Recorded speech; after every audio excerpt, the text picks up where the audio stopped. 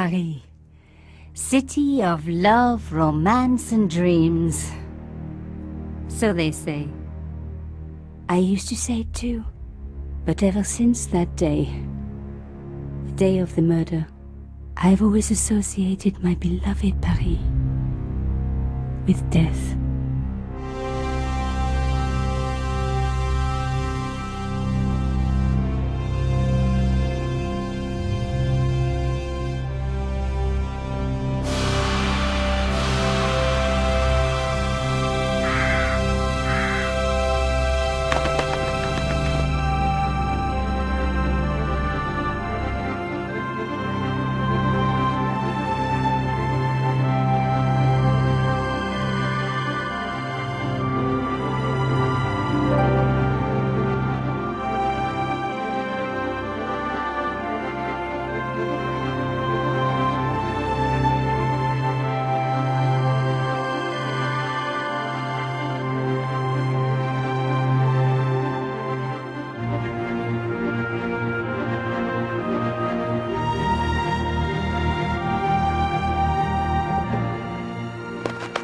I was at home having a bath when my editor called.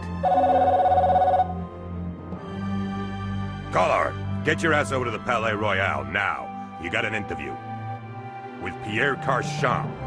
Yes, the Pierre Carchon. No photos, so leave your gear at home. He asked for you personally. Don't ask me why. Anyhow, this could be big, so if he makes a pass, don't forget. Just smile, say yes, and keep taking notes. So charming and so very apt.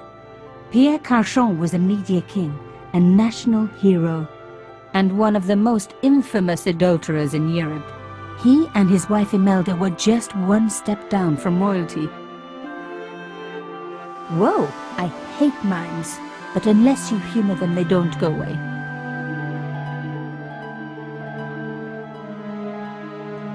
Here I was, the palace of the Media King and the Ice Queen.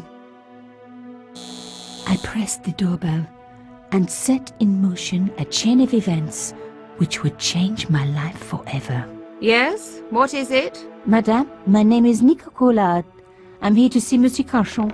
Come up, we're on the first floor.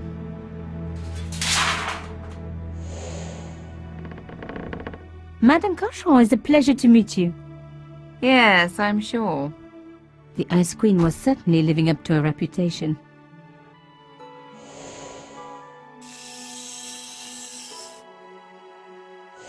Will you be staying for the interview? Mademoiselle, I know little of my husband's business affairs, and I care even less.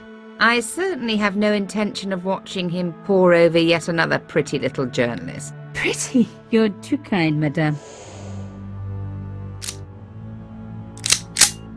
Ah, the talented and very beautiful Mademoiselle Collard. Such a pleasure to meet you at last. Monsieur Carchon, I am honored. Oh, I'm sure you are. Call me Pierre, please. But I do not flatter you idly. I was a friend of your father. He was a great man. My father? He never mentioned. He and I were very close. And then his death. So tragic. I must... Imelda, your damned cat's in my study again. Another Ming vase, I suppose. Excuse me for one moment, my dear girl. You journalists are getting younger each year. Perhaps it's the rest of the world getting older, madame. That was no cat. My God, what? Monsieur Carchon!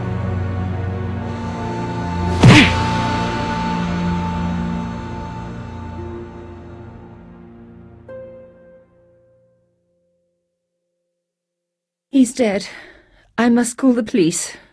You'd better stay here. There was a man. It was the mime. Do you think he... Well, I believe we can rule out suicide, don't you? No wonder they called her the Ice Queen. She would have been top of my list of suspects if I hadn't seen the attacker myself. And if I hadn't come across a couple of murders just like this already. One of the most important men in Europe murdered And here was I, Nico Coulard, alone at the scene of the crime. Should I wait for the cops? Or start my own investigation? It was a no-brainer.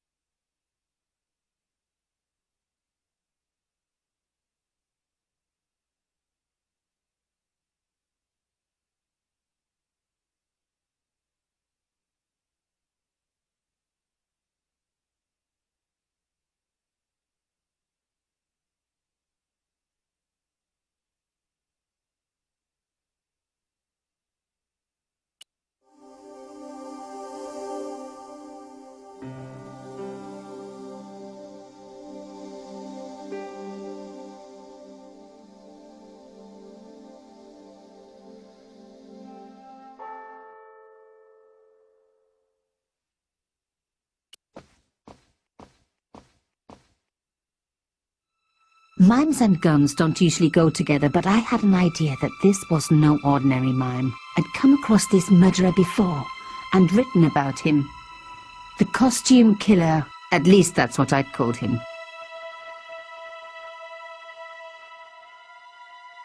Some people hate searching corpses for clues. Me, I'm okay with it. Reminds me of an old boyfriend. Carchon had been shot. In his pocket, I found a ticket stamped Bateau de la Conciergerie. Taking the ticket meant I'd tampered with the evidence. There was no going back now.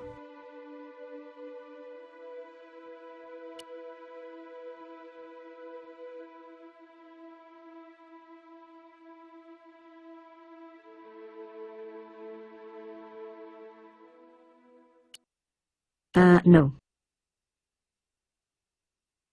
I closed his eyes.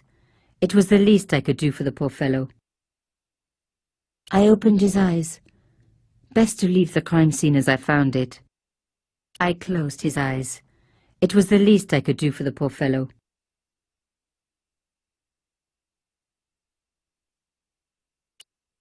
It was one of my hair clips.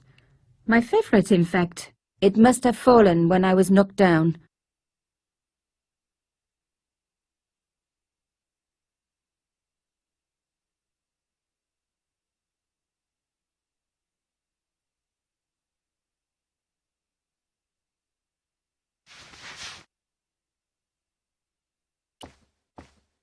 A bust of Pierre Carchon, humble servant of La France.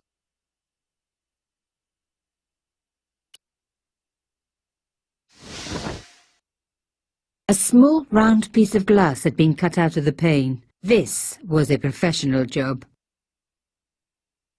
I didn't want to cut myself and leave blood on the glass. Call me old-fashioned, but I like to keep my DNA to myself.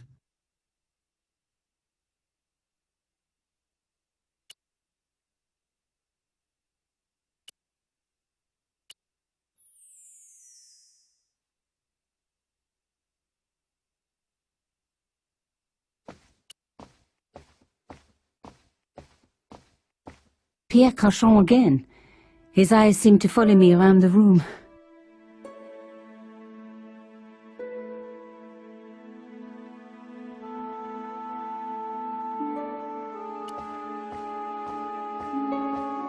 The bookcase was filled with obscure first editions.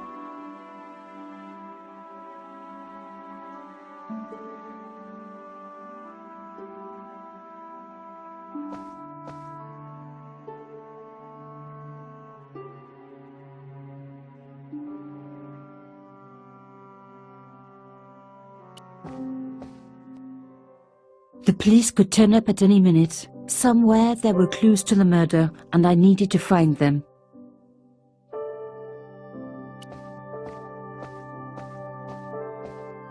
A medieval pageant. Original, no doubt. The tapestry must have cost a fortune. A Louis XIV table with an antique cloth. Imelda had taste. But hey, with a husband that rich, taste is easy.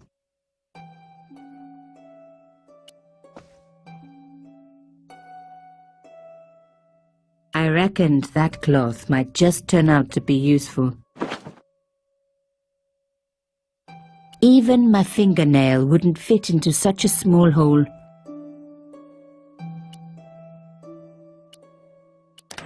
Aha! Nico, you are just so damn good at this stuff. Instead of comforting Imelda, I was ransacking her flat. Why? Because there was something going on here, and I had to get answers before the cops arrived. And hey, she'd been rude to me, so she had it coming.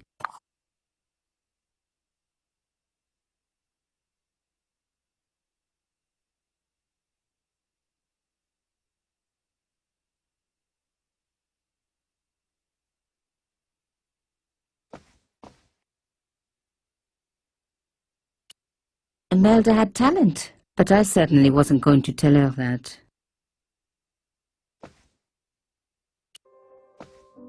It was just the color I was after for my bathroom. I'm sorry, I have to go. Someone is...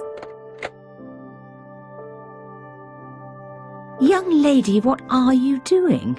Oh, this paint. It's my favorite color. For God's sake, keep the damn stuff.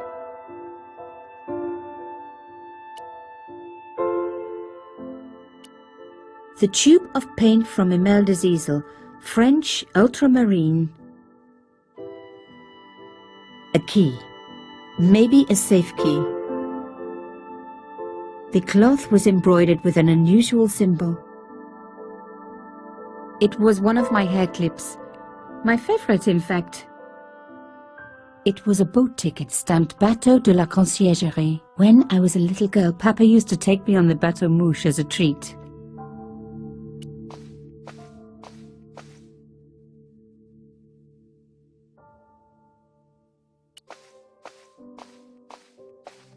Even the telephone was antique. Never trust anyone who owns a phone like that. Imelda looked shocked, but still every bit as hostile. Excuse me, madame. Yes? I am so sorry for your loss, madame. No, you're not. You're a journalist. Journalists don't feel sorry. Not true. We shall see.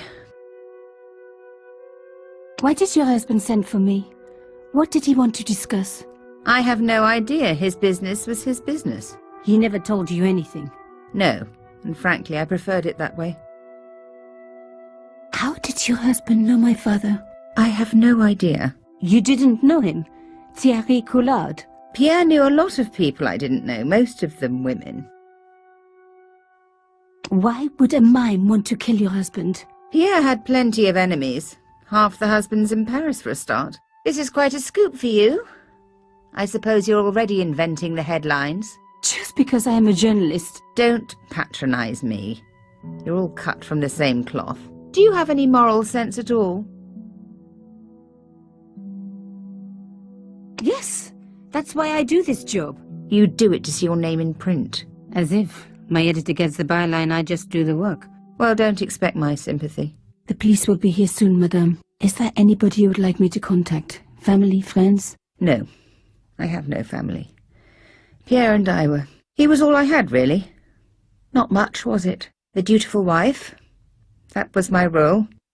He never talked, never let me in. I know one thing, madame. What? If you want to find out who killed your husband, then you let me do the job, not the police. Why? How do I know I can trust you? Your husband invited me here today because he needed me. I think he knew somebody wanted to kill him, and he knew I could help. I doubt it was your database he was after. You're wrong. I was onto his killers already, I am sure of it. Please, you owe it to him. I don't know. All I need is a few more minutes to look around before the police come. You really do have a moral sense, don't you? I trust so few people. And perhaps Pierre really did think that you could help. Of course it wouldn't have stopped him seducing you too. Here, take this. It's the key to the drawing room next to the library at the end of the hall. It was Pierre's room. I rarely went in there. I couldn't. I was too scared of what I might find. Thank you. I promise you won't regret this.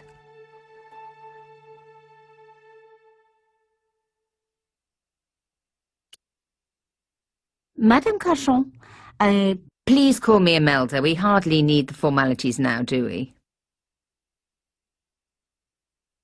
So, her husband took secret boat trips. Did she really need to see the ticket? Would you like to see my favorite air clip? What a ridiculous question. Of course not. Huh. Another time, I guess. Thank you. You have your own reason for taking the cloth. Please keep it. Imelda might not have been so cool with me poking around if I'd shown her the key I'd found. The last thing she needed to talk about was paint. I needed to open the drawing room door before giving Imelda back the key. Did Monsieur Cachon say nothing to you about my father? No, I'm sorry. He never mentioned him. I was sure that there was more to find. I just had to keep looking. There was no one I needed to phone, not until I had solved this case.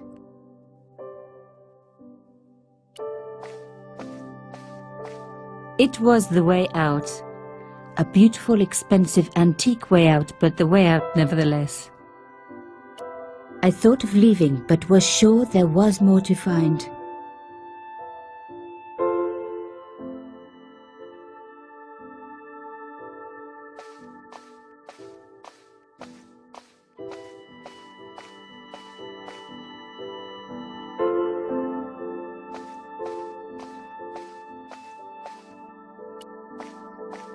A fine Baroque door. It would look great in my apartment. The door was locked. It was the drawing room key. Now we were getting somewhere.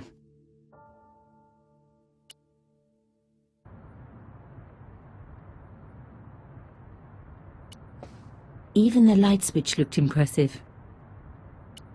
I didn't need the lights on. It was light enough already.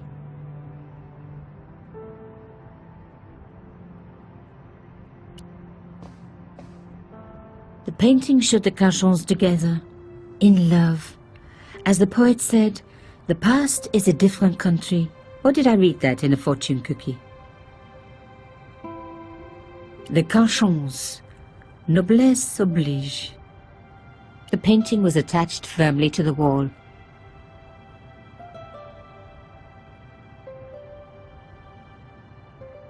Aha! There was a small button hidden in the picture frame. There was the very faintest of clicks.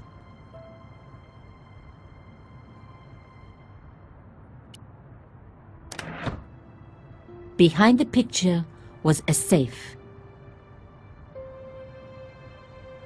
The safe was locked. I needed the key. The safe looked pretty secure.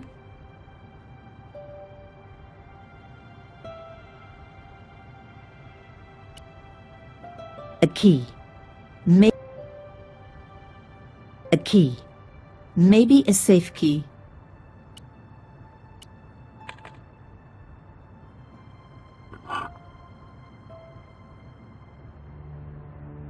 There was a strange stone cylinder in the safe.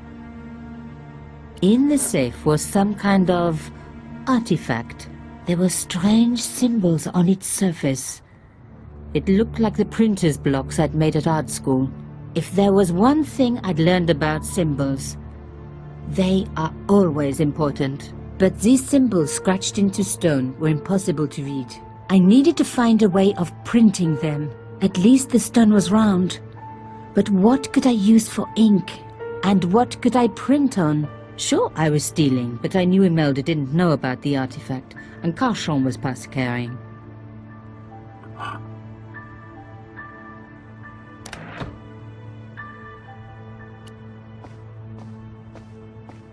The sofa was antique.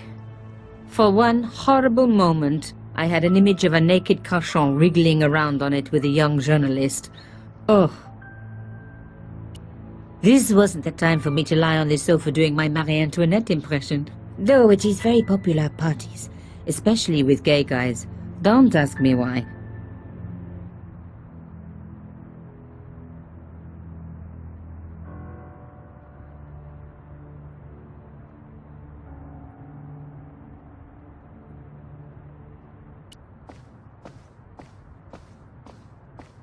As expected, the desk was yet another priceless antique. Yawn. The blotter and in tray had clearly been placed with mathematical precision.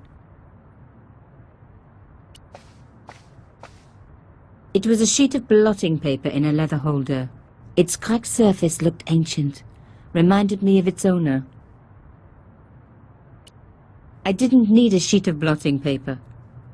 Not while it was blank. The in-tray, like everything else in this place, was beautiful. One day I was going to have an in-tray like that, even if I had to sell my apartment to pay for it. I didn't want to take the tray, but I knew that I could use it. My heart skipped a beat. It was a carved elephant. But not just any carved elephant. It had been made by my father. I knew for certain because in my apartment I had its exact twin, carved into a box he had made. So Carchon had known my father. They really must have been friends. I decided to take the carved elephant.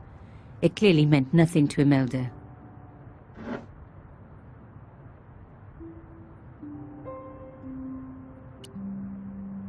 It was the beautiful elephant my father had carved. The artifact was like an old printer's block, covered in symbols.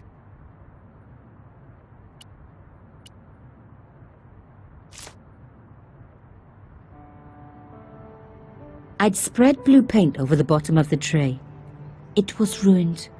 I was a very bad girl, but also quite a clever one. I'd ruined the tray, but I was on my way to solving a clue. I didn't want to take the tray, but I knew that I could use it. In a way, I was going back to art school.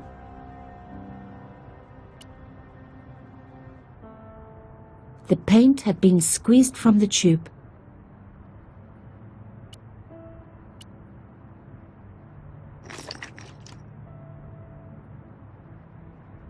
I rolled the artifact in the paint until it was completely coated. There were still some traces of paint in the tray. It would never be the same again.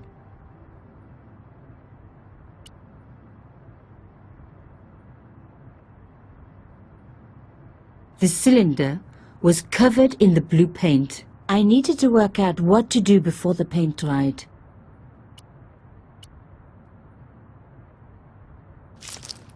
Genius! The roller and the paint worked just as I planned, but what did it say? A secret message had been printed on the blotting paper. It was some kind of coded message. It read, "Sub judice." I may not have learned a lot as a journalist, but that was a term I knew well. It means a legal case that is before the courts. Below it was a sequence of letters that made no sense. I suddenly realized there was a connection between the boat ticket and the coded message. The boat ticket was stamped Bateau de la Conciergerie. The conciergerie on the Ile de la Cité, by the river, housed the ancient law courts. So, sub judice could in this case mean literally under the law courts, below the conciergerie. I was pretty sure I'd found all I could here. And besides, all this opulence was making me pine for my regular life of poverty. This was a huge story. It was also one heck of a puzzle with a lot of pieces missing. But I was going to crack it. And if I could just remember the name of that fancy prize you get for being an ace journalist, I was definitely going to win it this time.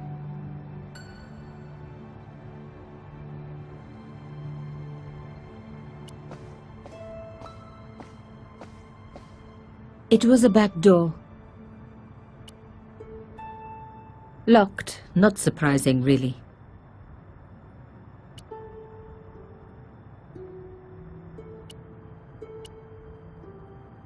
It didn't work, but I guess it would have been surprising if it had.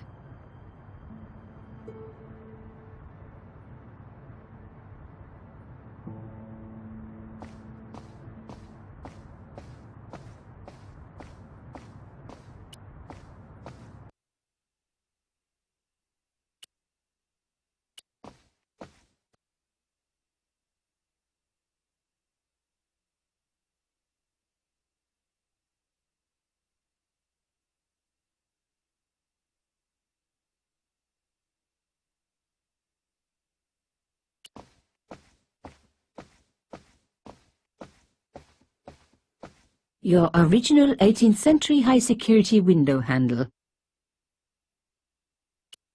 This was the work of the mime. Unless the cat was in on it too.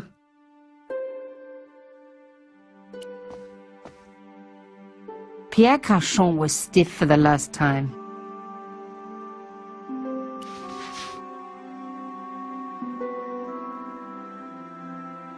I had closed his eyes. Rigor mortis hadn't set in yet. I opened his eyes. Best to leave the crime scene as I found it. His lifeless eyes stared blankly at nothing. I closed his eyes. It was the least I could do for the poor fellow.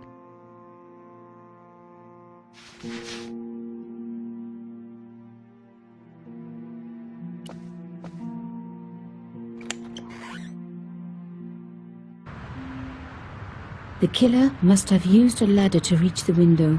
He was long gone. Guess he folded that ladder up, popped it in his pocket and took it with him.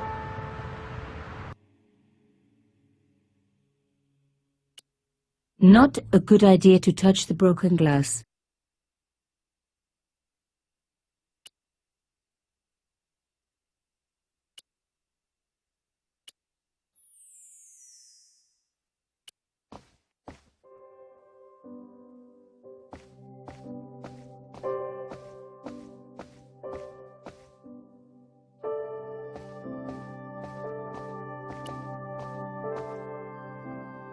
Did you find anything useful? This carving. Do you know anything about it? It was Pierre's. What does the statue have to do with... Please, I need to know. He was given it by a friend. Something to do with Africa. He never explained any more. No. But I think it was important to him. Always on display. Why? It was carved by my father. Oh, I see. I didn't know. Imelda, I will do everything I can to find the killer. Thank you, my dear. And if the police ask... Don't worry. You were never here. Sub judice was the key. I was going to have to find a way under the conciergerie. I decided to head straight for the quayside on the Ile de la Cité. If there was a way of getting under the conciergerie, it would have to be from there.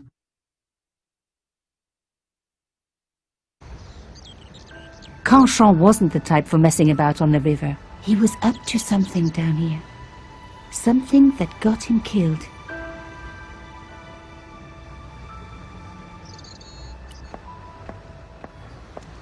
An old boyfriend of mine owned a barge once. Dampest relationship I ever had. In every way. I wasn't leaving yet. I had a hunch there was more to find.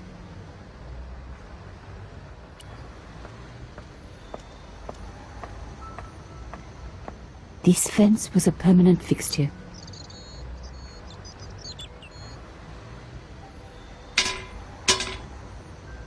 The fence wouldn't move.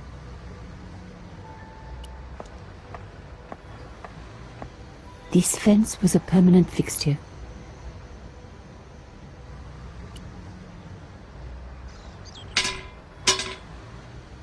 This fence wouldn't move either. I wasn't leaving yet. I had a hunch there was more to find. It was the old boathouse for the conciergerie. If I was right about the meaning of subjudice, then the answer had to lie somewhere here on the quayside.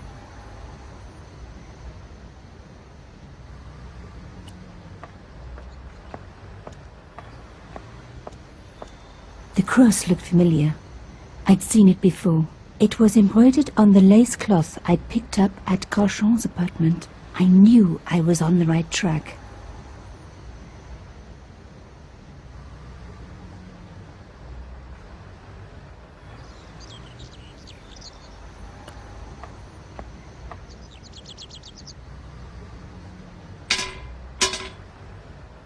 I tried pushing the fence, but it wouldn't move.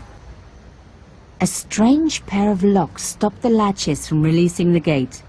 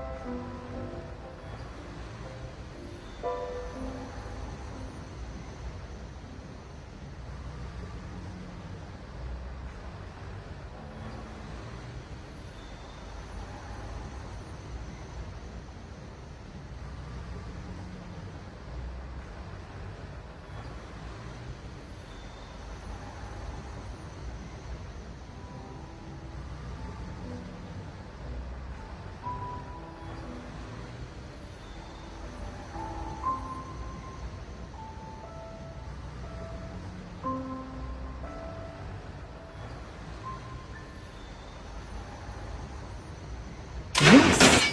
One down, one to go.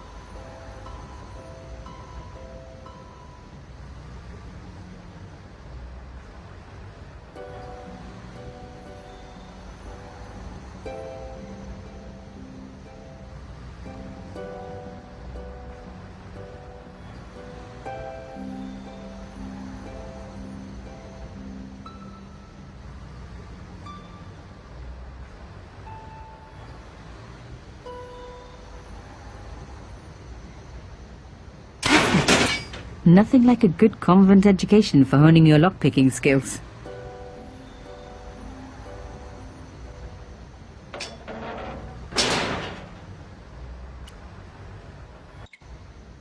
For a room full of junk, that was one very sophisticated lock system. This place was definitely fishy, in more ways than one.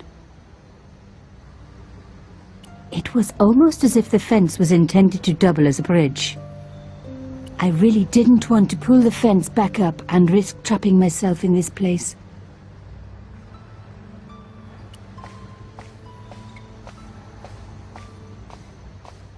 The skiff hadn't been touched for years. I've got an exercise bike just like that.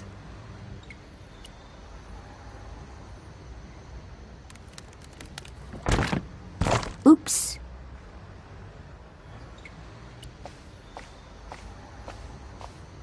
I'd wrecked the skiff. Not that it was particularly seaworthy anyway. Moving the skiff would only damage it more.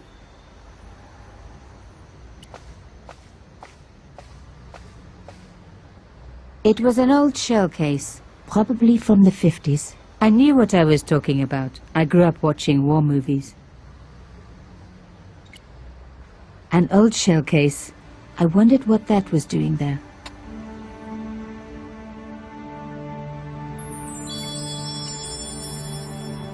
The brass case was smooth and perfectly round. It was the beautiful elephant my father had carved.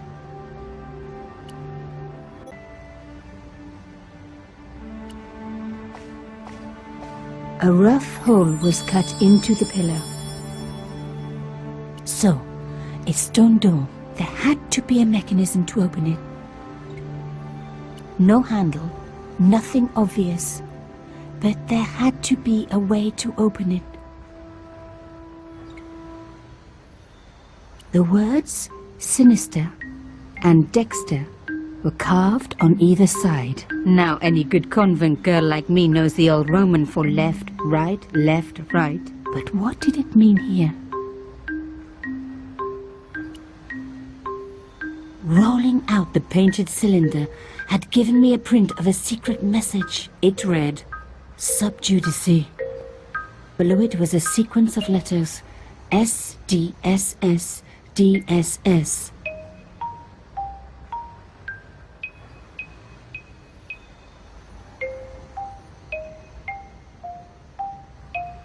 Rolling out the painted cylinder had given me a print of a secret message. It read, Sub Judice. Below it was a sequence of letters, S, D, S, S, D, S, S.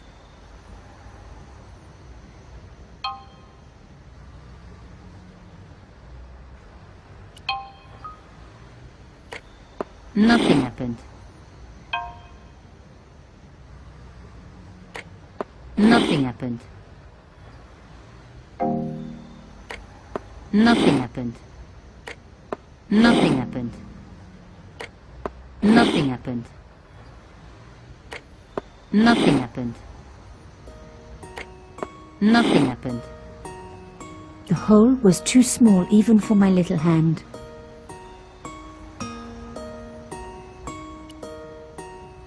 The brass case was smooth and perfectly round.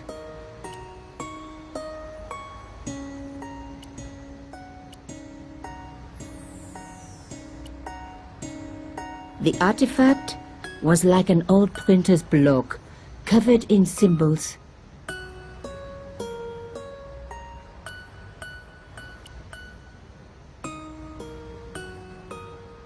Mystery solved. Carchon's stone cylinder slotted into the hole with a satisfying click.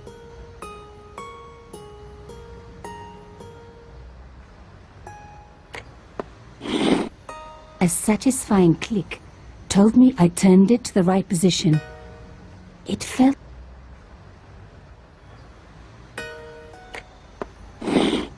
Another click, another step closer.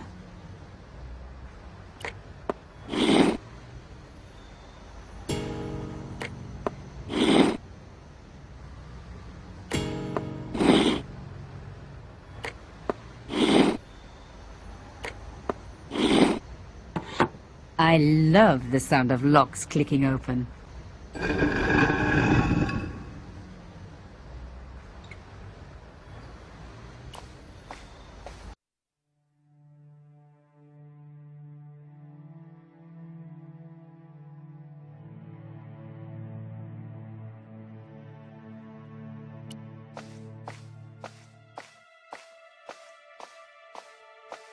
The cross looked familiar. I'd seen it before.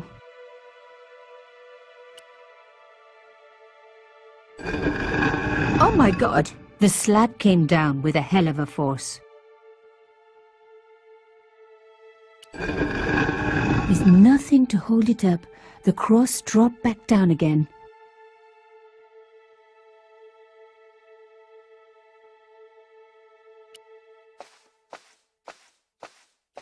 The panel was firmly closed. The panel wouldn't move.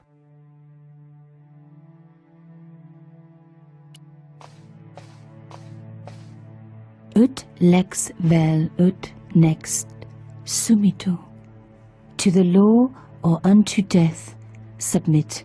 I guess these people didn't believe in liberté, égalité, or fraternité. Yes, I'll admit it.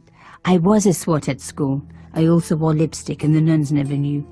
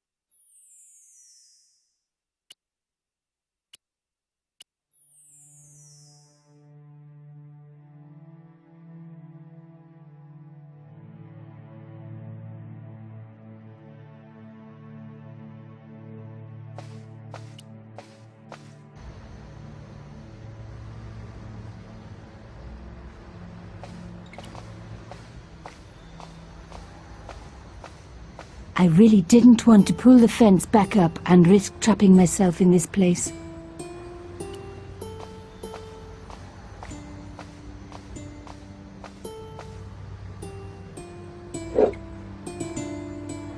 I removed the stone cylinder. A rough hole was cut into the pillar.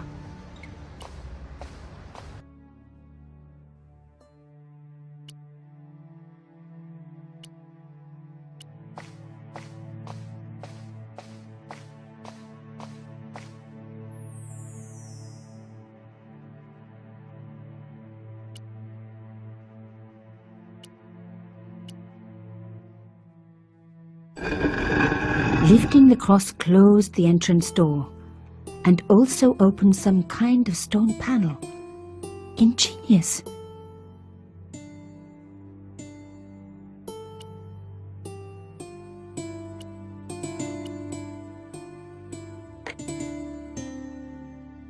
The stone cross was propped up. Now I was getting somewhere.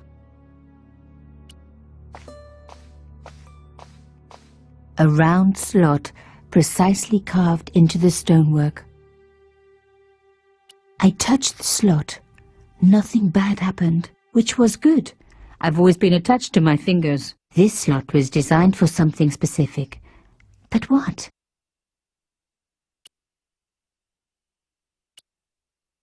Shame. The shell case was too wide.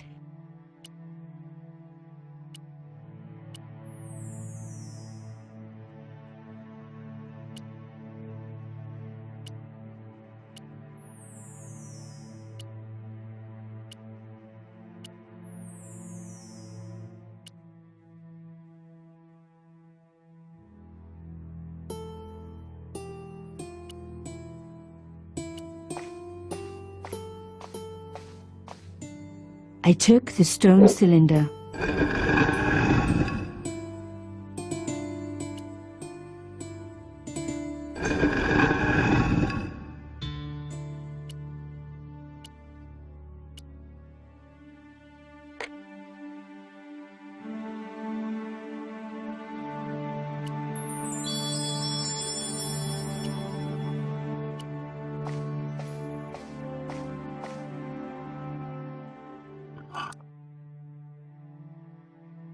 The artifact slotted into the hole perfectly. Behind the old walls, I could hear some kind of mechanism groaning into life, but whatever had been triggered had now jammed. While Cachon's stone cylinder was in the hole, the door back out remained closed.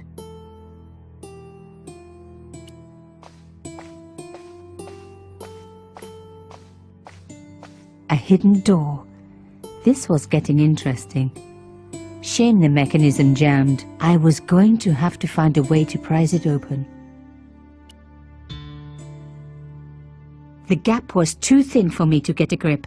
I needed something thin enough to prise the door open.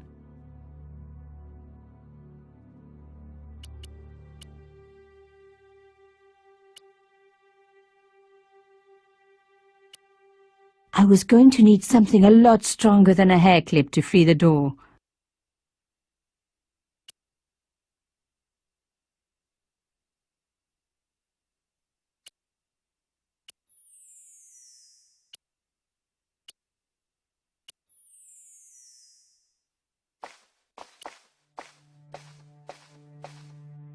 I removed the shell case. The cross didn't drop back down. Some kind of mechanism was holding it up.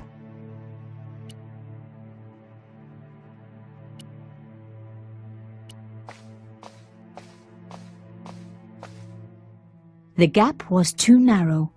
I needed something flatter to work into it.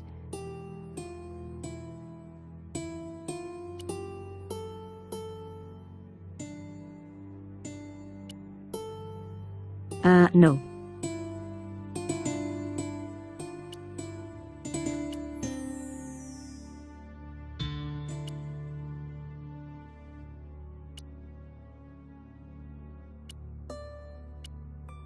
No.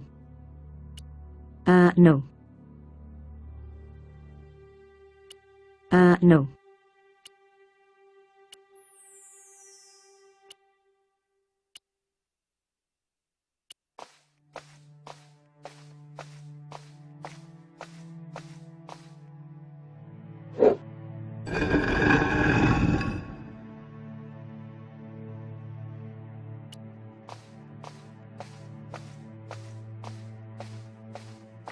The slab was too heavy for me to lift.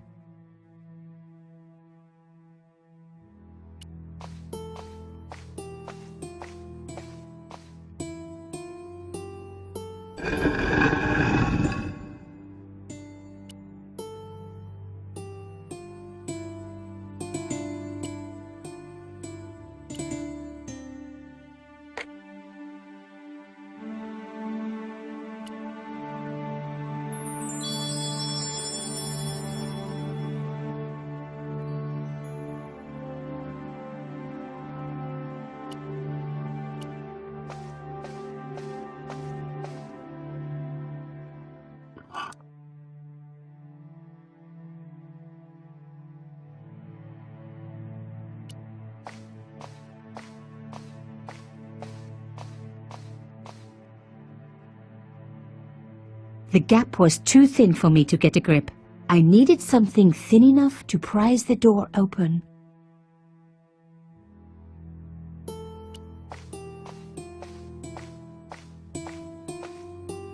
I removed the shell case.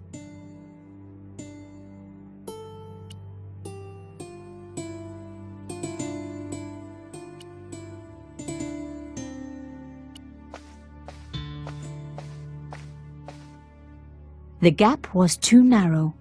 I needed something flatter to work into it.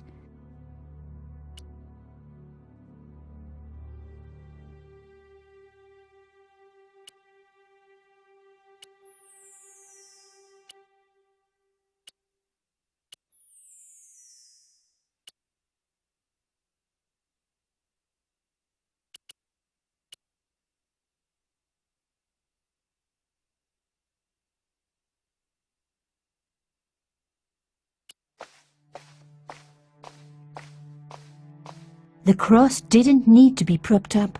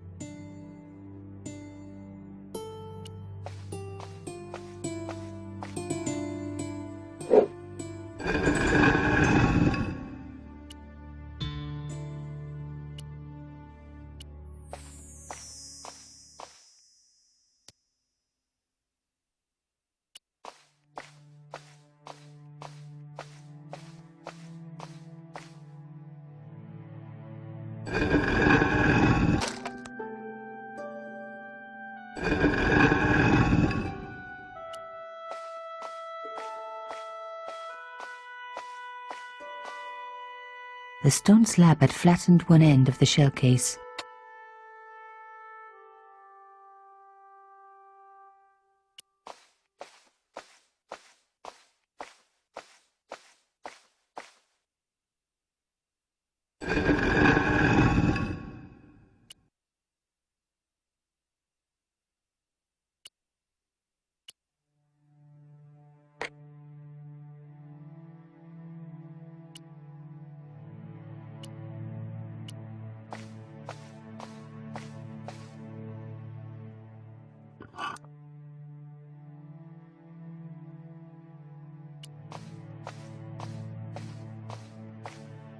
I removed the shell case.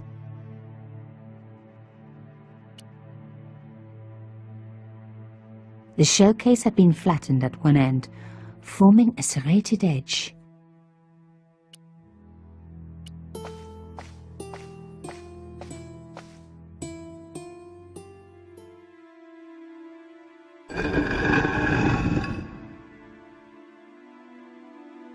Another good use for a shell case. Another secret room. Somebody had something to hide. But was it what I was looking for?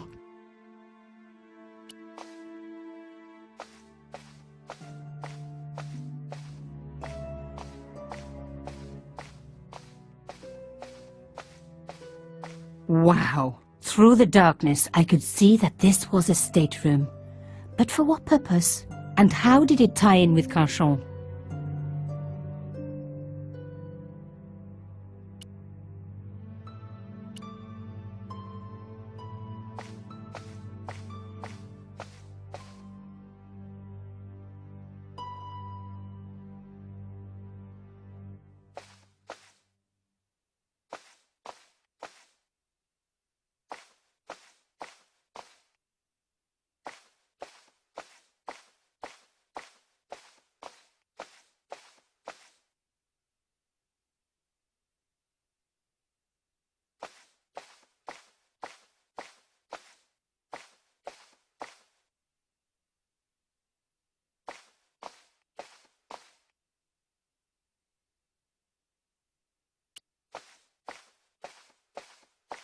It was an old circuit breaker, like something from a Frankenstein movie.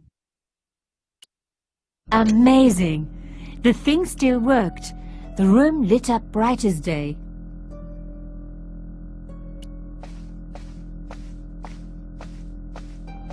A slot next to the safe door. All I had to do was find something to fit into it. It was like being back in kindergarten. All I needed now was a shape that would fit the slot. Lady Justice stared out from a stone door, which was locked and reinforced with steel bands. A door like that always has something important behind it. I had to find a way to unlock it.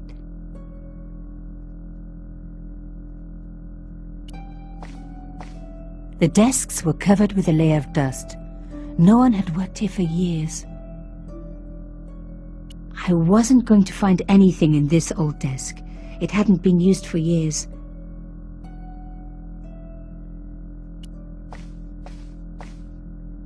The flags had faded, but their message was still pretty clear. Fascist regalia, a message of hate.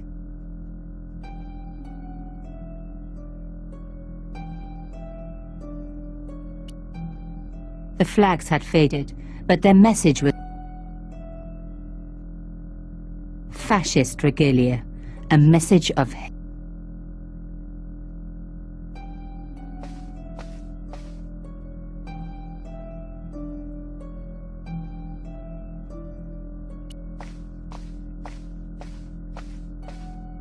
It was pretty clear from the lack of dust that someone had been working very recently at this desk. The dregs at the bottom of the mug hadn't dried out or gone mouldy. It wasn't more than a day old. Oh my God! The sheet was a printout with my personal information. Everything from my favorite food to my waist size. They were right about chocolate, but come on guys, I'm a size 10. There was even a picture of me, taken with a telephoto lens. Carchon wouldn't have taken these pictures himself. This was big. And organized. I was part of it. And people were getting murdered.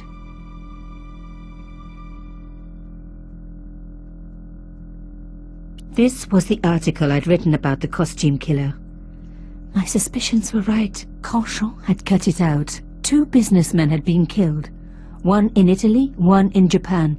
In each case the killer had worn a costume. A penguin, and then a snowman. But that wasn't the only link between the 2 murders. Both the victims had been big media do-gooders, and I proved they were just the opposite. So, how did they fit in with Carchon? My articles about the costume killer. My articles.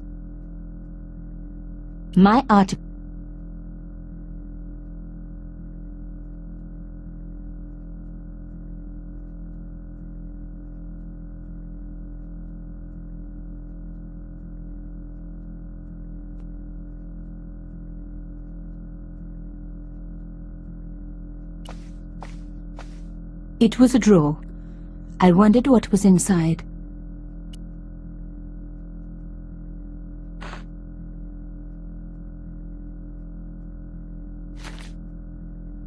Inside the drawer, I found a note written in some kind of code.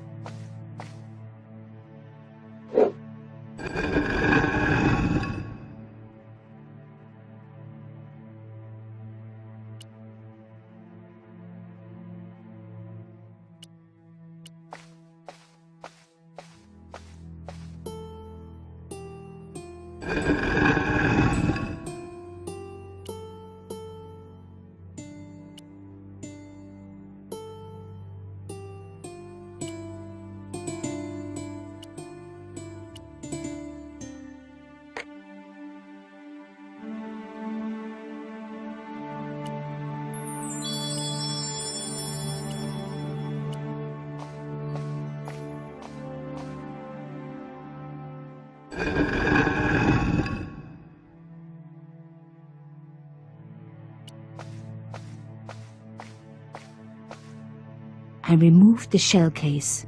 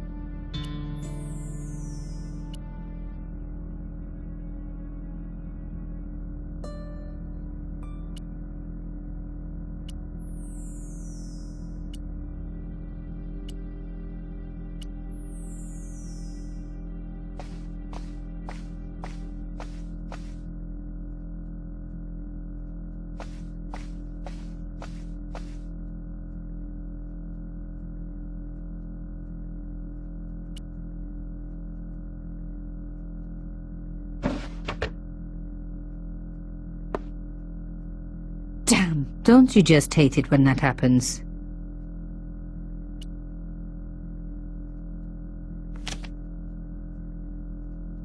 A photo, long lost, had fallen down the back of the drawer. It was very old, but there was no mistaking the guy in the foreground. Carchon. Behind him were soldiers, a burning village and a corpse. The photograph was cropped on the right-hand side. Somebody else in the picture obviously didn't want to be in it anymore. I wasn't surprised. This was Africa in the 60s. An uprising was being brutally suppressed. And here was Mr. Media himself, Carchon, doing the suppressing. The photograph was not just powerful evidence. It was also my ticket to one explosive story. The drawer had come out easily enough, but wouldn't fit back into place. There was nothing else in the drawer.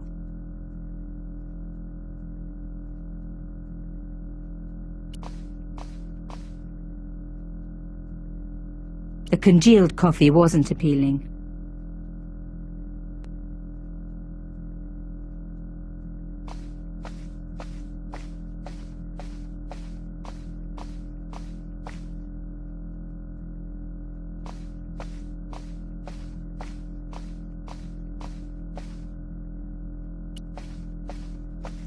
A door like that always has something important behind it.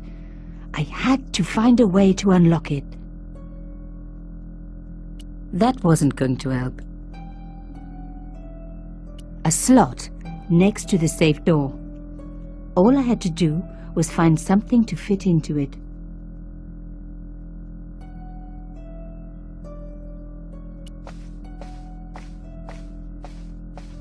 It was an old circuit breaker, like something from a Frankenstein movie. Turning the lights off wasn't going to help. That was more sensible.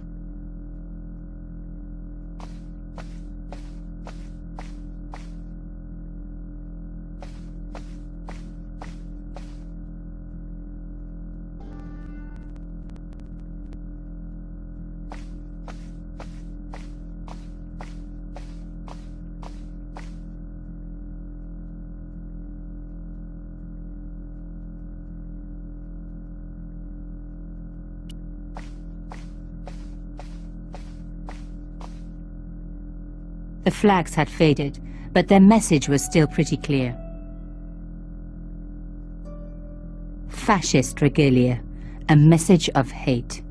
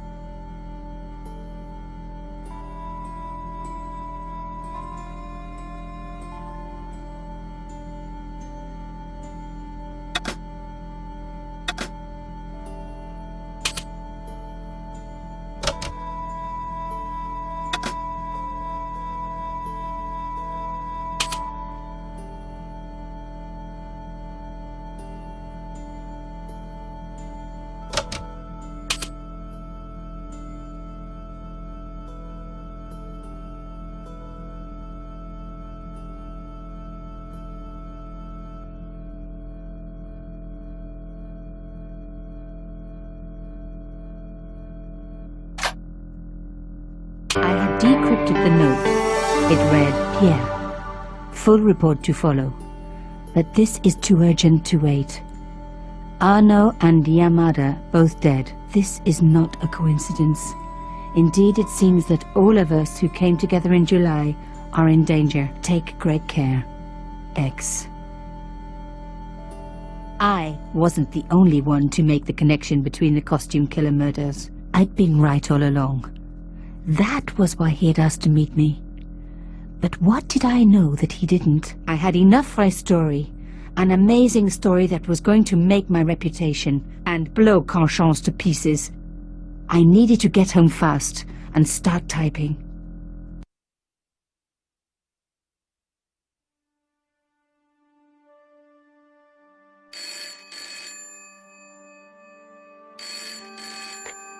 Bonsoir, Collard. Nico, it's Ronnie. Hey, Ronnie, you cracked open the champagne yet? Are you crazy? What's wrong? Wait a minute.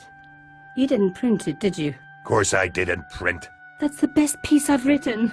The last, as far as I'm concerned. It's important. It's suicidal. You can't destroy a national hero. He deserved it. His corpse isn't even cold. Ronnie, 2 hours ago I told you what I'd found. You loved it. You begged me to write it up immediately. 2 hours is a long time in newspapers, Nico. Someone's got to you, haven't they? Listen up, Nicole, and listen good. Pierre Carchon had a lot of friends. Powerful friends. For your own sake. Forget what happened. You got it. End of conversation. Good night. This should have been my big break, but I knew there was nowhere else to sell this story. If Ronnie wouldn't print it, nobody would.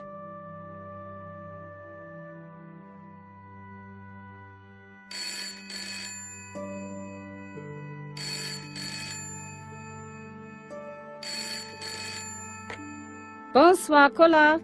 Mademoiselle Collard, my name is Plantard. I need to talk to you about your story. Your Pierre Carchon story. How did you know about that?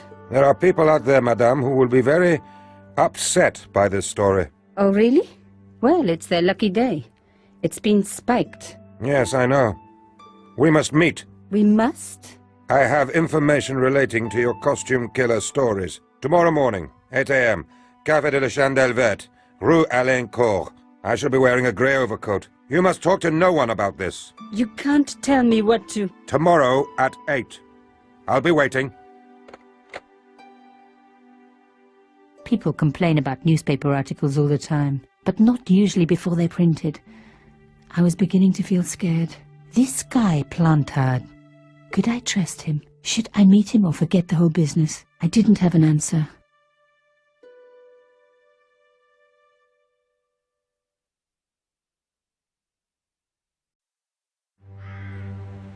I'd only been in Paris for a week, but already I'd fallen in love with the city. My latest discovery was a little cafe, La Chandelle Verte. I was pretty sure the waitress was taking a shine to me. That old Stobart charm, I guess. Little did I know my reverie was about to be so rudely interrupted.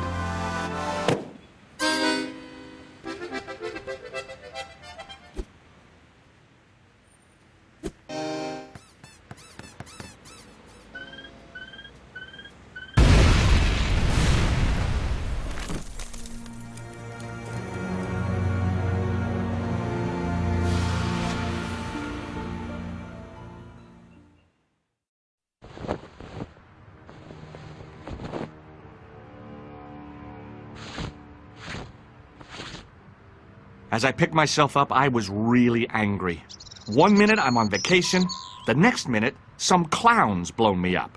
I knew right away what I was going to do. I was going to find that clown and bring him to justice. Because justice matters. Justice is up there with liberty, and equality, and, fraternity.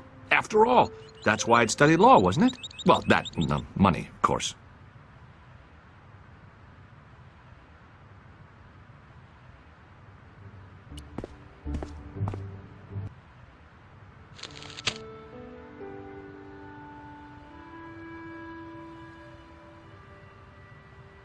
The leading article referred to the visit of a Nobel Prize winner from some unpronounceable Eastern European state.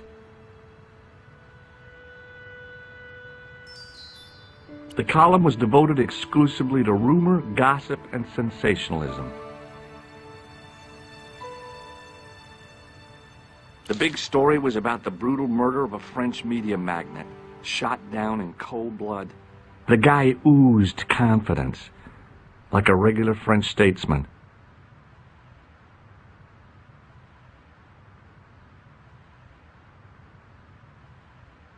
I noticed the writing at the foot of the page. It read, Salah Eddin, 1345.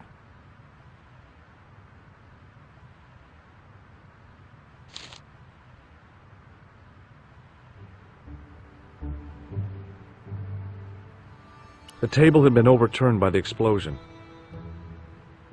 I considered straightening the table, but I figured it best not to disturb the evidence.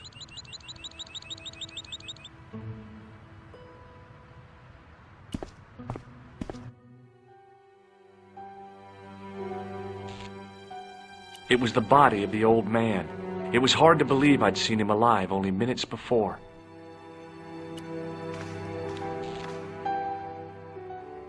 The sight of the dead guy's staring eyes turned my knees to jelly. I tried not to meet his stare as I searched the dead man's pockets. No wallet, no papers, no credit cards. The guy's past was a blank page.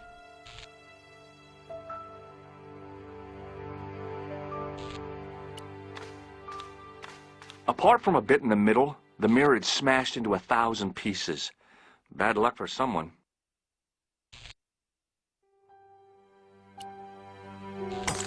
I hoped the fact that the mirror was already broken meant I'd escaped the bad luck.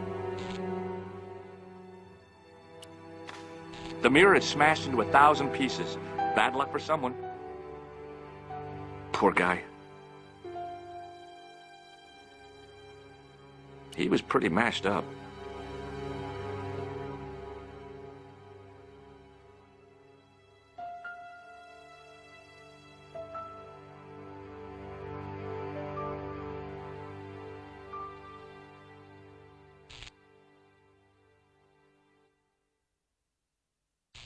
A mysteriously undamaged bottle of spirit stood on the bar. I needed a stiff drink, but I hated the taste of brandy. I needed a stiff drink. The waitress was clearly suffering from shock.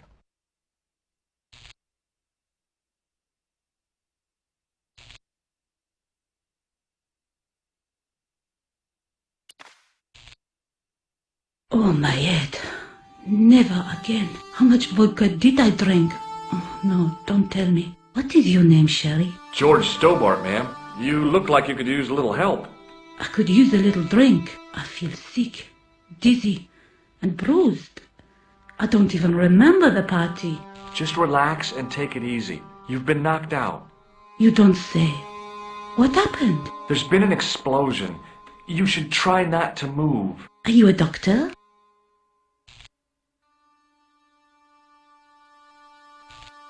No, but I used to play hospitals when I was a kid. Can you remember anything at all? No. I need a drink. Pour me a brandy.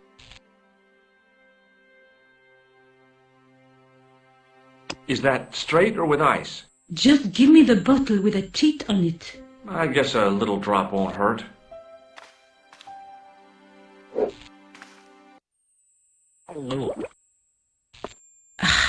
That's better. She knocked back the brandy as if it was water. I was glad I wasn't picking up the check.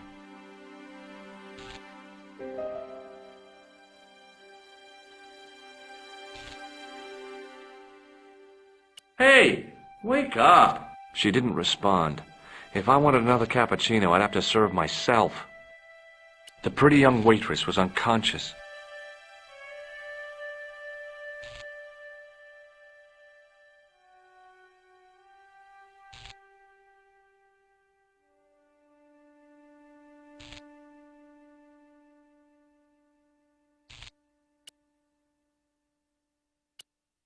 It was a Paris daily tabloid newspaper, full of sex, scandal, and sports results. Hey, wake up!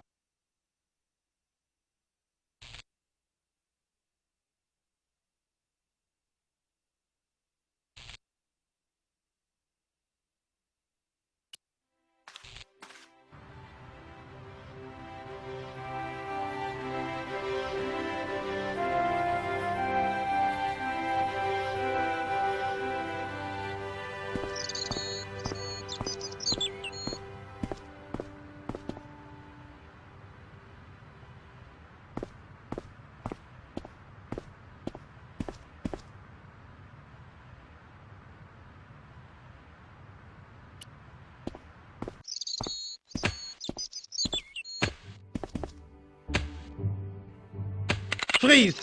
Hold it, right there. Whoa, don't shoot.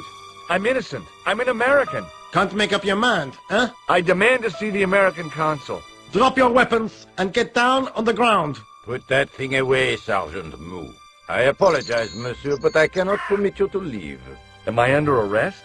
Ah, no, I would simply like to ask you some questions. En avant, to the café, marche. What a mess. This bombing is an outrage, is it not? Stop that, monsieur. Has it occurred to you that he may be dead, Moo? Oui, monsieur. But I prefer to look on the bright side. Besides, I recall a case where the killer escaped by feigning death. However, in this case, the man is quite dead.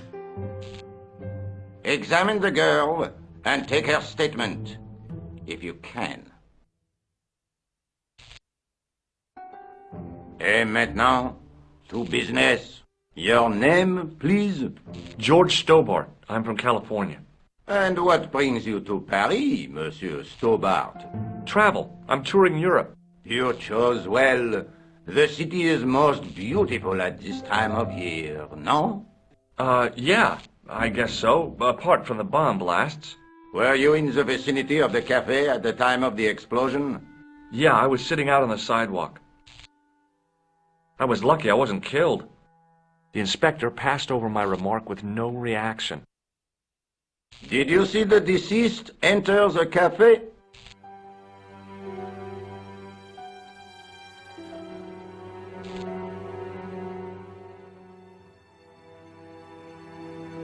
Yes, I did. Was he alone? Yeah. And did he say anything to you? No. He was more interested in the waitress. Did you see anyone else in the cafe? Yeah, there was a guy dressed as a clown. He was carrying an accordion. An accordion? Bon. The picture is forming in my mind, and it is not a pretty one. Is the girl all right, Moo? She'll live if she survives the hangover. She doesn't remember seeing a clown, monsieur. That's odd, don't you think, monsieur? Who am I to believe, I wonder? Eh bien, I have heard enough. What do you mean? I am satisfied that you know nothing. You may leave. I hope this little incident does not spoil the rest of your vacation. What about my personal safety? Can't you at least give me some advice? What can I say? Stay alert and look out for suspicious characters. And don't cross the road until the little man shows green. Great advice. I honestly believe you are in no danger, monsieur. Should you remember anything of importance, please contact me. My card.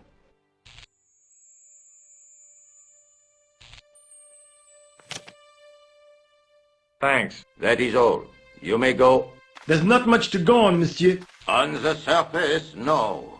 But what lurks inside the subconscious? If the door can only be opened. Are you serious, monsieur? I thought your interest in psychic detection was purely academic.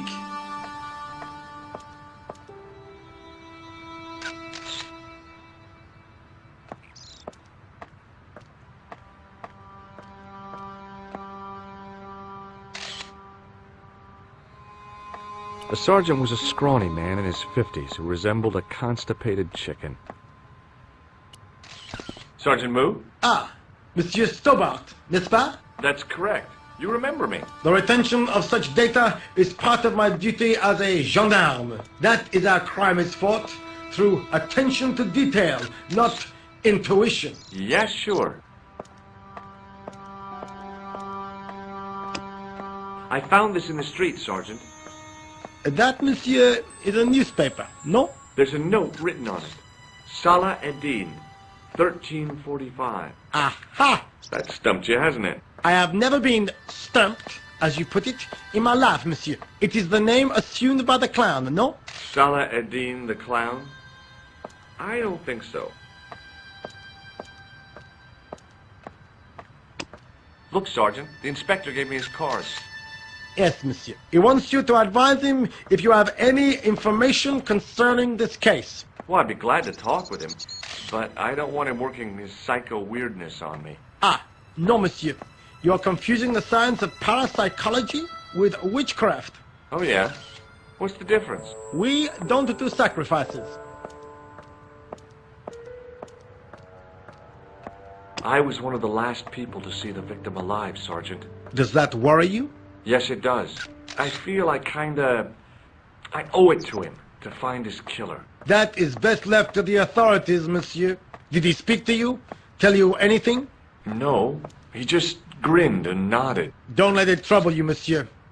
Go home and try to forget. What is Rosso doing with that girl? He is giving her the once-over, as you Americans say. Once he gets his teeth into a case, nothing will shake him off.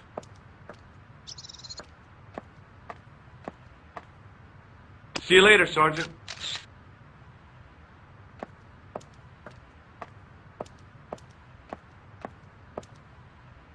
The girl presented a confident but sullen mask to the world, an expression more suited to the face of a delinquent youth. Excuse me, mademoiselle? Hi. My name's George Stobart. Oh, an American by the sound of it. Yep, that's right. On vacation in Paris. Some vacation, huh? You were here when the bomb went off?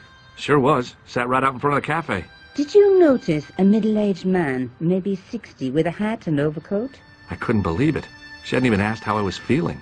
Yeah, he went inside just before the bomb exploded. You weren't related to him, were you? Oh, no, nothing like that. I'm Nicole Collard from La Liberté. What is that, some kind of nightclub? Oh, no, it's a newspaper. You're a reporter? I'm a freelance photojournalist. Say, you could interview me about the bombing. An eyewitness account, minutes after the outrage that shook the whole of Paris. You know, real-life drama, human interest, that kind of stuff. I'll just stick to the facts, thank you. Did you see who planted the bomb? I know it sounds crazy, but he was dressed like a clown. A clown? It's him again.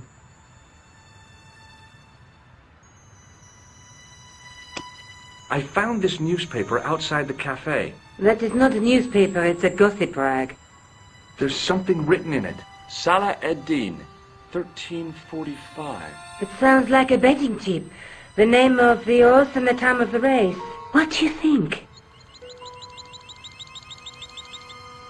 I don't think it is. That's too obvious. I wouldn't mind betting.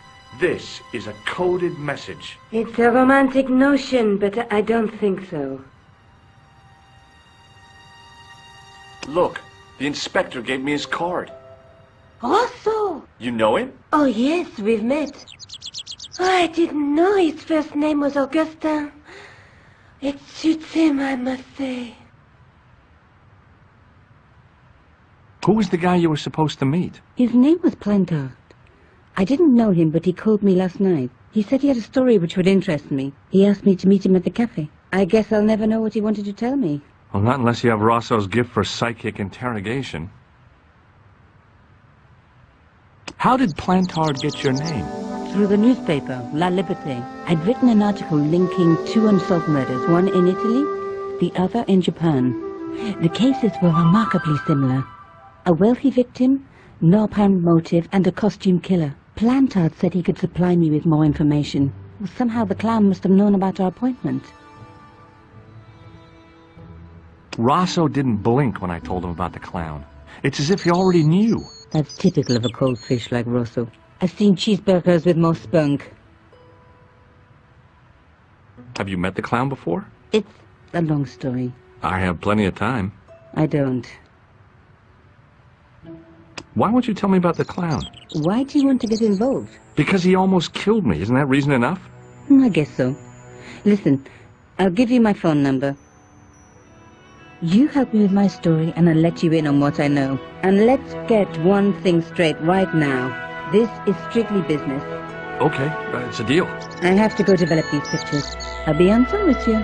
Fine. I'll see you soon.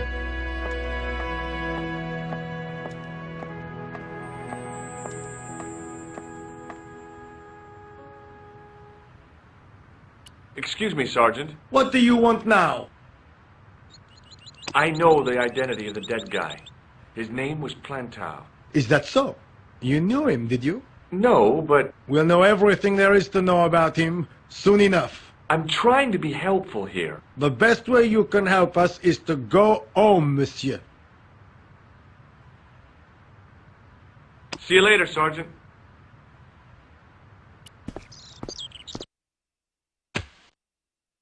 It was a battered metal toolbox.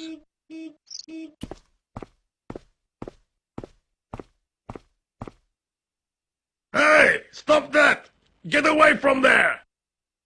What do you think you're doing? I was admiring your toolbox. Oh, we? Had a good look, have you? I'm warning you, if you touch it, I'll crack your nut. Okay, I get your point.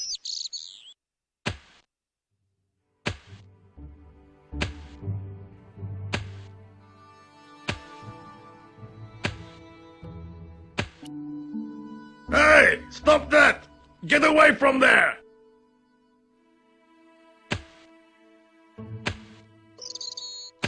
The muscular workman wore a morose expression, like a silent warning to leave him to get on with his job. Hey, you! I thought you'd been arrested.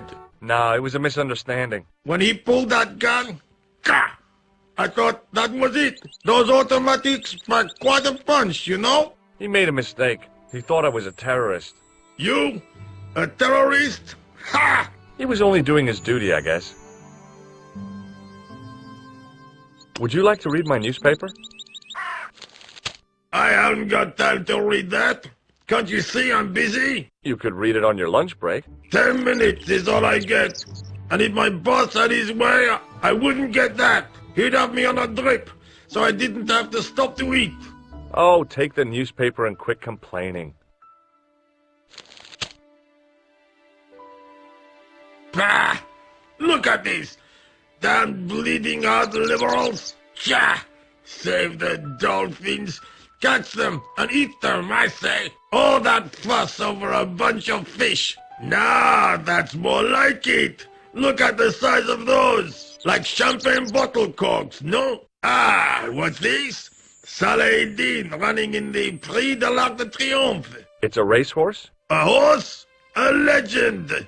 Bucephalus reborn, mon ami! Like a streak of lightning she is! Do me a favor, won't you? Keep an eye on my hole. I'm off to put some money on that nag. What about your toolbox? Stuff it. Help yourself.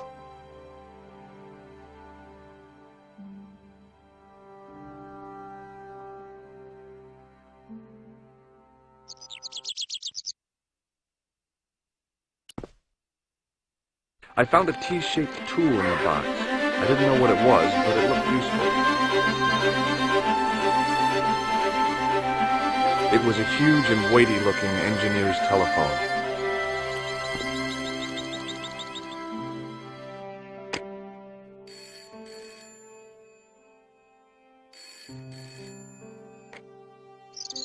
Hello, Nico Coulard. Hello? It's George. Oh, hi. Well, I haven't had a lot of luck.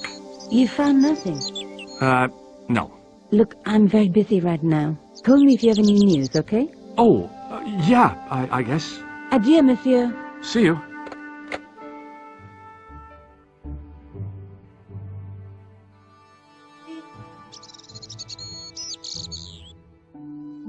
Set into the huge gate was a smaller access door.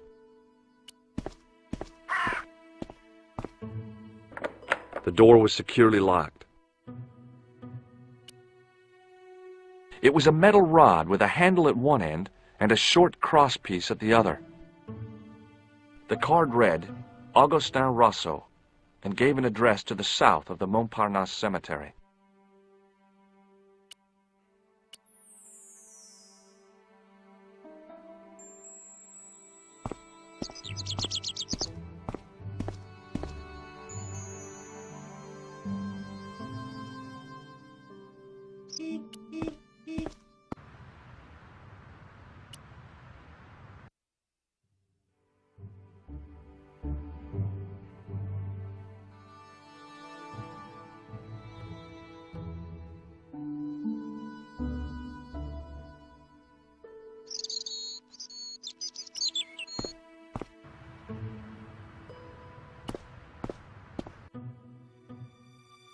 clown had fled into this alley, but there was no sign of him now.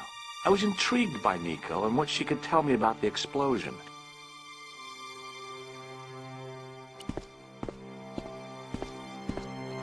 It was a plastic crate. There was nothing of interest.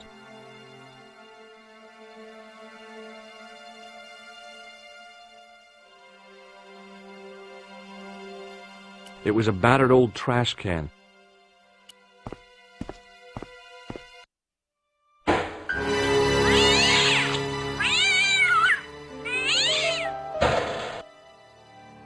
It was a battered old trash can. I'd had it with sticking my nose into French trash cans.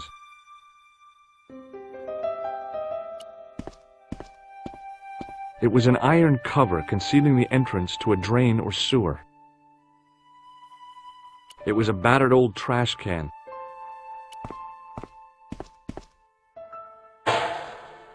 It smelled like someone had dumped a truckload of fish in a locker room on a hot summer afternoon.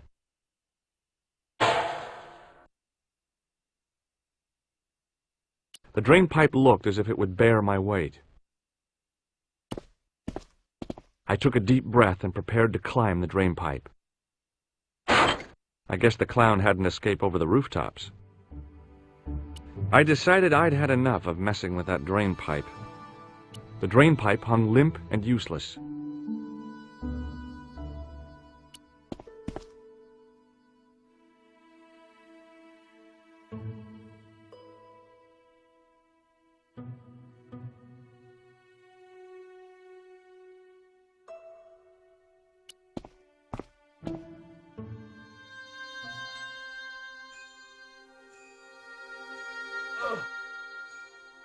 The cover was too heavy and awkward to lift with my bare hands.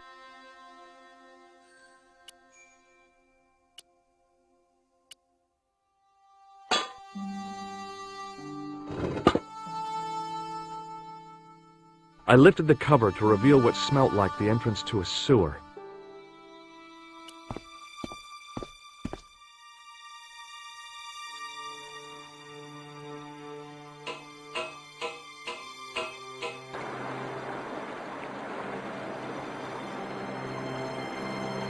It was a shiny red plastic ball, sat incongruously on the slippery green slimed floor.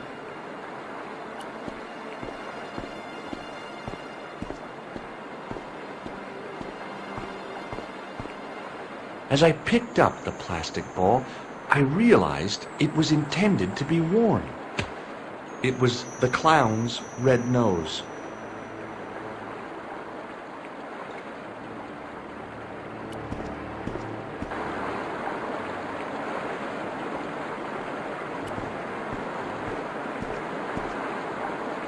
It was a soggy, crumpled paper tissue. I scooped up the sodden tissue. It was cold and greasy, like breakfast leftovers.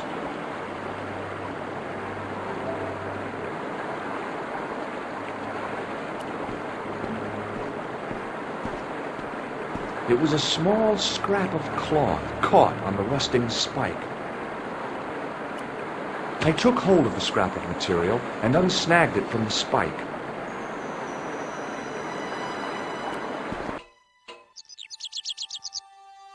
Hi there. Hold it right there, you sewer rat. I knew you'd come back. And now I've got you. What are you talking about? You're trespassing. Come out of there, immediately. That's what I'm trying to do. Give me your hand.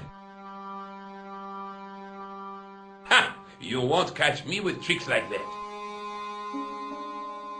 Keep your distance, monsieur. Okay, okay. Now, what were you looking for?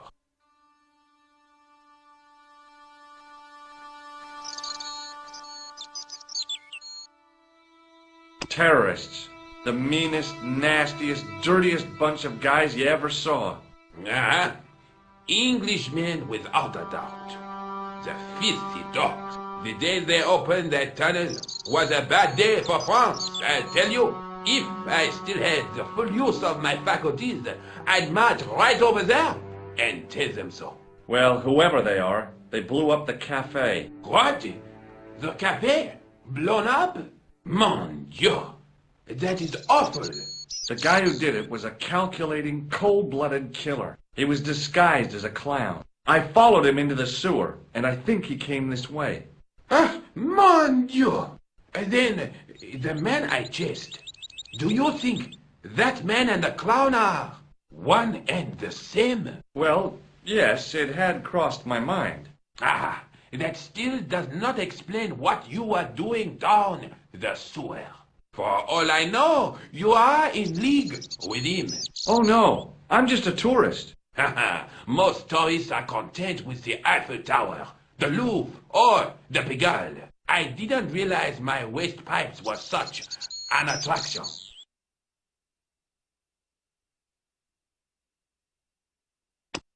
This is what I used to open the manhole cover.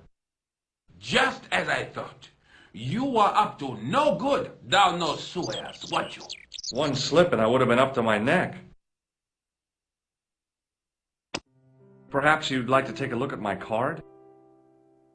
Mm-hmm. What is this? Inspector Augustin Rousseau? What does that say? Hominoid Division? A homicide. I think the ink's smudged. Mm-hmm. Then you are not a tourist. Okay, I'm not. I lied to you, and I'm sorry. Don't apologize, monsieur. You know, I had a feeling there was something different about you. It is your posture, your poise. Oh, yes. There is no mistaking the bearing of a disciplined man. And I should know. I was in the army, you know. When I was your age, I was fighting for my life in the African desert. How can I help you, Inspector? Take a look at this false nose. Aha! That looks like a clown's nose to me. Precisely. He must have dropped it in his panic. Unless he wanted you to find it. Why would he want to do that?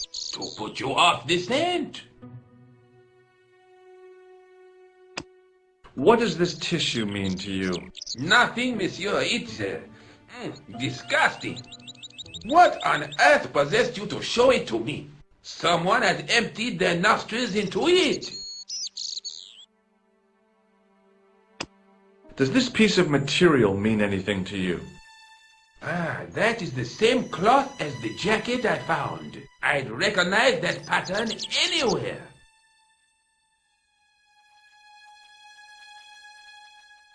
Tell me about the man you apprehended. He was a mean one, monsieur.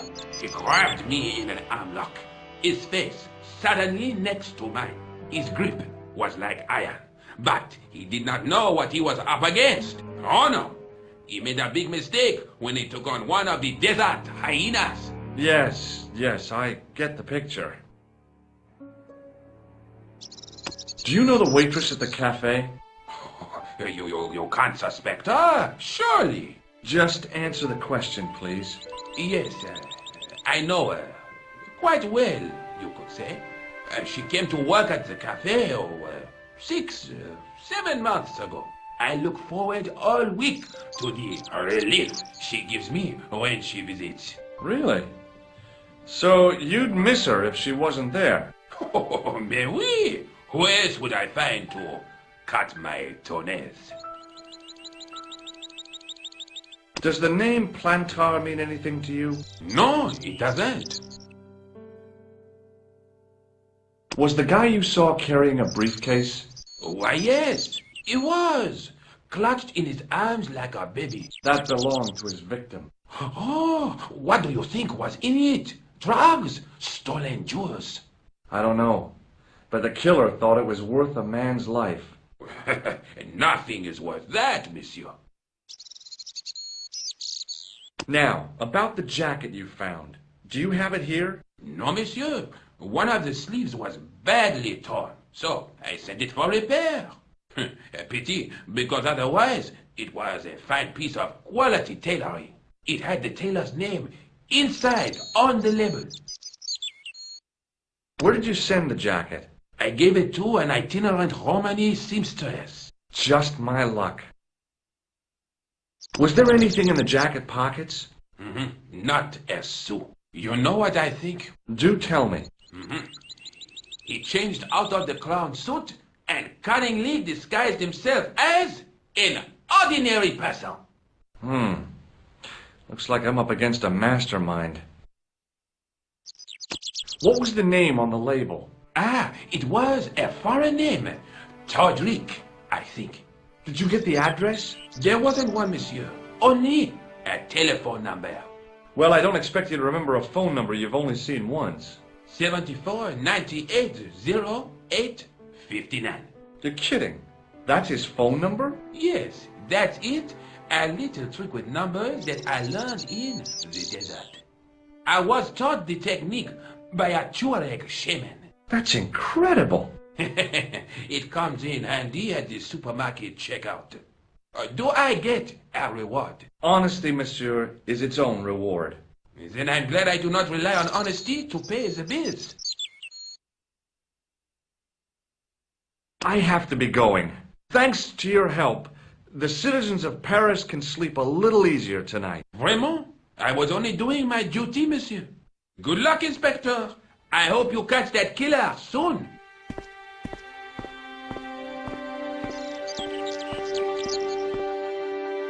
So the clown had escaped into the sewer, come up into the courtyard, and then slipped back into the street here. It wasn't much, but it was more than the cops had got.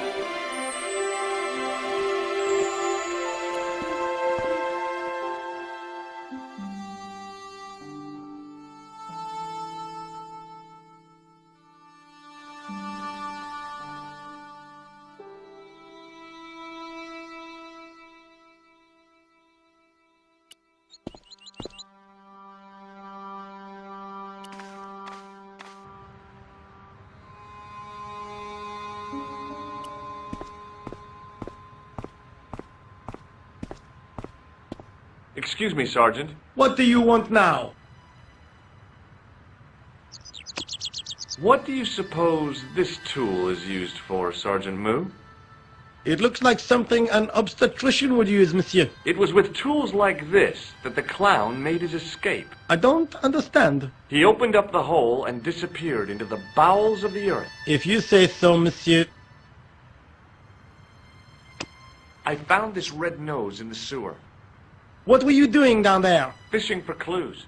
That's where the clown went. You still insist you saw a clown, monsieur? Of course. And this novelty nose proves it. It will take more than a plastic proboscis to convince Inspector Rousseau. You don't want this as evidence, then? Certainly not, monsieur.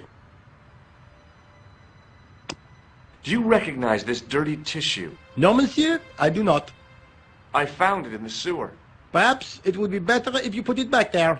No way! This could be an important clue. If you say so, monsieur. I believe this material came from the clown's clothing. If you are right, monsieur, then the clown must be an Englishman.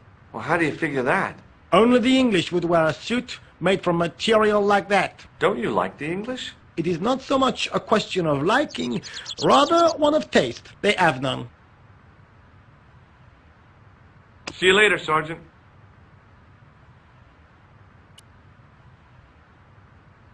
The nose was hollow. Printed on the inside were the words, La Risée du Monde, Paris. It was a bright red plastic nose, part of a clown's costume. It was the soggy tissue I'd found in the sewers.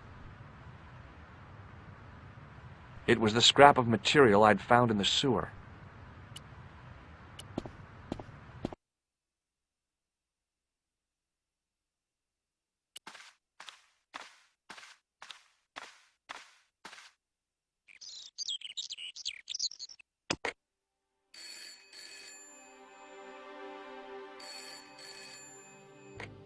Hello? Who is this? Hi, my name's George Stobart. You don't know me. Correct, Mr. Stobart. I don't.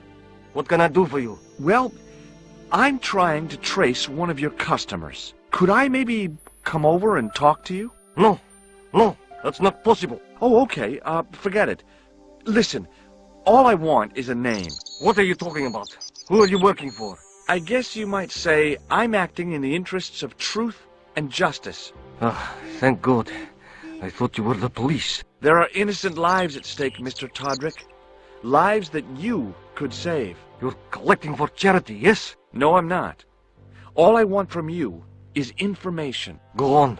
I'm listening. Do you know a guy called Plantar? No, I never heard of him. Shall I tell you what happened to Plantar? How he was killed in cold blood? I told you, I never heard of Plantar. I expect Plantar's a family man, don't you? In their little apartment, Madame Plantar is cooking the supper, listening for the familiar sound of her husband's key in the door. Junior is waiting for his daddy to come home from work. He can't wait to show him the merit marks he earned in school today. Only tonight, Monsieur Plantar won't be coming home. You forgot the puppy. Huh? The faithful puppy dog, waiting for the sound of his master's voice. Well, maybe they don't have a dog. What do you think? I don't know, Plantar. I never heard of Plantar. None of this has anything to do with me. What do you know about the clown who bombed the Café de la Chandelle Verte? I don't have no idea what you're talking about. You're cool, Todrick. But I think you know more than you're saying. I don't know who you be, but sure I am you don't know what you're talking about. Oh, this is ridiculous. Quit playing games with me, Todrick. I tell you, I know nothing about no clown.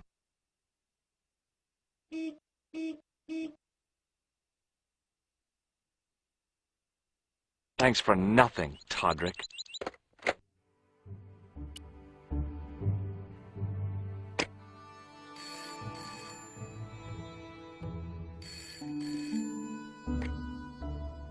Hello, Nico Coulard. Hello? It's George. Ah, oui. You said to call if I could help. Have you any news for me? You bet. I met a witness who spoke to the clown. And I know where the killer gets his suits. No kidding. Hey, I'm impressed. You are? Well, it wasn't easy. Look, why don't you come here to my apartment later this afternoon? Fine. Where do you live? 361 Rue Jarry. Okay, I'll come over. I was used to working alone, but I had to admit it felt good with George on the case too. But there were some things I was going to have to do alone, and fast. I needed the answers to some questions. Who was the costume killer? And why did he murder Carchon? Why did Carchon ask for me to interview him? How did he know my father? And why was my editor so scared? There was some kind of secret war going on out there, but who was on which side? One thing I did know. I wasn't going to get the answers sitting at my desk.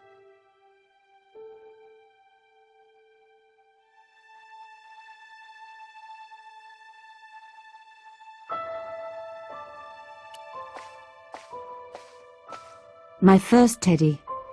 Never had a boyfriend as loyal as him.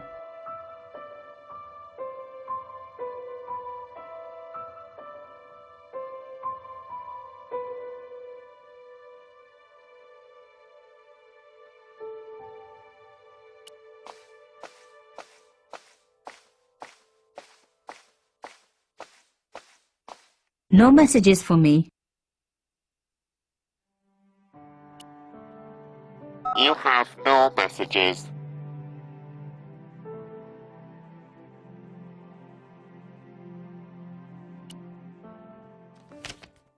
It was a photograph of my father, the first one I ever took, with the first camera he ever bought me.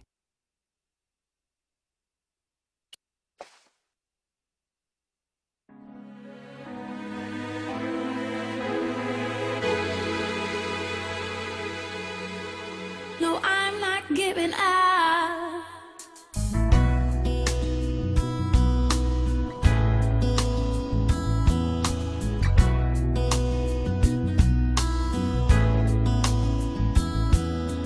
I'm not giving up. No, I'm not giving up on you. 'Cause I feel like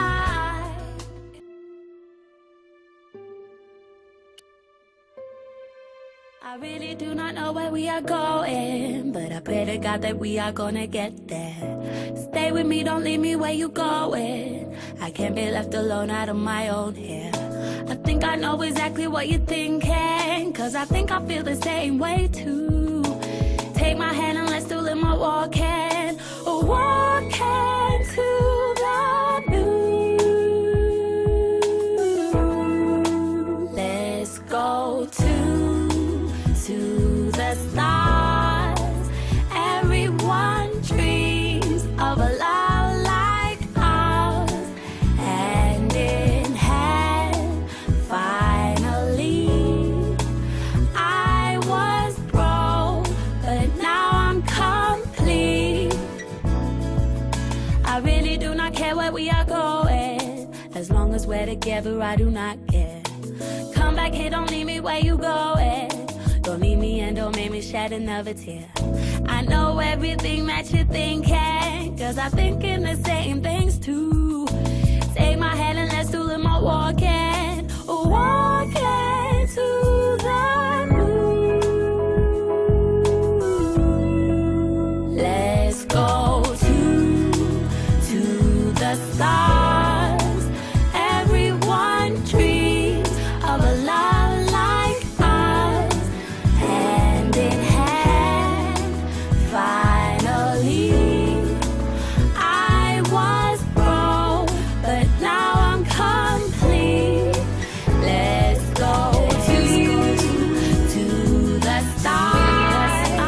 Everyone dreams of a love like ours, hand in hand. Finally, I was broke, but now I'm complete.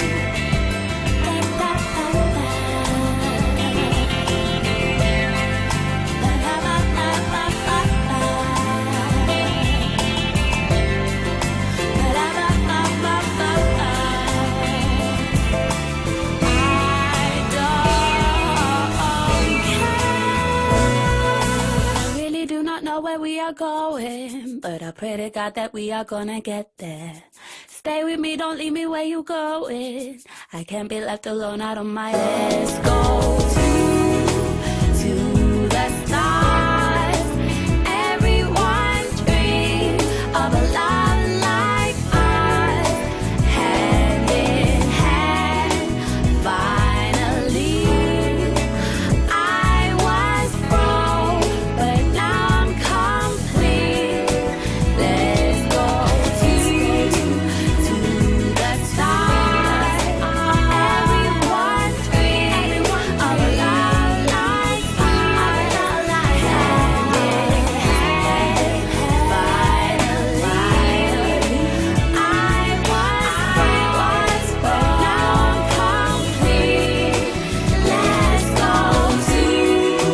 to the stars. Everyone dreams of a love like ours, hand in hand. Finally, I was broke, but now I'm complete. Let's go to the stars. Everyone dreams of a love like ours, hand in hand. Finally, I was broke, but now I'm complete. Let's go to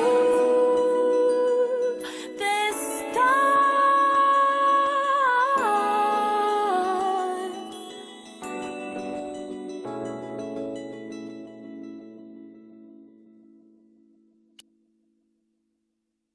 You said you called, but you never did. But you never did.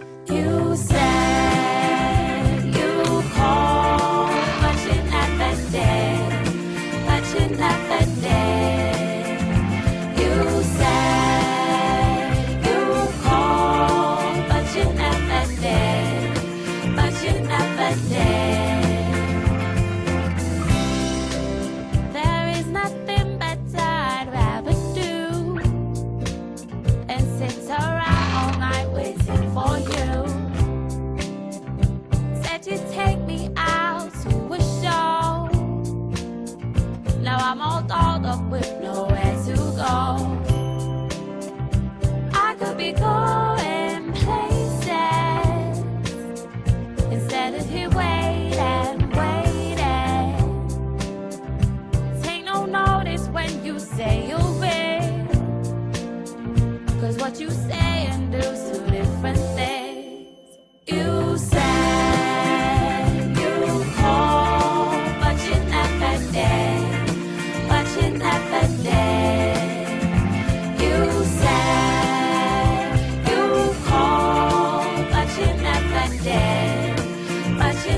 another day.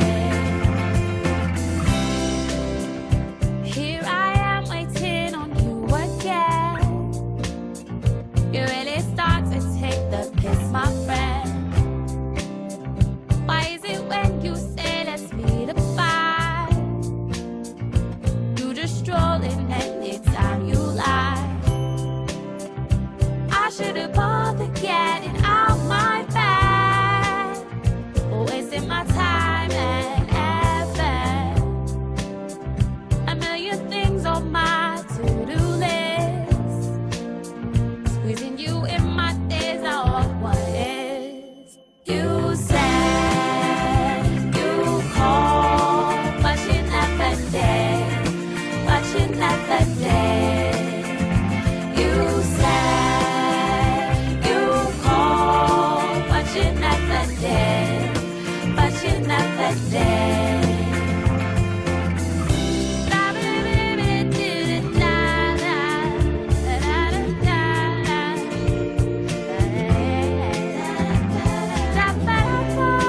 said you called, but you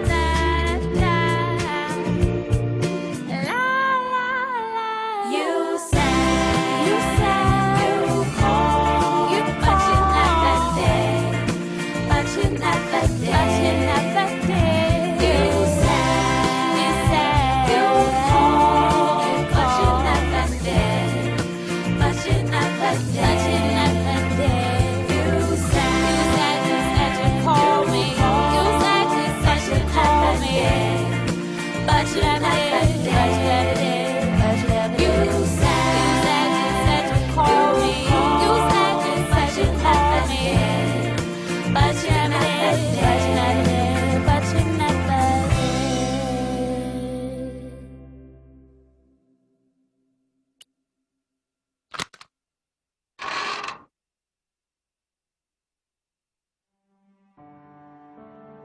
The box was one of the few things my father left me. The elephant on the lid was a perfect match to Cochon's.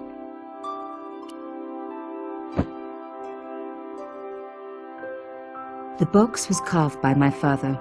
It never had a key. The box was one of the few things my father left me. The elephant on the lid was a perfect match to Cochon's. The box was one of the few things my father left me. The elephant on the lid was a perfect match to Cochon's.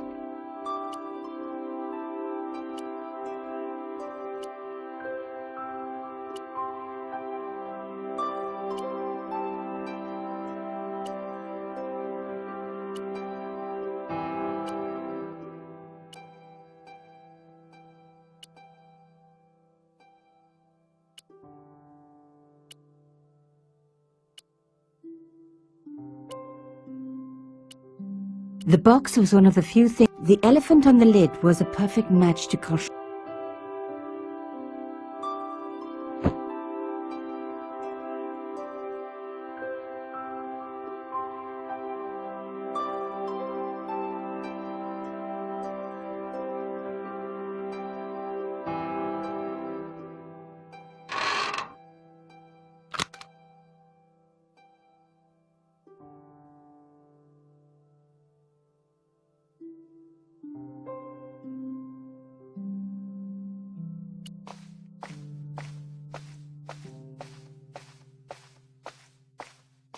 My old table had seen better days.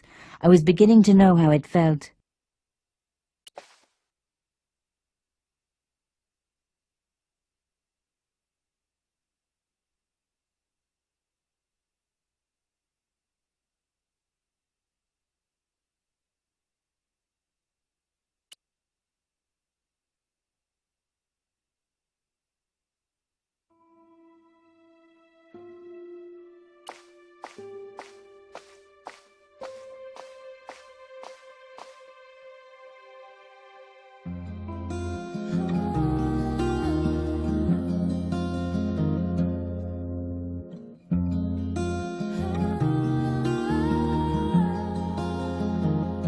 I can't believe I wait around for you. You asked me to meet you outside your classroom. I rush all the way over after English and presume your teacher must be keeping your class in. 'Cause I don't see you around, so I sit twiddling my thumbs before I look in your glass door and see you all gone. Spot you in the playground, laughing hard with Sarah,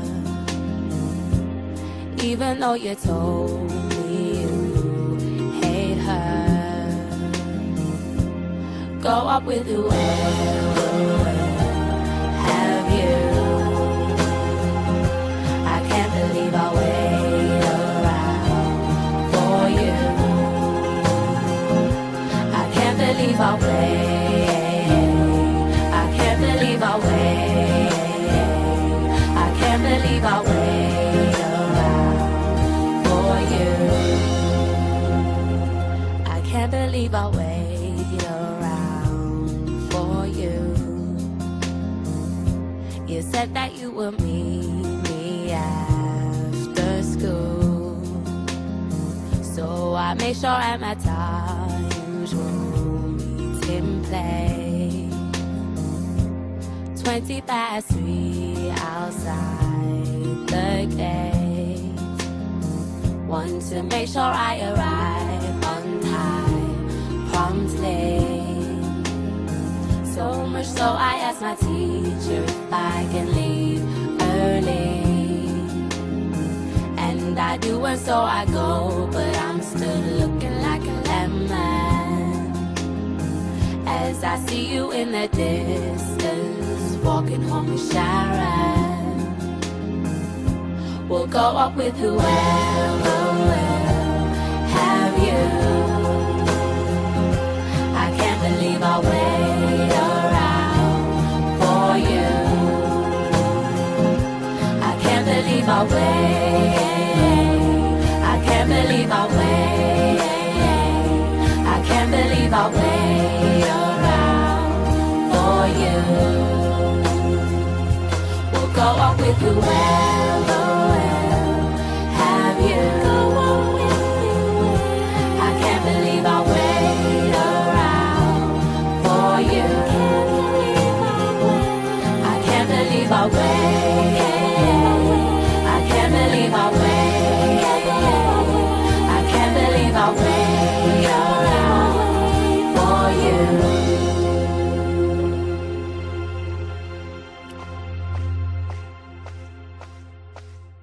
I was beginning to hate the phone. All it brought me was bad news. There wasn't anyone that I needed to call.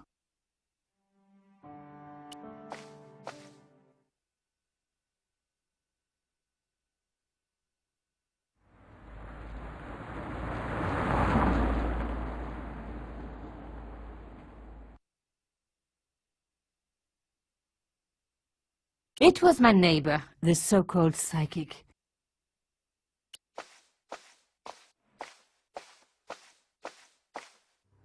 Mademoiselle Collard.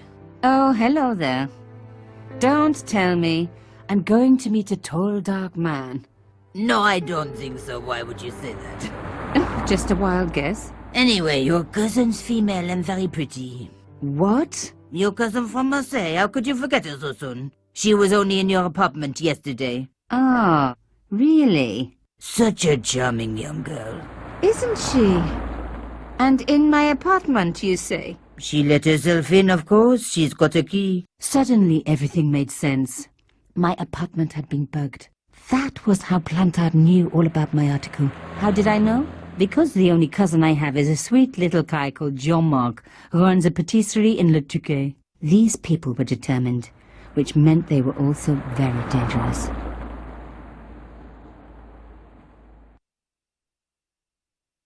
I suppose she'd forgotten which apartment was mine. Oh, Miss Collard, you're a mind reader. That's just what she said. Oh, I bet it was. Well, I'd better be going. See what my sweet cousin's been getting up to. Au revoir, mademoiselle.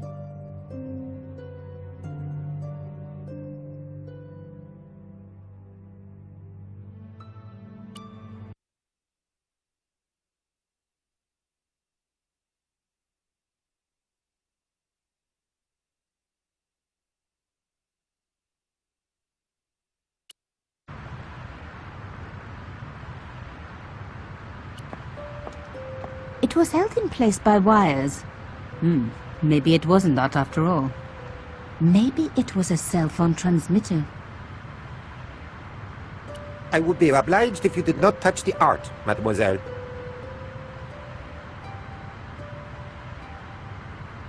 The smashed window hadn't been repaired yet. There was just a sheet of flimsy plastic over it.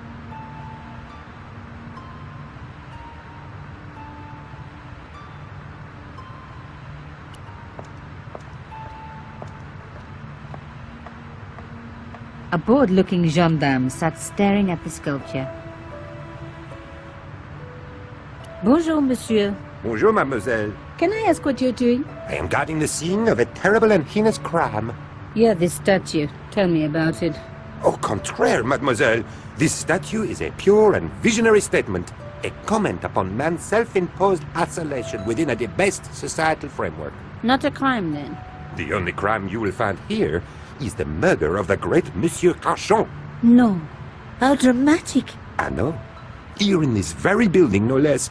It is top secret, but according to Carchon's wife, the killer was dressed as a mime. Police believe there was an accomplice, a young female journalist. Even as we speak, she is being hotly pursued up and down the land. No stone is being left unturned. Good place to look for a journalist, officer. We police are no fools. Evidently. What do you think of this boat ticket? Mademoiselle, if you think taking me on a boat trip down the Seine is going to get me into bed with you, then you are mistaken. I have been trained to resist women offering boat tickets, and men, too. We are up to date on gender issues, you know. How would you like a nice hair clip like this? I must warn you, mademoiselle, that I have been trained to resist such improper advances. What do you think of these pretty clothes? Wait a minute. What is this? I have seen this before, but where? Of course! Now I remember! At my dear grandmama's. Bless her little dressing table. I knew better than to show him a safe key. Take a look at the shell case. My God! This must be from the gun that killed him! Are you sure? I think it is from an army field gun. Ah, yes, of course. The size, that's the giveaway, isn't it? No. I'd be crazy to show him the paper with the code. What do you think of my elephant? A poor piece, to be honest. Derivative. Crude. Forget about. Oh, really? I was just wondering where I should stick it.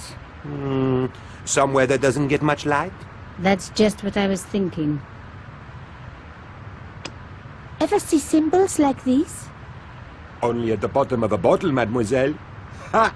You see what I did there? I always find a little humor breaks the ice at a crime scene. Don't you agree? No. Ever seen one of these? Not since I was a boy. My father taught me how to whittle using a metal cylinder like that. I bet that kept you quiet. Indeed it did. I never talked to him again. He died before I finished. How was Monsieur Carchon killed? He was shot. In cold blood. With a gun. Why was he dressed as a mime? I have my own theory. Either he was mad, or he was a real mime, trying to throw us all off the scent by cunningly not wearing a disguise. How long have you been in the police force? All my life, mademoiselle. It shows. Thank you. You must be quite an aficionado of modern art. Au contraire, I adore it. In fact, I dabble myself. Oh, really? I used to dabble myself, but I managed to quit in the end. Why would a mime kill Monsieur Carchon? He was a hired killer, I expect. Everybody knows mimes don't leave prints.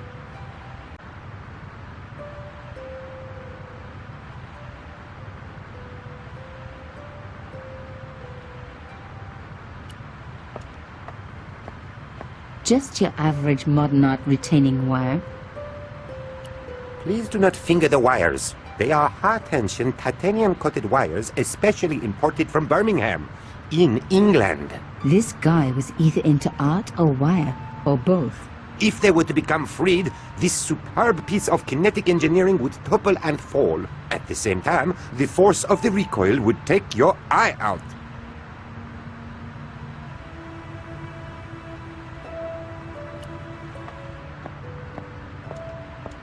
I told you to not touch the art.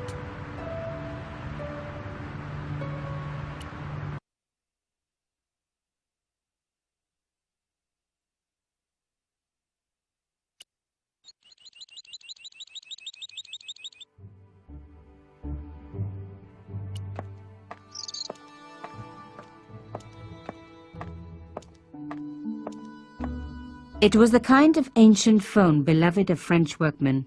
I was surprised they still use them. I didn't need to call anyone.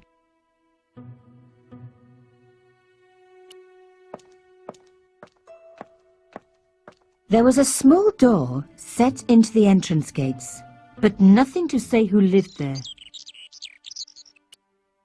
The door was locked.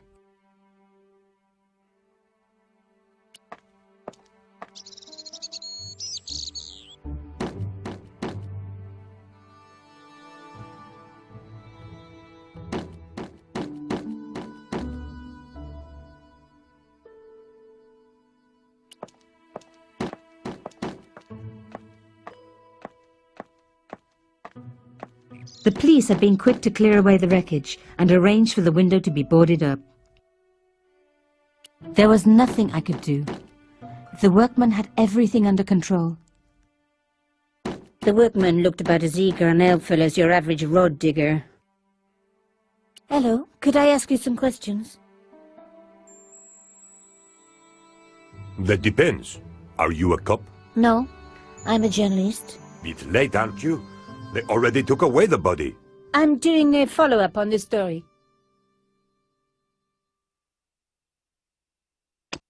You see this ticket? Are you trying to bribe me? No. I don't blame you, of course. Good-looking fella like me. Would you like this hair clip? What do you take me for? Some kind of a pervert? Take a look at this. I don't like laissez hankies. They scratch my nose. I can see how that must be a problem for you.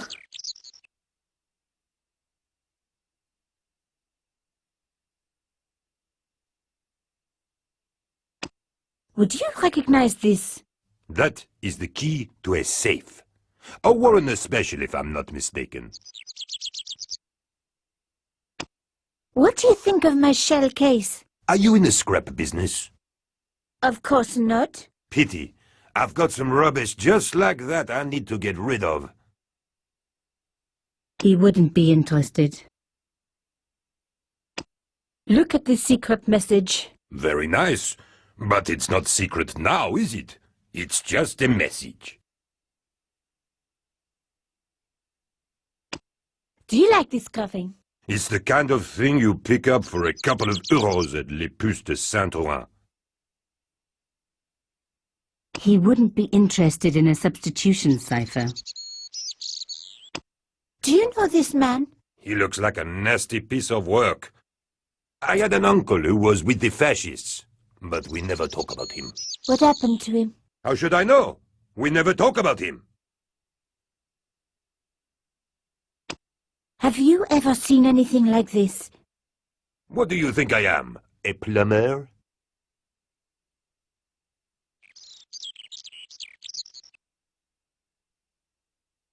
Tell me, are you related to the workman I saw digging the hole?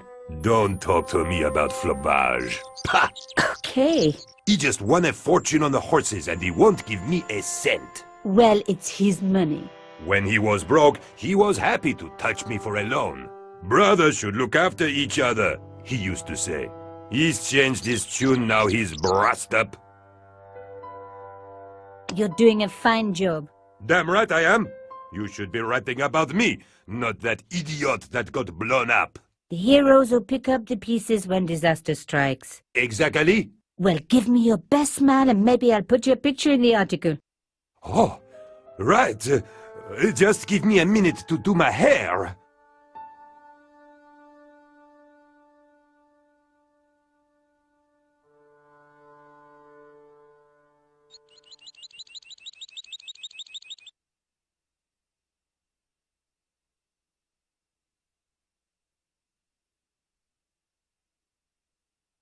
The workman looked about as eager and helpful as your average rod digger. Hello? Yes, I need to take some more pictures. of course. My pleasure. Just give me a moment.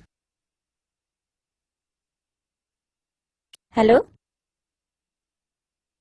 Yes. Have the police finished with the crime scene? What does it look like? I got orders to board up the windows, and that's what I'm doing. So the body's been removed? I certainly hope so, or it'll stink to high heaven when they take down these boards. Shouldn't you check? Are you kidding? They don't pay me enough to put up boards, let alone check for dead bodies. Au revoir.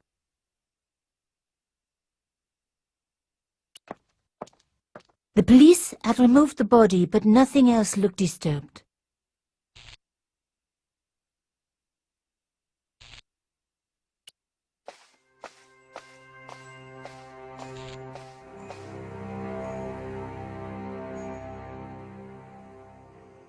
A panel had been blown away, revealing a gap. From this angle, I could see that something had been lodged in the gap behind the pipes. From this angle,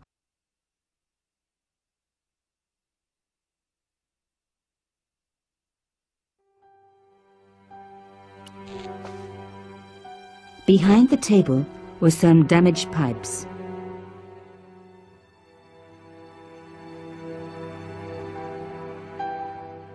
There was nothing of interest beyond some bloody debris. Now I'd seen it in the mirror, I could make out something behind the pipes. Voila! The police and forensic teams had missed a vital piece of evidence. Some kind of pouch. On the pouch was the cross symbol of Cochon's organization. I was on the right track.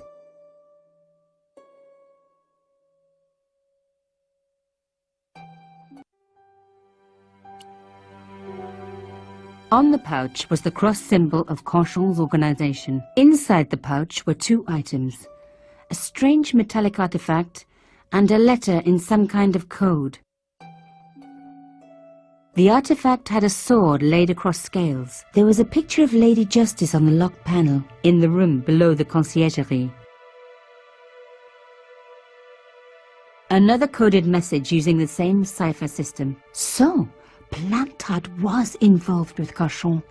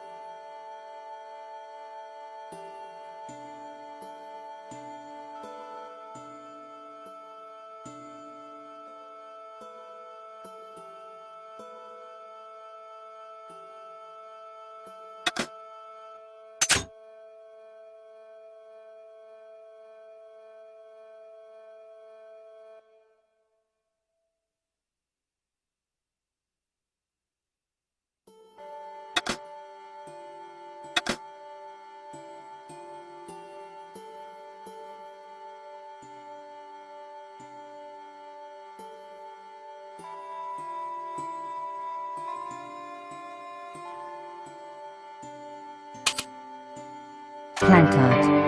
Pierre killed. Murderer must have followed trail from Arnaud and Yamada. He will come for us now. We must be vigilant. Thierry's girl broke into Pierre's safe. She worries me. Imelda. So much for Imelda's innocence. Plantard was working for her, and for Canchon. But why did Plantard want to meet? Was it a trap? Or maybe he was in too deep and needed me to tell the story, whatever the story was. One thing was clear. It was a story worth killing for.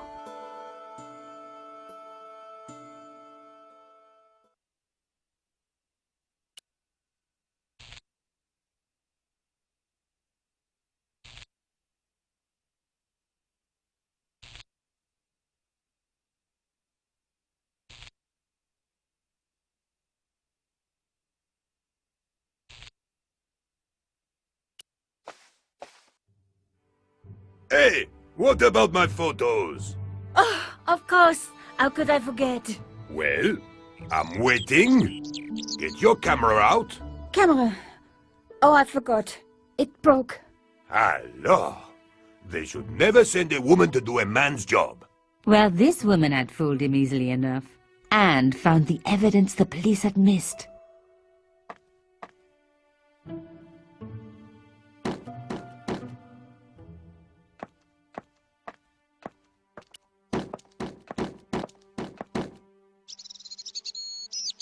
I'm afraid you can't go in there, madame. Okay, okay.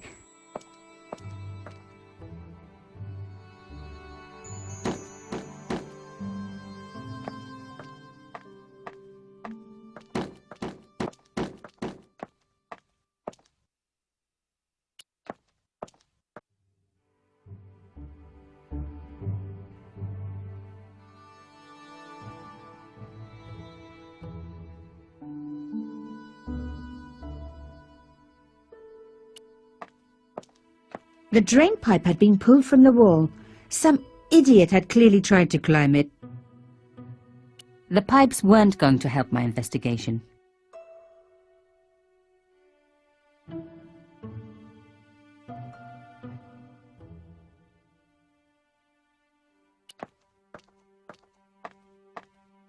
From the stench, the hole obviously led down to the sewers.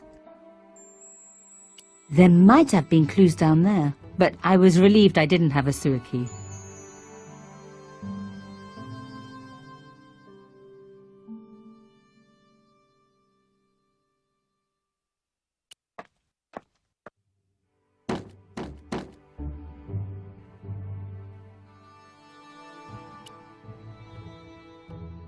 The artifact had a sword laid across scales. There was a picture of Lady Justice on the locked panel, in the room below the conciergerie.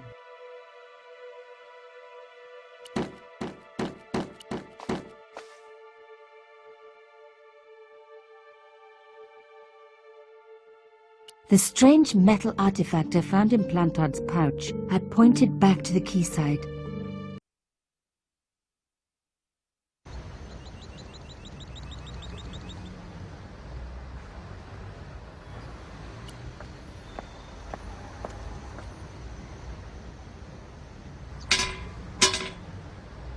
This fence wouldn't move either.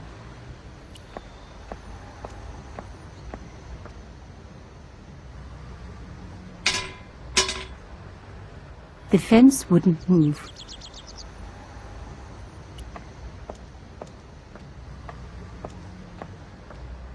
An old boyfriend of mine owned a barge once. Dampest relationship I ever had, in every way. I had come back specifically to find out more. I wasn't leaving empty-handed.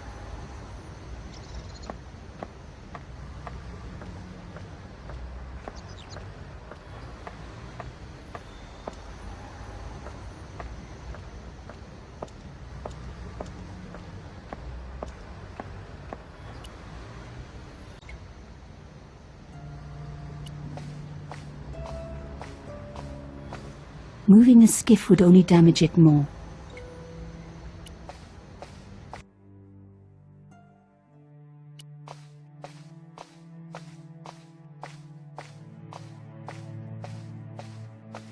The slab was too heavy for me to lift.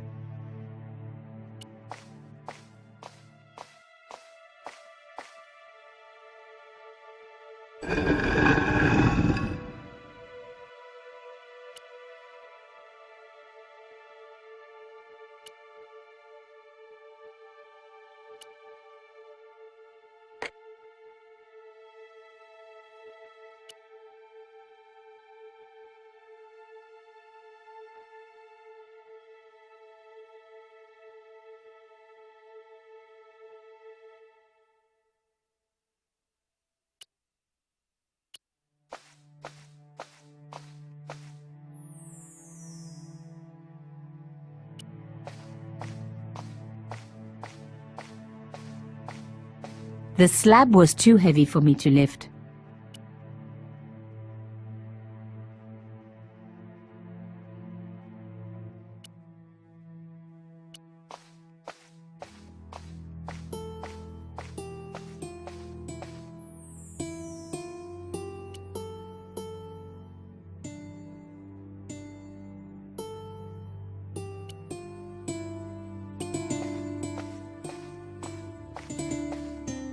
I took the stone cylinder.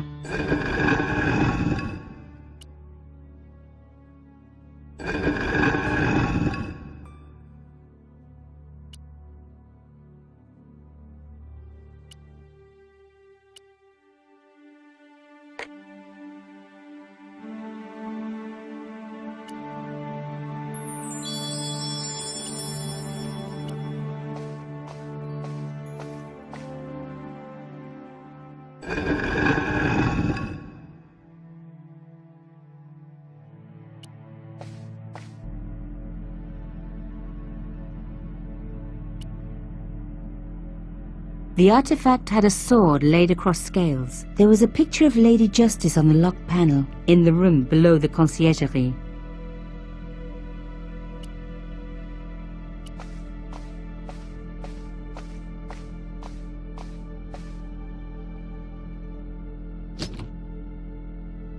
Plantard's key fitted the lock, so he must have used this place too.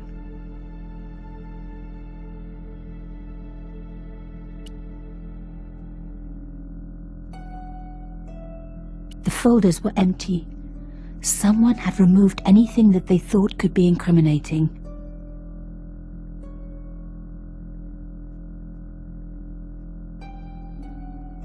A photograph had been torn up. If I could just arrange the pieces.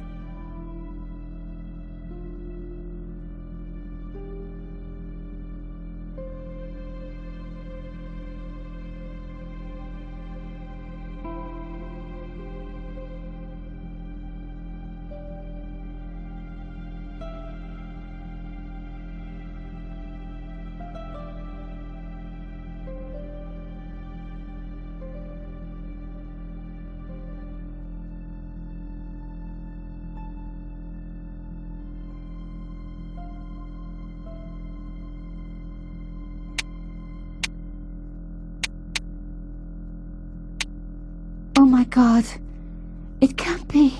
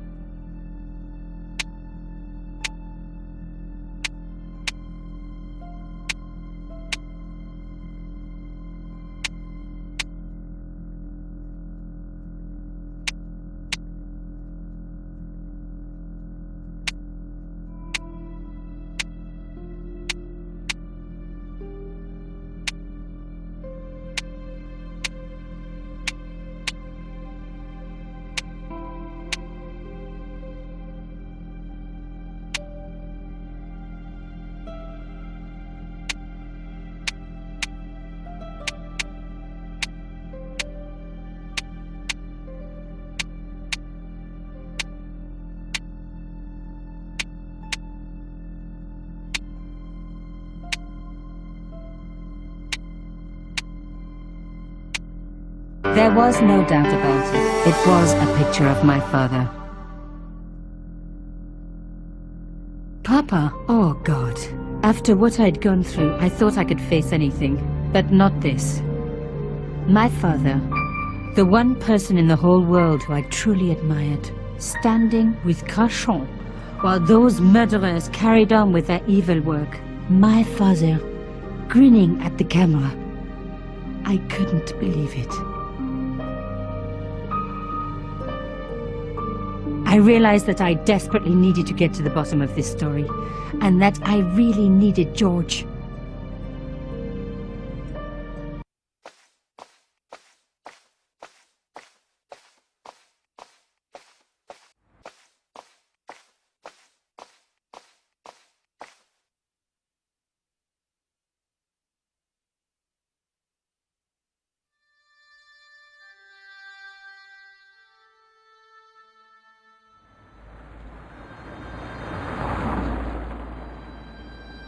The door was shabby and in need of a coat of paint. I couldn't imagine. The door was shabby and in need of a coat of paint. I couldn't imagine the Collard woman living here.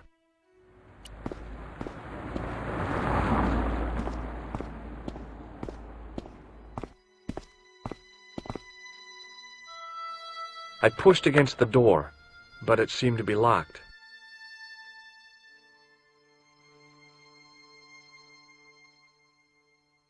The woman was doing something with a pair of needles that couldn't be described as knitting.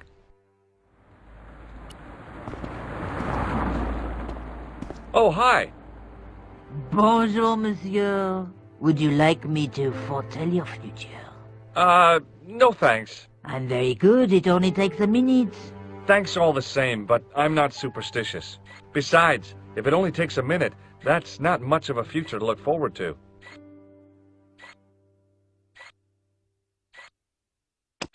What do you make of this tool? Is it something a dentist would use?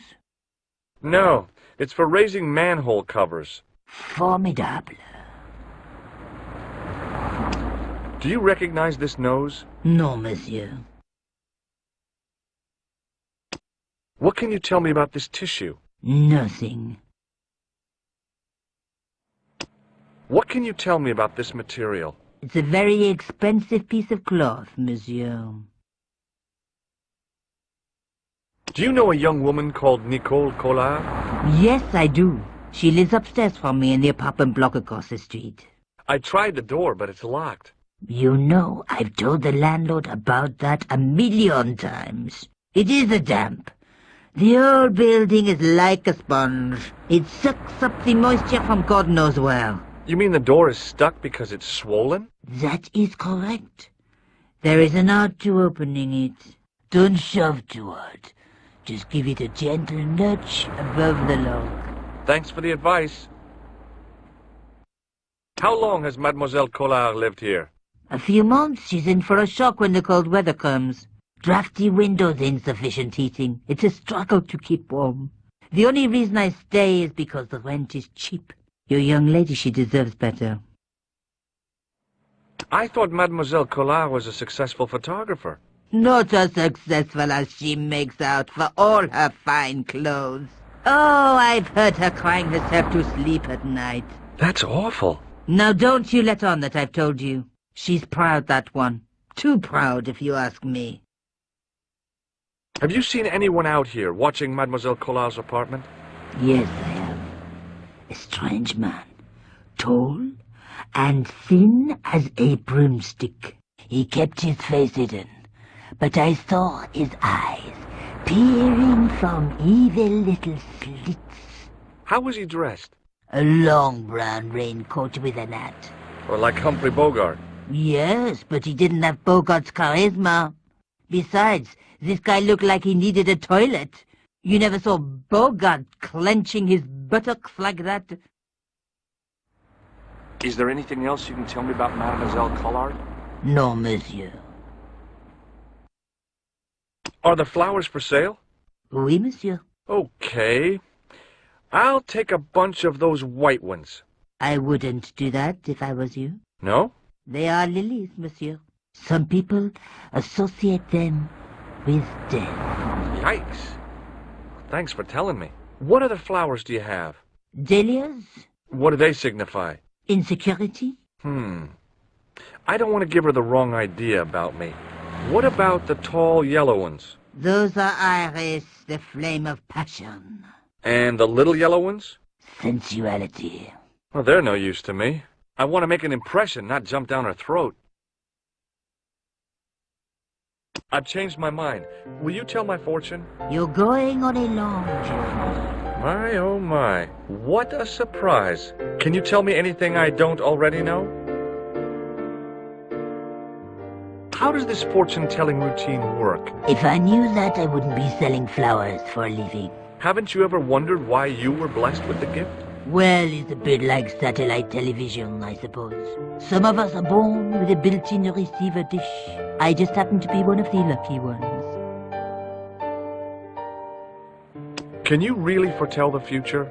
Only time will tell, monsieur. The strange thing is, I can't seem to see myself in the future. Other people, I have no problem. But when I try to see what might happen to me, nothing. That must be scary. Maybe. I figure it's a kind of natural safety mechanism. Either that, or I don't have a future. See you later. That's right, monsieur. You will.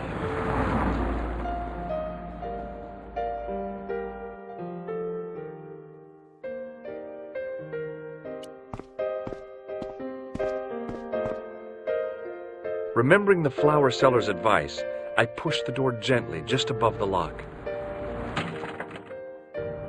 Hi. Bonjour. I'm glad you could make it, monsieur. Please, call me George. Fine. I'm Nicole. Take a seat, George.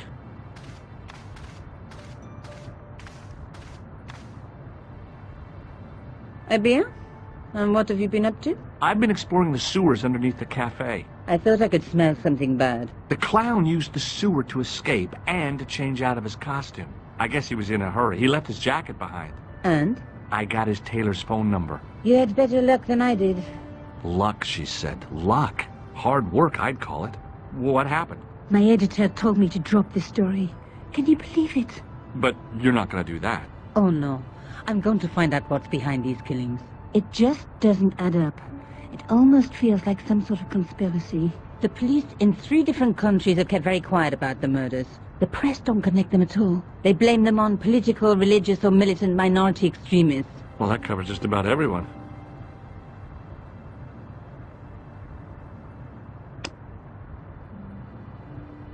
This is the tool I used to get into the sewers. Fascinating, George. You're not interested, are you? Oh, of course I am. I think it was very brave of you to go down those sewers. Yeah? Well, it was kind of scary, but, well, I had a job to do. I found this false nose in the sewer. Hey, what's this inside it? The contents of someone's nose? Don't be cross, George. It says La Risée du Monde. Masks and costumes. It's a costume shop near the Gare Saint-Lazare. I'll check it out. Maybe the owner remembers who hired the clown costume.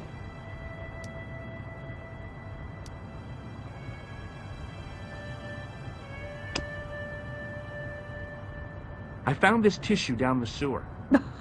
That's disgusting, George. No. I think the stuff on it is grease paint, like actors use, or clowns. It's still disgusting. Get rid of it.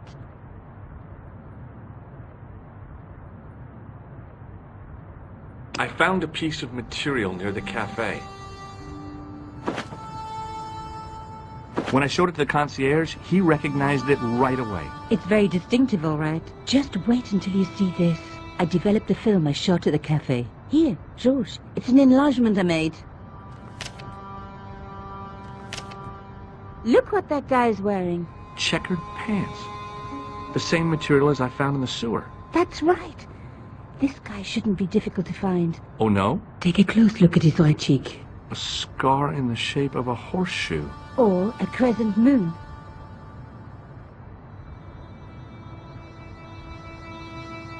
How come you enlarged this photograph of me? Because I noticed the guy behind you, of course. Tell me more about yourself. There's nothing much to tell. Well, how'd you get into photography? I guess I owe that to my father. He bought me my first camera. I was 8, and my parents had just split up. Did you live with your father? Yes. My mother went off with her new boyfriend. I didn't mind. Papa was all I needed. 4 years later, he died in a plane crash. Oh, I'm sorry. It's all right. I don't mind talking about him. He was more like an older brother, really. Always joking and laughing. Papa always wanted me to study art. That's why I went to college. Did you learn about photography at college? God, no. I couldn't afford the materials. We were billed for everything we used. Paint, canvas, paper. Most of my year turned to minimalism. It was cheaper. I used to go poaching in the park for squirrel hair. The only time I wasn't hungry was the term I did printing. I used to eat the potatoes. You're making fun of me, aren't you? Oh, no. Tell me more about the clown's previous victims. The first was Arnaud Bellotta, the millionaire pharmaceutical baron. He made his money from amphetamines in the post-war slimming and diet boom. Imagine it, millions of housewives literally speeding their butts off. The only witness in the case was his Filipino au pair. She swears he was lured to his death by a snowman. What about the clown's second victim? Yamada, the controversial Japanese politician. He inherited his fortune from his father's electrochemical consortium. How did he die? At the hands, or should I say flippers, of a giant emperor penguin. A snowman, a penguin, and now a clown. I had been about to add mine to the list, but stopped myself. I really didn't want to have to explain to George about my father's involvement with Cauchon. You know, I hate to admit it, but this is scary. And I'll tell you this, I will not be accepting any invitations to costume parties. I don't blame you for being scared. I am too. But this story could be my only chance for a big break. Or an early death.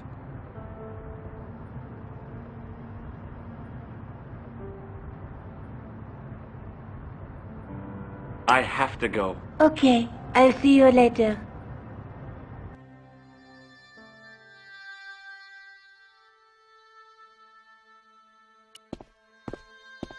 Oh, hi. Bonjour, monsieur. How's your girlfriend? She's not my girlfriend. Maybe not yet, but I see your paths entwined in the future. I doubt it. Do you recognize the man in this photograph? Oh, what a hunk. He's a killer. I can see that. His eyes say it all. See you later. That's right, monsieur, you will. It was Nico's photograph of the man we suspected of killing Plantar.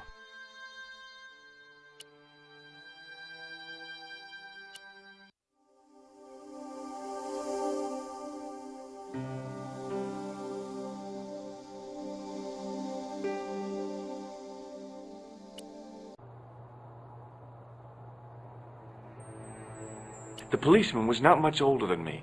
His face wore an expression of intense concentration.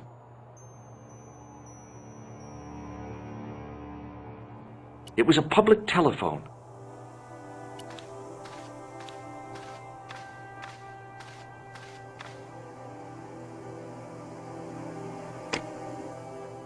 Hello? Who is this? Mr. Todrick? Oh, it's you again. What now? Did you make a suit for a man with a scar on his face? A scar in the shape of a crescent moon? Maybe. Maybe not. Tell me where I can find him and I'll leave you alone. And if I don't, I won't leave you alone. I can't tell you anything unless you give me his name.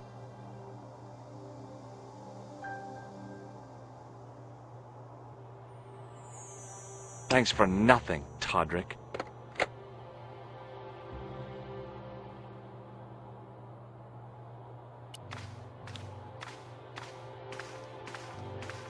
It was just some police paperwork, a search warrant.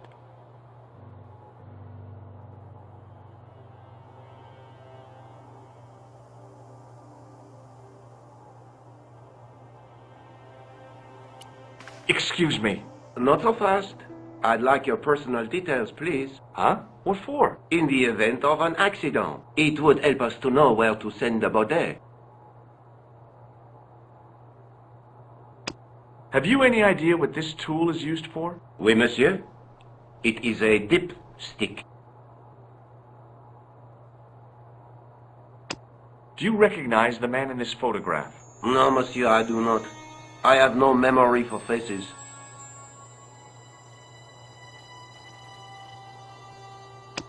I found this red nose near the Café de la Chandelle Verte. A clown's nose? That's right. The guy who wore this is a savage killer. If you say so, monsieur. I found this tissue. What the hell is that? It's evidence. Evidence of what? Mayonnaise smuggling? The sticky stuff is grease paint. Ah.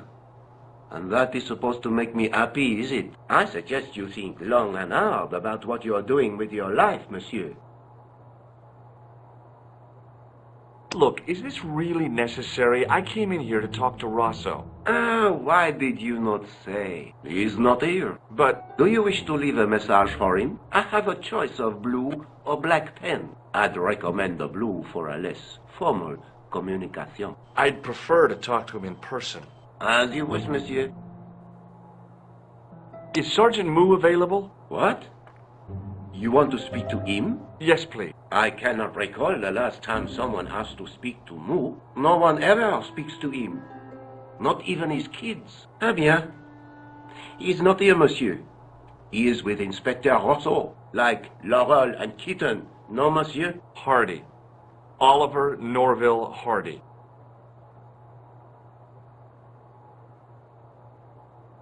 Thanks for your help, officer.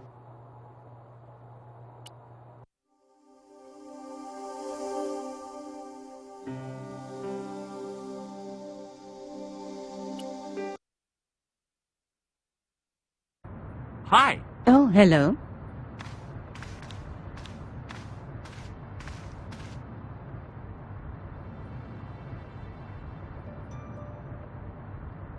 I have to go. Okay, I'll see you later.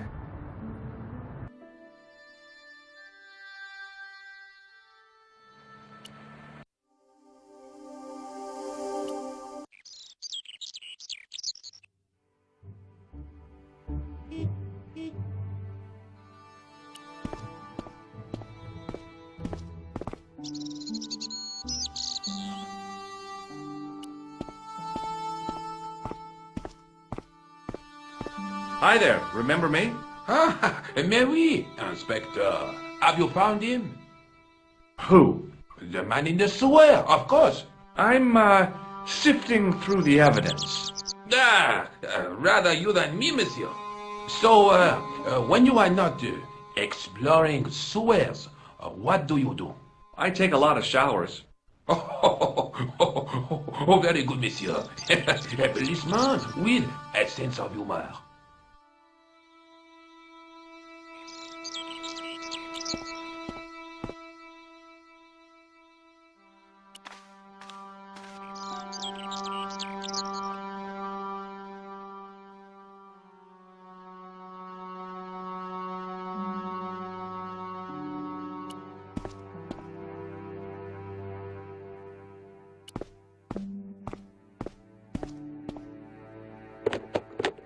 There was nothing of interest.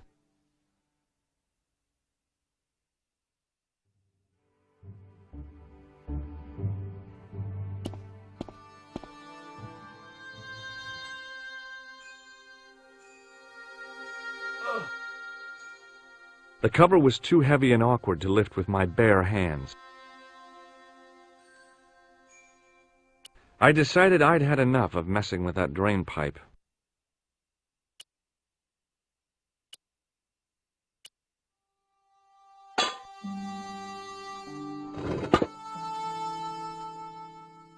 I lifted the cover to reveal what smelt like the entrance to a sewer.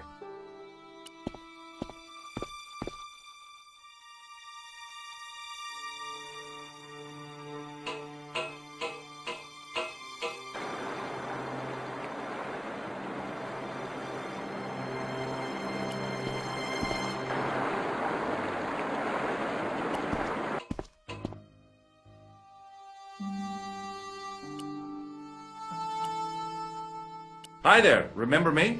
Ah, mais oui, Inspector. Have you found him? Who? The man in the sewer, of course. I'm, sifting through the evidence. Rather you than me, monsieur. So, when you are not exploring sewers, what do you do? I take a lot of showers. Oh, very good, monsieur. A policeman with a sense of humor.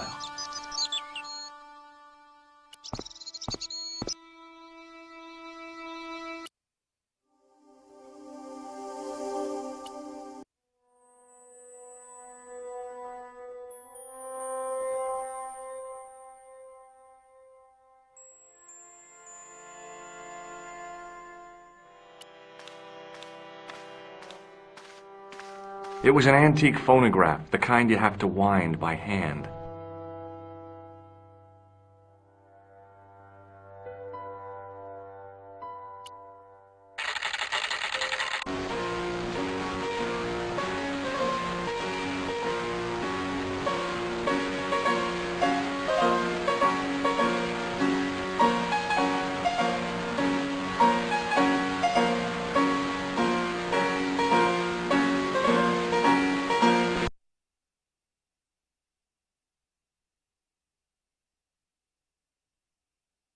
The guy's spoon-shaped face was mournful and humorless. He looked like a vegetarian in a slaughterhouse. Excuse me. Bonjour, monsieur. Please, come in. Welcome. Leave the mundane world behind, for in these four walls, fantasy is king. I don't want a costume. Didn't you ever dress up when you were a child? Not that I remember. Incredible! You'll be telling me next that you never shared your elder sister's lingerie. I don't have a sister, and I think I'd look pretty silly in a brassiere. I just need some information. Of course. How can I help you? What does this tool mean to you? Nothing, monsieur. Have you heard of a man named Plantile? I do not recall anyone of that name. I'm looking for a man who hired a clown costume from you. Oui, monsieur. I do not see how I can help. Don't you keep a record of costumes that you've rented out? Of course, monsieur, but... Well, then I'd like to check your records. Give me the names of everyone who's rented a clown suit. Impossible. There are too many. Do you want this red nose back? Not after it's been worn, thank you. Does this dirty tissue mean anything to you? Let me smell that.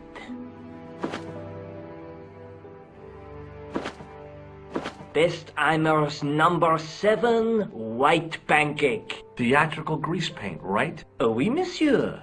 La crème de la crème of Thespian accoutrement. Have you sold any of it recently? Yes, 2 cans.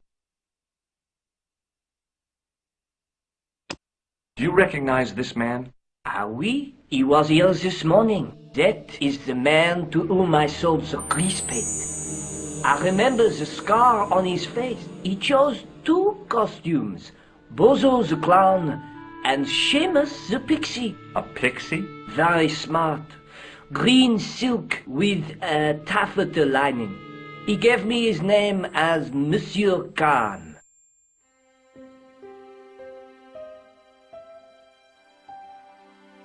Thanks for your help, buddy. My pleasure, monsieur.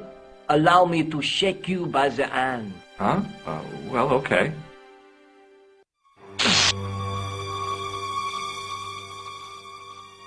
What are you trying to do, kill me? You did not find it amusing? I never saw the funny side of electroshock therapy. Eh bien, it is yours to keep. A gift? Do I need a license? No, but I give you a word of warning, monsieur. What? Remember to switch it off before you visit the toilet.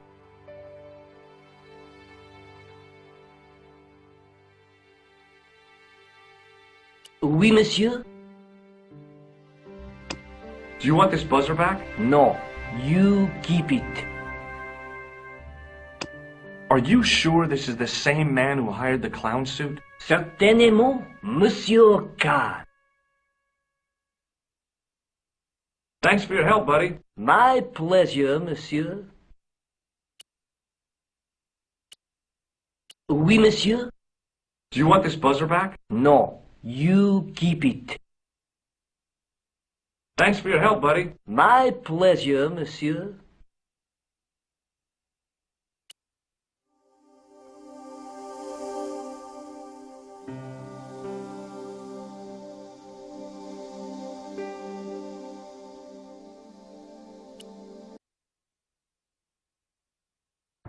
Hi. Oh, hello.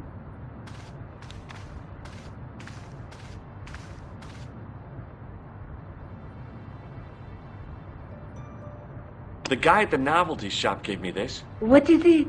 A hand buzzer. You put it in your hand and give people electric shocks. Why? It's a gag. A practical joke. If you ever use it on me, I'll break your arm. Okay. I get the picture. I have to go. Okay, I'll see you later.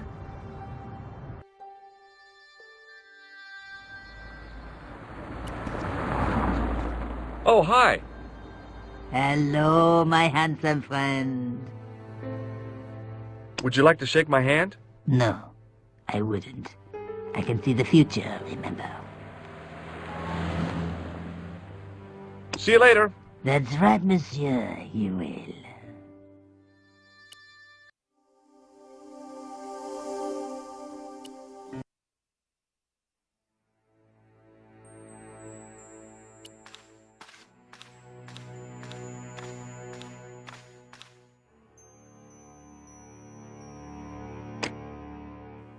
Hello? Who is this? Mr. Todrick? Oh, it's you again. What now? The man I'm looking for is called Khan. He bought a suit from you, remember? Mr. Khan. Yes, I remember him. Yes, I delivered the suit to his hotel. The Hotel Ubu. I don't remember the room number. It was upstairs. The second room on the right-hand side of the corridor. Thanks, Todrick. That's all I wanted to know. Now I've got you, Mr. Clown.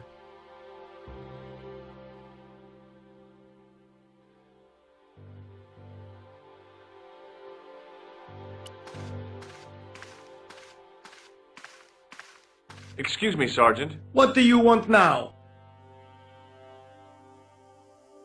Would you like to shake my hand, Sergeant? Not while I'm on duty, monsieur. The gesture could be misconstrued. Do you recognize the man in this photograph? No, monsieur. It's the guy who bombed the cafe. The clown. This man looks nothing like a clown. He's taken off his grease paint and costume. Then there is nothing to link this man with the killing. Nothing? Look at those murderous eyes. Hardly likely to get him convicted. Is Rosso here? Yes, he is. You wish to speak to him? Yes, I do. One moment, monsieur. It's Stobart, monsieur. He insists on talking to you again. Did he say what it was about? No, monsieur. Very well.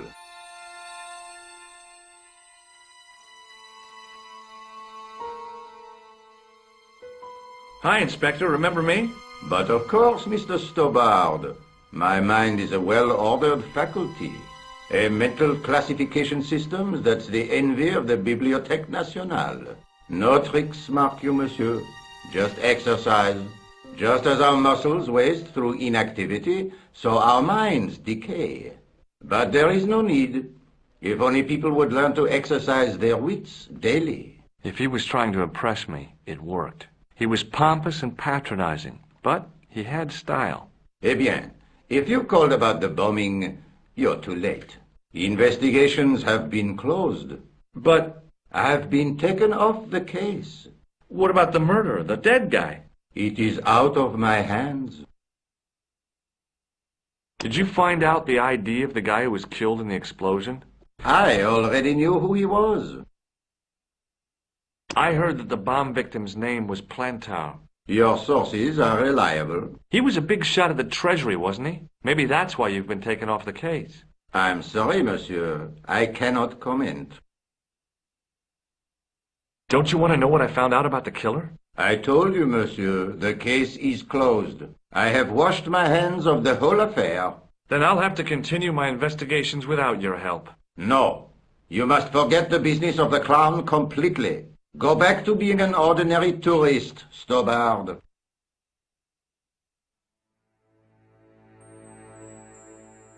So long, Inspector.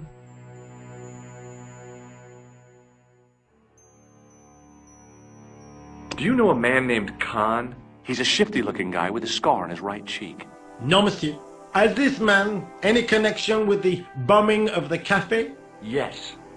I believe Khan was the name he used when he hired the clown costume. See you later, Sergeant.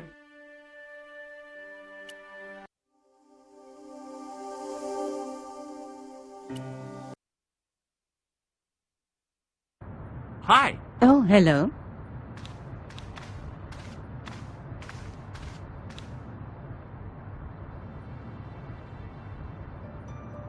I have to go. Okay, I'll see you later.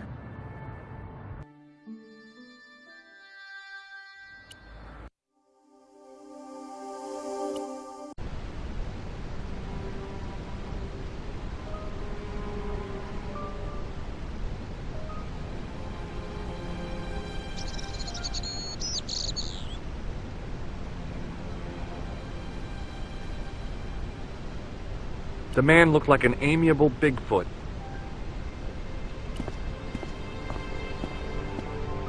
Excuse me. Yeah? Have you seen a guy dressed as a clown? No, I ain't. Don't tell me I missed him.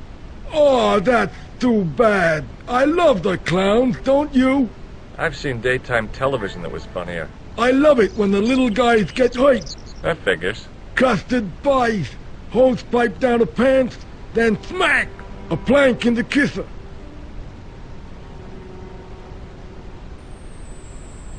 You ever meet a guy called Plantar? No, I ain't. You missed your chance. If you're quick, you'll catch him at the coroner's. Do you happen to know a guy named Khan? That ain't nobody I know. No way. Have you ever seen this clown's nose before? Nope. Do you recognize this tissue? Think carefully now. Ooh, ooh, ooh. I'm gonna have to hurry you. Ooh. Time's up, so I'll tell you. It's a used tissue with a liberal dump of Bestheimer's number 12. If you say so. Do you recognize the guy in this photograph? Is this a trick question? No, I simply asked if you recognized him. Okay then. No, I don't. Shake my hand. Nah. Oh, rats. See you later. Not if you see me first. The guy looked just like a weasel.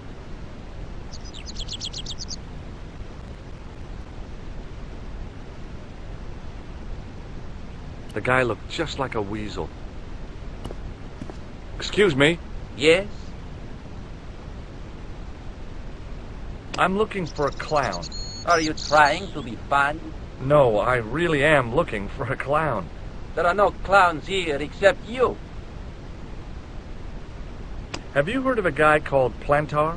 No. That name means nothing to me. Do you know a man by the name of Khan? No, I don't. It's very important I get to see him, and... I told you. I don't know it.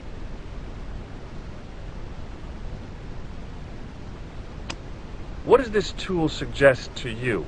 Hard labor.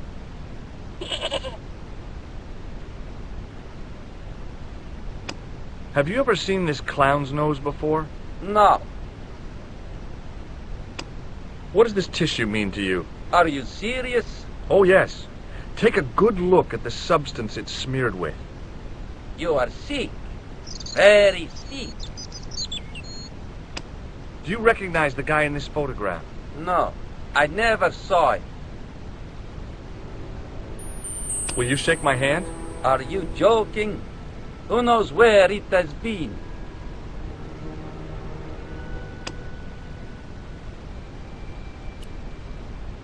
It was the shake and shock buzzer I'd been given by the man in the costume shop. It was the soggy tissue I'd found in the sewers.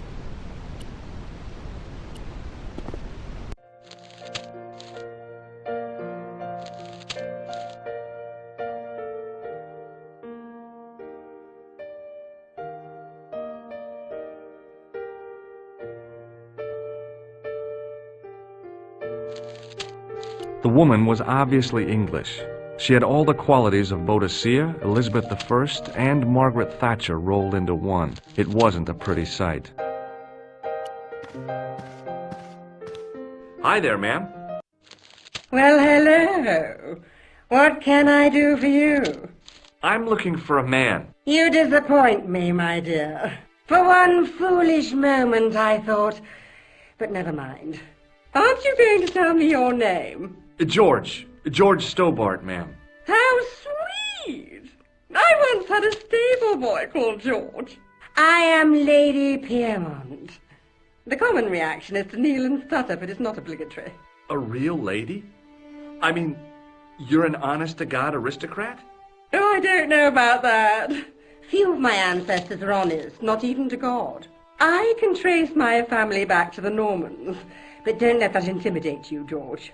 Beneath that impressive pedigree, I'm just flesh and blood. The blood may be blue, but the flesh is the plump beef of old England, so to speak. You appear distracted, George. Is there any way I can help you?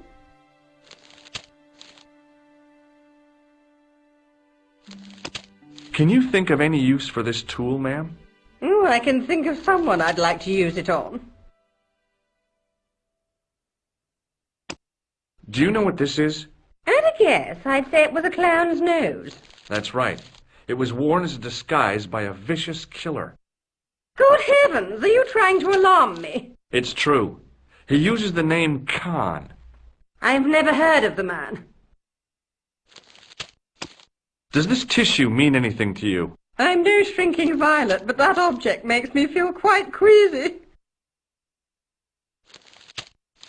Did you know there's a gangster out front? What makes you think he's a gangster? The Italian suit and the bulge in his pocket? I know plenty of men with Italian suits and bulges in their pockets. That doesn't necessarily make them gangsters. I'm looking for a murderer. Good heavens! You're a private detective. That's correct, ma'am. What's the term you Americans use? It's on the tip of my tongue. I believe what you're thinking of is Dick. Precisely. Have you come across a man who calls himself Khan? I am familiar with only one person named Khan. Genghis Khan, the legendary Mongol barbarian chieftain? No, darling. Kevin. Kevin Khan? I never heard of him. I'd be most surprised if you had, darling. He's a pharmacist in Hemel Hempstead. Organizes fundraising for the Rotarians. Lovely man. Does he have a scar on his cheek? I really wouldn't know, sweetie. Are you here in Paris on vacation? No, darling, I'm on holiday. I needed to get away after Algy's funeral. I didn't realize you were mourning the loss of a loved one. I'm not. He was my husband. I'm sorry to hear about your husband's death. You wouldn't be if you knew him, my dear. It gave me the opportunity to take a well-deserved holiday. Daphne suggested a change of scenery. Paris, she said. A wild romance is just what you need to take your mind off the inquest. Well, the closest I came to romance was being wooed by a drunken Breton chef. I must say I was disappointed with his coq au vin. Not at all what I was expecting. I was thinking of cutting my holiday short, packing my bags and heading back to Hemel Hempstead. That was until last night. What happened to you last night? I was stricken, Mr. Stobart. Cupid's arrow has cleft my bosom. They couldn't really miss. It was just as I'd always imagined it should be. The intimacy of candlelight, romantic music tinkling across the room, and then a stranger's glance, those brooding eyes, that suave manner, those tight trousers. He was the man I'd been waiting for all my life. I'm glad he finally turned up after all these years. Ah, but it wasn't to be. He was merely toying with my affections. And if I ever catch up with him, he's dead. Who was the guy who led you on? His name is Merlin. Do you recognize the man in this photograph? My God, it's him! That's Merlin! She represented everything I loved about the English. The lady was totally deranged. Merlin? You mean King Arthur's wizard? Good heavens, no! Monsieur Merlin is a fellow guest. He's the man I've been telling you about. That's the man who spurned me. The man you know as Merlin is a fake. What do you mean, sweetie? He's a murderer. He also uses the name Khan. I am shocked, Mr. Stobart. Shaken. I took him to be a gentleman, a man of honor. Do you know, I'd rather like to assist you in stitching him up. When did you last see Merlin? It was no more than an hour ago. He came downstairs and spoke to that clerk chappie. Something passed hands. I couldn't see what exactly. A briefcase? No, smaller than that. A bundle of papers, perhaps. The clerk put it in the hotel safe and Merlin went out. Are you sure you saw Merlin putting documents in the safe? Yes, darling, positive. I wonder what they were. Obviously something of great importance. Yeah. I'd sure like to get my hands on whatever it is. I'll bet they had something to do with Plantow's briefcase. Has Merlin returned to the hotel? No, he hasn't. Are you going to search his room? If I could get in there, I would.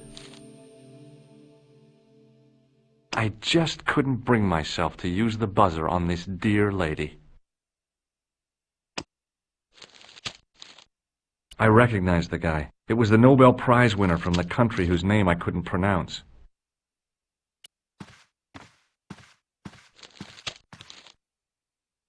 Excuse me, didn't I see your picture in the news?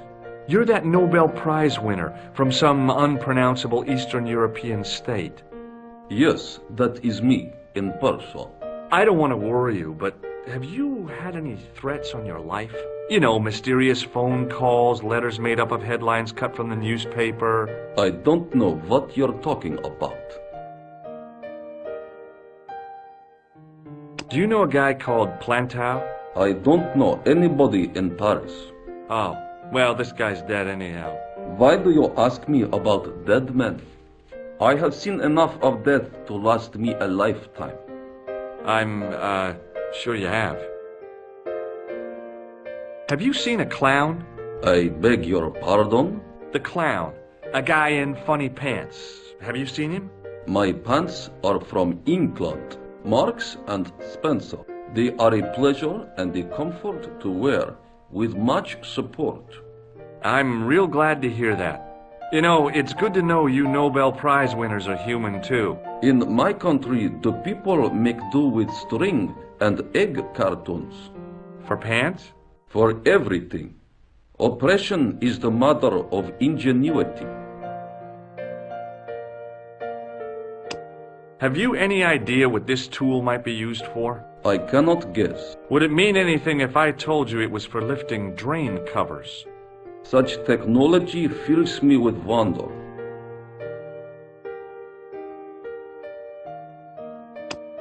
Do you recognize this man? He calls himself Khan. Yes, I know this man. Why do you carry his photograph? I'm a private detective. What's your interest in Khan? He is an enemy of my people. You know he's a killer? Of course, amongst other things. Would you help me investigate Khan? That is not possible. My instructions are to observe. I cannot jeopardize my position as an honored guest of this country's government. What does this clown's nose suggest to you? In my country, we have no use for clowns. I'm glad to hear it. They were dealt with most severely in the last cultural cleansing. What about the mimes? Did you get them too? All gone. Our streets are mime-free. Sounds like heaven. Does this goo-smeared tissue mean anything to you? No, it doesn't. May I shake you by the hand? I do not shake the hands of imperialist dogs. Now that's a real bad attitude problem you've got there. Thanks for your help. Goodbye.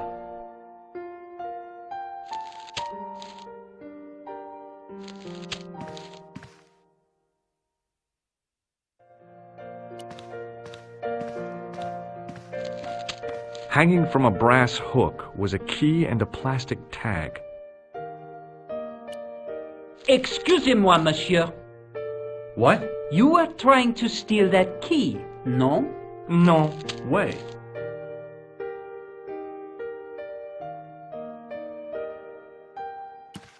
It was the register of guests staying at the hotel. There was no one registered under the name of Khan, but the name in the book for room 22 was Merlin. The clerk wore a disdainful expression, like he'd been born with it.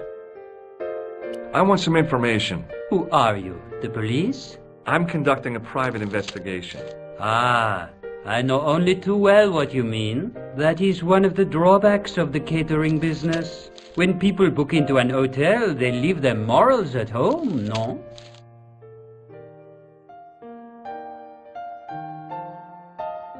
I'm looking for a man who dresses like a clown. This is a highly respectable hotel, monsieur. There are no clowns here. If you say so. Do you know a man named Plantar? No, monsieur. I'd like to retrieve something from your safe. Ah, oui, monsieur. May I see some form of identification? Like what? A driving license, perhaps? I don't drive. Your passport? I don't have it with me. I could show you my operation scar. I'm sorry, monsieur. I must have some form of unique ID. You won't find a more unique ID than my scar. I'm sorry. I must insist on a more traditional identification. Rats. About the key hanging on the hook over there. Oui, monsieur. Which room is it for? Number 21. Is that room taken? No. The guests checked out this morning.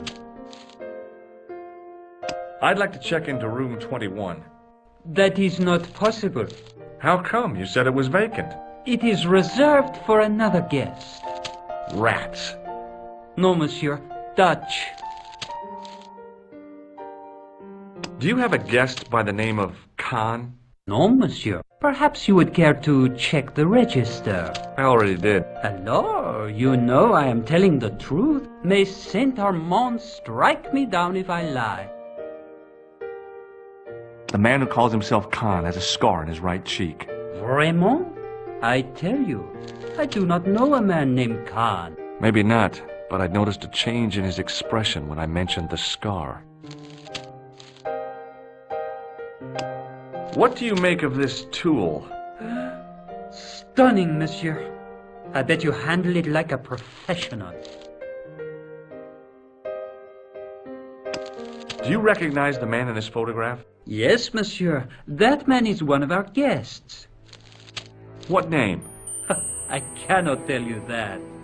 It's Merlin, isn't it? Alias Khan, the clown.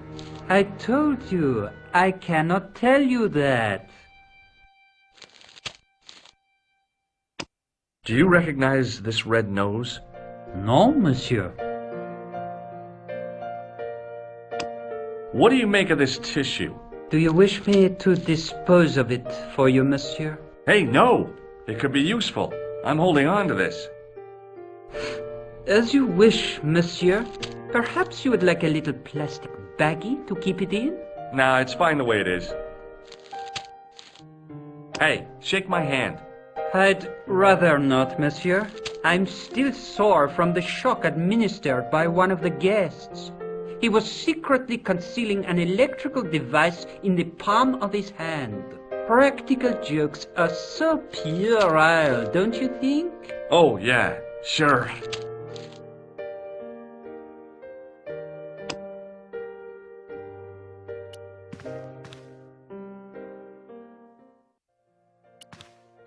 The sign on the door read 21. The door was locked.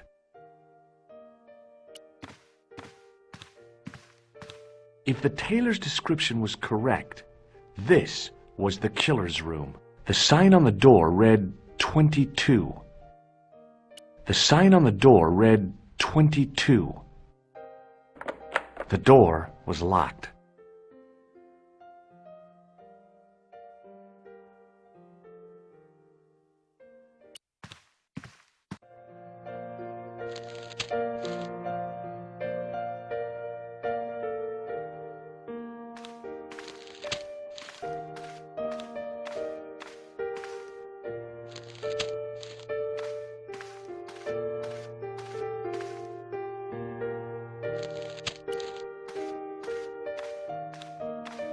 Hi, ma'am. Hello, George. What can I do for you now? Did I show you this photograph? Yes, darling. Would you distract the clerk while I borrow a key? Are you asking me to aid you in a criminal act, darling? Oh, no. It's the key to an empty room. And why, may I ask, do you wish to gain access to an empty room? Do you plan to squat? No, ma'am. Scout bonnet? I was never in the Boy Scouts, ma'am. Oh, you should have been. What were your parents thinking of? It's a fine way for a boy to get licked into shape. Now tell me, why do you want to get into that room? It's next to the room the killer is using. Ah, so you plan to eavesdrop on Merlin? I was hoping there might be a connecting door. Well, how can I refuse? I shouldn't think my feminine charms would be much use in this case, but a good dose of English arrogance might do the trick.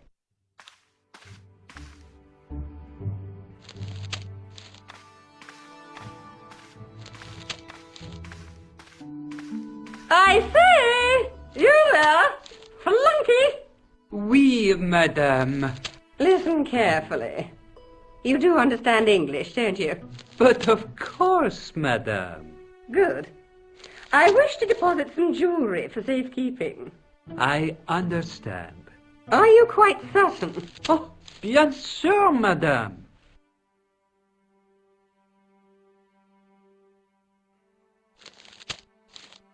Over to you, my dear.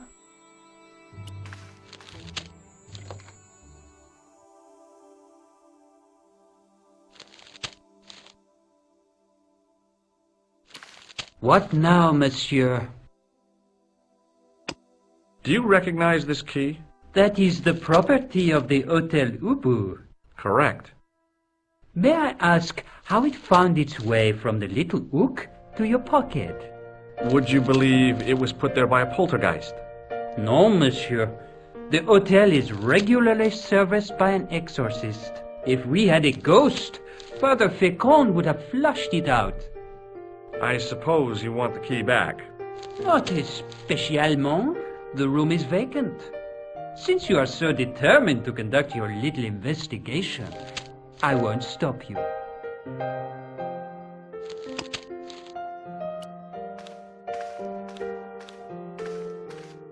Hello again. This is a photo of Khan, right? That is just one of the names by which he is known. Do you recognize this key? No, I do not. Thanks for your help. Goodbye.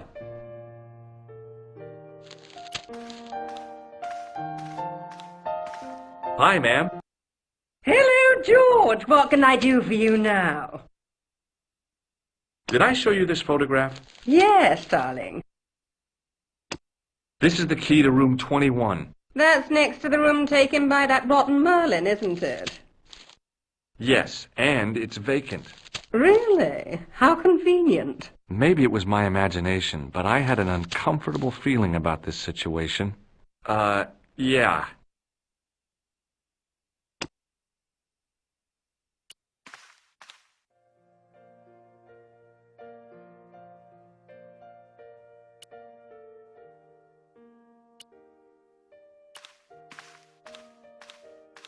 It wasn't the right key for the door. It was a key ring bearing one large brass key and a tag which read Hotel Ubu.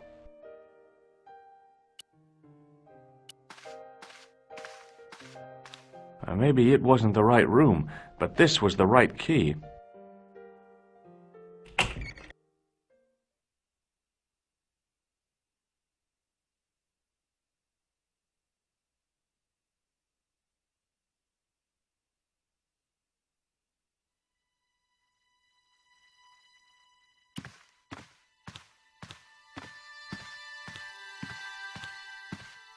A cabinet stood beside the bed. The cabinet was empty, but it smelt of onions. No kidding, it really did.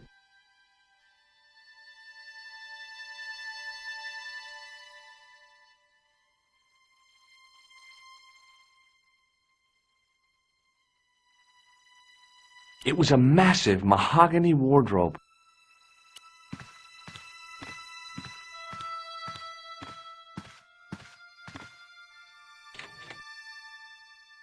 There was nothing in the wardrobe apart from a vague, lingering smell of camphor.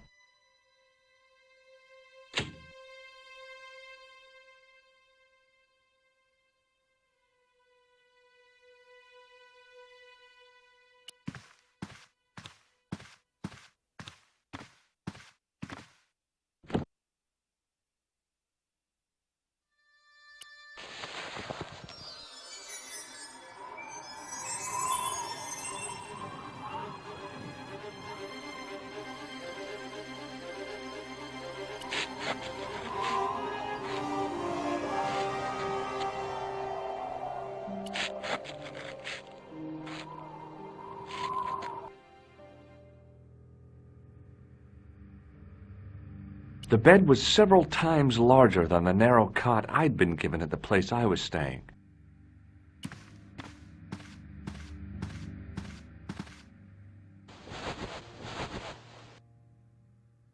The bed was freshly made, and the crisp white sheets told me nothing about the killer's habits.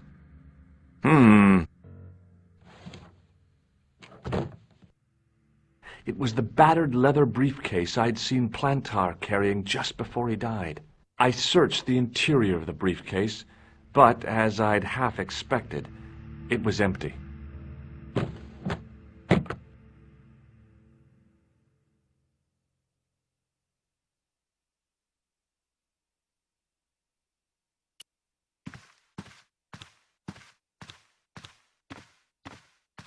The cabinet had no drawers, just a single door. The assassin had been too smart to leave incriminating evidence beside his bed.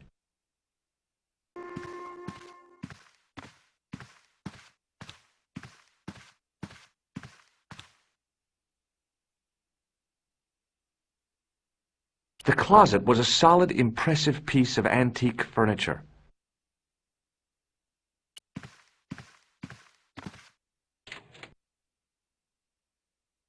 The closet was a solid, impressive piece of antique furniture.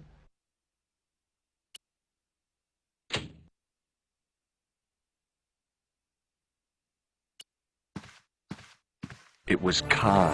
I had the kind of feeling in my stomach that would usually send me running to the bathroom.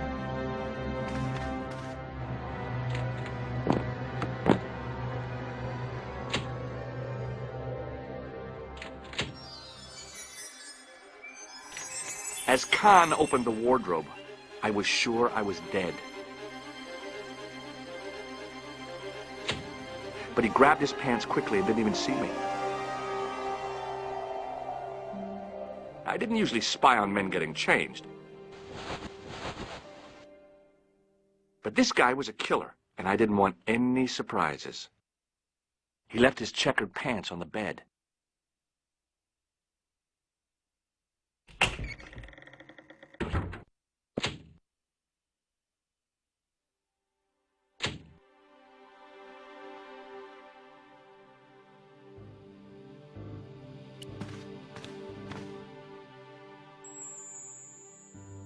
A strip along the side seam of the pants had been unpicked, then sewn back up with strong thread and a special stitch.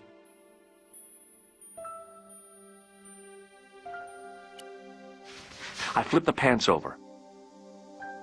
I had that kind of feeling you only get from searching still warm pants.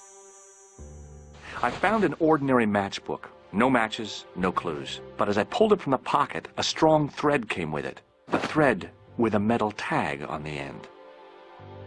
The pocket was empty. A thread was hanging loose near the pocket.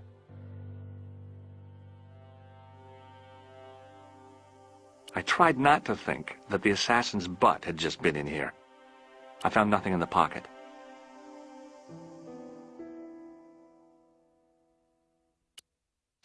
I turned the pants over again. There was no bulge in the pocket. The pocket was empty.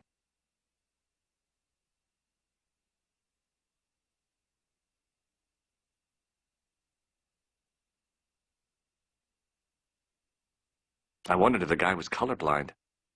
There was nothing in the pocket. A strip along the side seam of the pants had been unpicked, then sewn back up with strong thread and a special stitch. A strip along the side seam of the pants had been unpicked, then sewn back up with strong thread and a special stitch.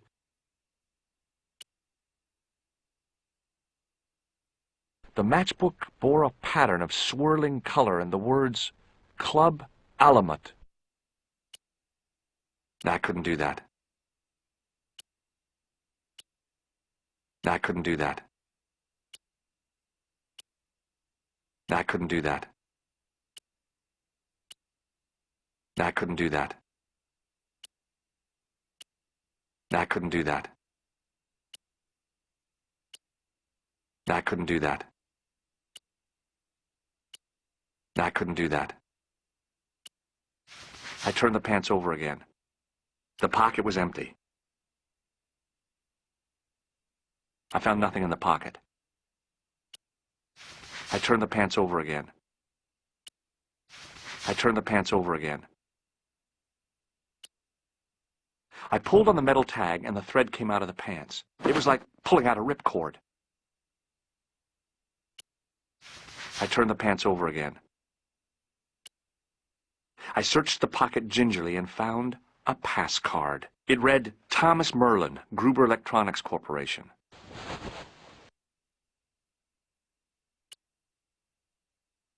It was the card I'd found in the hotel bedroom. It read, Thomas Merlin, Gruber Electronics Corporation.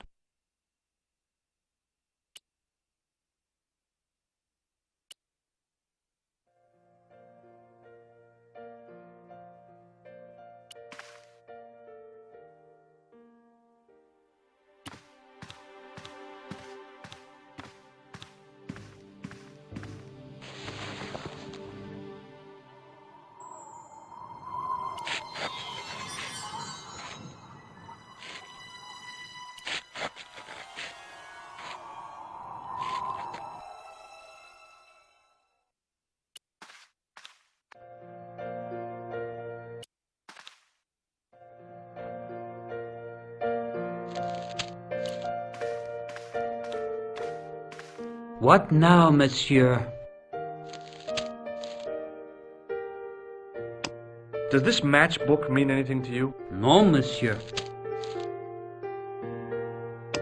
Does this pass mean anything to you? That is Monsieur Merlin's property. That's right. Merlin the murderer. I want to see what he's left in your safe. Impossible. I cannot betray his confidence, no matter what you say he's done. You're making a big mistake. Maybe. I can live with that. A murderer? Are you sure? Positive.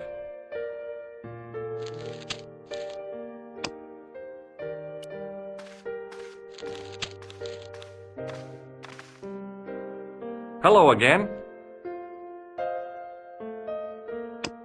Does the name on this matchbook mean anything to you? Indeed it does, for Alamut was the home of the old man of the mountains. You do not know him? No, I don't. Do you recognize this card? No, I do not. Thanks for your help. Goodbye.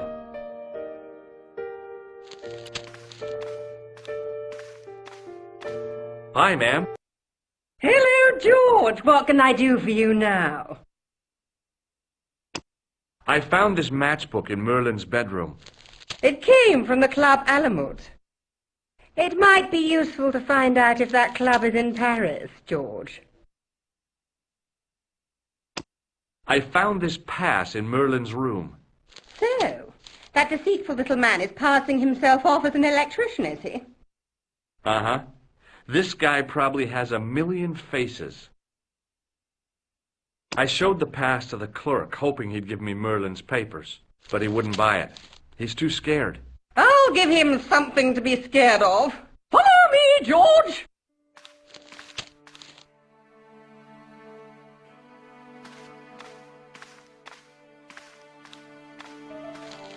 Did you place a package from Merlin in the hotel safe? I did, madame. And did my friend here show you Merlin's identification? Indeed he did, but... What's the problem? He isn't Merlin. A mere academic detail. Give him the package. But that is against the law. I happen to be a justice of the peace, you silly man. I am the law. If he tries anything, shoot him, George. My pleasure, Lady Piermont. One moment, please. You know, I haven't enjoyed myself this much since Greenham Common. I don't know what I would have done without you, Lady Piermont. Voilà, monsieur. Le manuscrit de Monsieur Merlin. Thanks. How satisfying. An Anglo-American alliance that actually worked. The clerk had given me a tightly rolled sheet of parchment. I decided not to unroll it until I was safely back in Nico's apartment.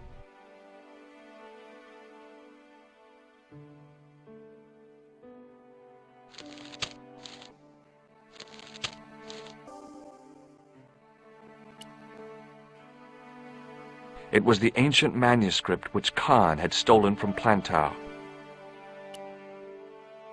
What now, monsieur? Did I show you this pass? Oui, monsieur. Do you want this manuscript back? After all the fuss it caused? No, you keep it.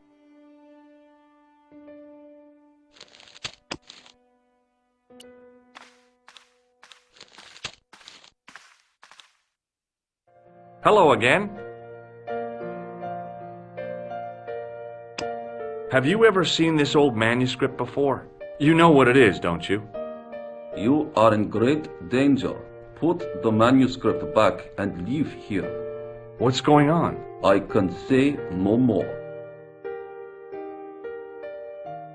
Thanks for your help. Goodbye.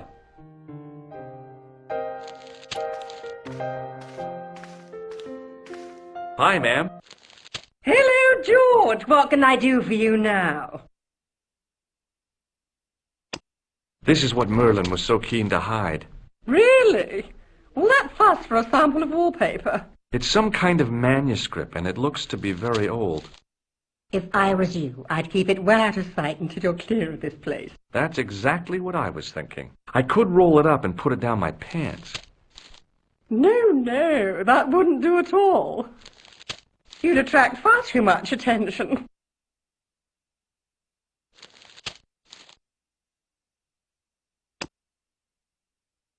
I couldn't leave the hotel with the manuscript. It was probably what those thugs were looking for.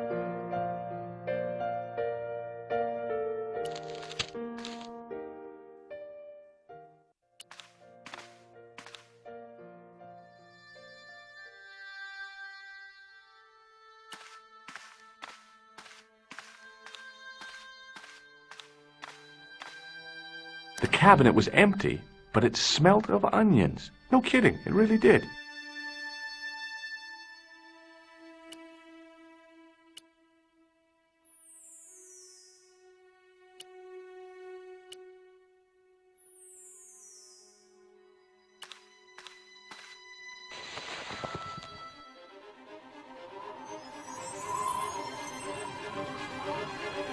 The cobbles of the alleyway looked very distant and very hard.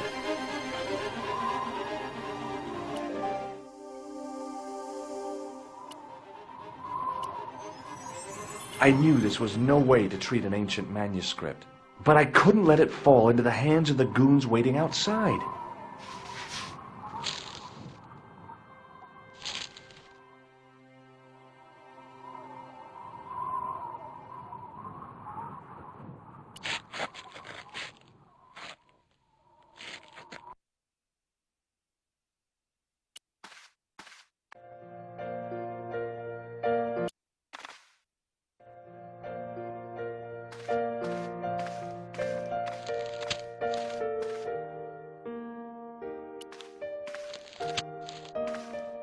Just a minute, monsieur.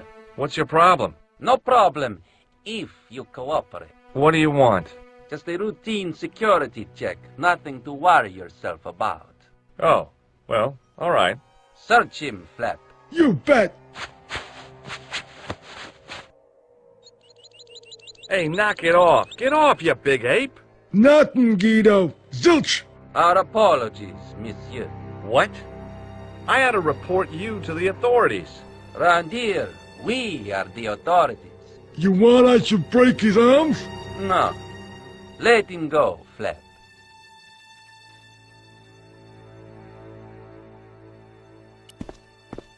Hey, Shorty. I didn't think much of your trick, little man. I don't know what you're looking for, but you picked on the wrong guy. Maybe you'll spread the word around the sewers. George Stobart is on the case. That's Stobart. 2 B's and 2 T's. It sounded impressive to me, but the weasel didn't seem to share my enthusiasm. Still, I figured he'd think twice before gunning me down in the street in cold blood. I do not like your tone. Oh, yeah? And what are you going to do about it? If you do not go away, I will gun you down in cold blood, right here in the street, without thinking twice about it.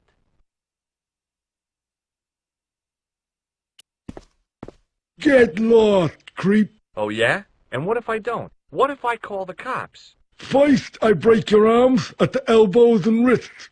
Then, when you recover consciousness, I break your fingers. There's just one flaw in your plans, Ape-Man. What's that? It's broad daylight. I don't think even you would assault me on a busy street. Of course, this tranquil square at the end of a cul-de-sac. This isolated corner of Paris that hasn't seen a street sweeper's brush since VE Day. This would be just about perfect for a mugging. Pardon me, I'm about to get very lost. Have you ever seen this key before? How should I know? Does this matchbook mean anything to you? Nah. What does the name Merlin mean to you? Nothing. Not even if I say it in an evil, criminally insane kind of way? Merlin. Thomas Merlin. Nothing at all. See you later. Not if you see me first. Hey, Shorty. What does this key mean to you? Nothing. Does this matchbook mean anything to you? It is just a matchbook. Why should I recognize? Do you know a guy called Merlin? No.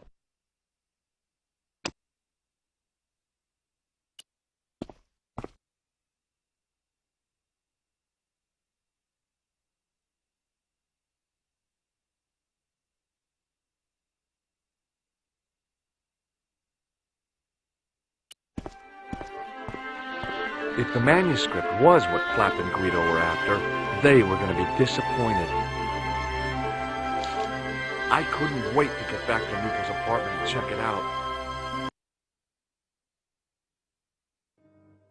Hi, how are you? Oh, hi. Come in, Josh.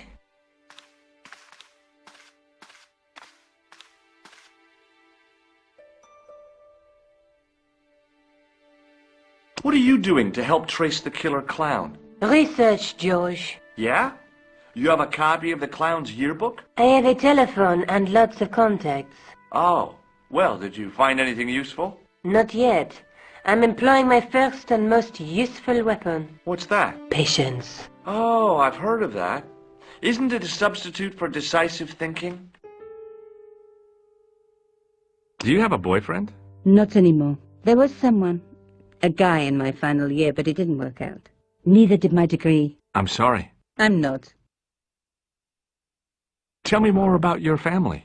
When I was a little girl, I used to spend the winter with my grandfather and grandma. They were the best times, warm and safe in their tiny cottage. My grandfather rolled cigarettes while grandma made hot chocolate and cakes. One day, he stopped his groaning. He put the lid back on his tobacco jar and took me in his arms. I laughed and wriggled, but he hushed me to be silent. With his unshaven chin all scratchy in my ear, he told me his secret. What did he say? He said, I don't smoke, but she likes to think I do. What a weird old man. Don't call my grandfather weird. He was the nicest guy ever. I wish I was back in that cottage instead of this crummy apartment in this noisy city. I found this matchbook in the killer's hotel room. It's from the Club Alamut. Never heard of it. Is there anything written inside it? No, what were you expecting? If this was a movie, there'd be a clue. A name or an address. That's no use. There aren't even any matches in it. Oh well, I'll keep it as a souvenir. I found this in the killer's room. What is it? A credit card? ID, Thomas Merlin, of the Gruber Electronics Corporation. Never heard of him or the company. You're just not going to believe what I've found. It's not another part of the clown's costume, is it? It's a medieval manuscript. Khan left it in the safe at the Ubu. It's incredible. Is this what he took from Plantark? It could be, which means it's worth enough to kill for. Look there, two guys on the same horse. Oh yeah, maybe they couldn't afford one each. What of it? Have you ever heard of the Knights Templar? Their official seal was an image of two knights sharing a horse. Whatever this manuscript means, it's connected with the Templars. How come you know about these knights? I learned about them while writing an article on the Crusades.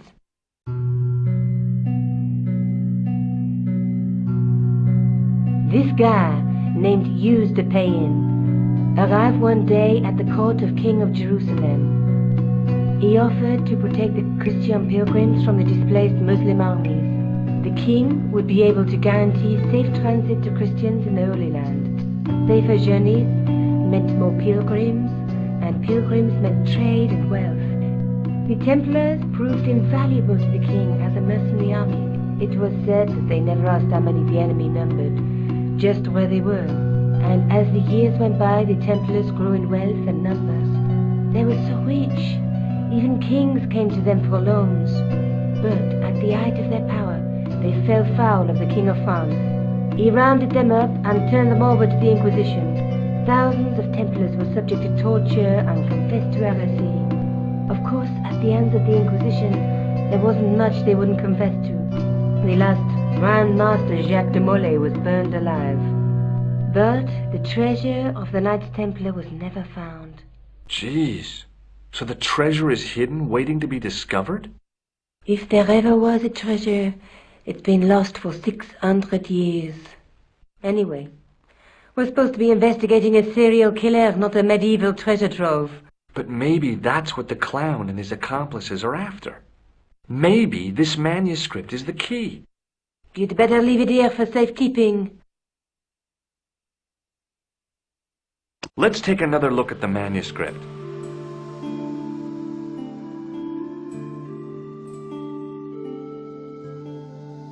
There's a guy with a sword and a bull. The only mythological bull I know of is the Minotaur, but he was only half bull. I don't think I'd like to be half a bull, even if it was the bottom half. What's that object between them? It looks like a gem on top of a tripod. There's a guy working on a loom. He's weaving a carpet or a tapestry. Or a duvet cover? It's a clue to a place, I reckon. Somewhere famed for weaving and ships. Where folk live in barrels? It beats copper boxes.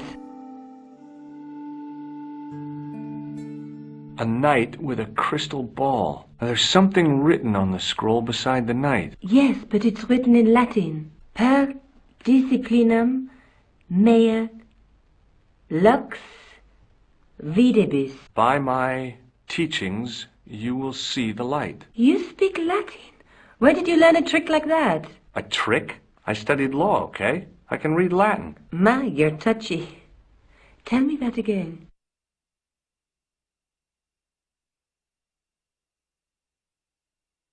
There's a woman looking at her reflection in a mirror, but the reflection has 3 hideous faces. She reminds me of the wicked queen in Snow White. She was the one who said, "Mirror, mirror on the wall," wasn't she? She made me cry so much when I was a kid. Mom carried me out of the movie theater. She didn't frighten me in the least. Like I said, I was only a kid. I didn't like the crocodile in Peter Pan either. Look there, 2 guys on the same horse. Let's face it, we need help, George. Someone who knows about these things. Who do you suggest? Indiana Jones? I know a guy who specializes in medieval studies. His name is Lobino. Huh.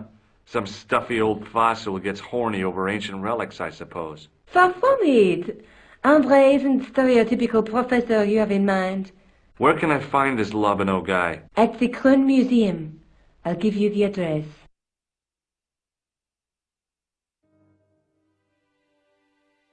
Are you sure you've never heard of Thomas Merlin? Positive.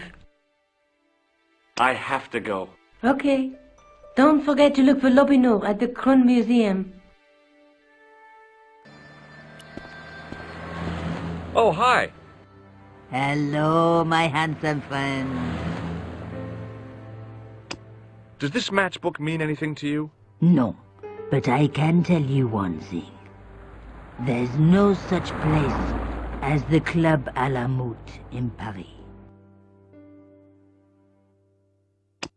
Can you tell me anything about this security pass? I can tell it doesn't belong to you. How come? Give me some credit. If you're an electrician, I'll eat my antirhythms. You're a remarkably talented lady.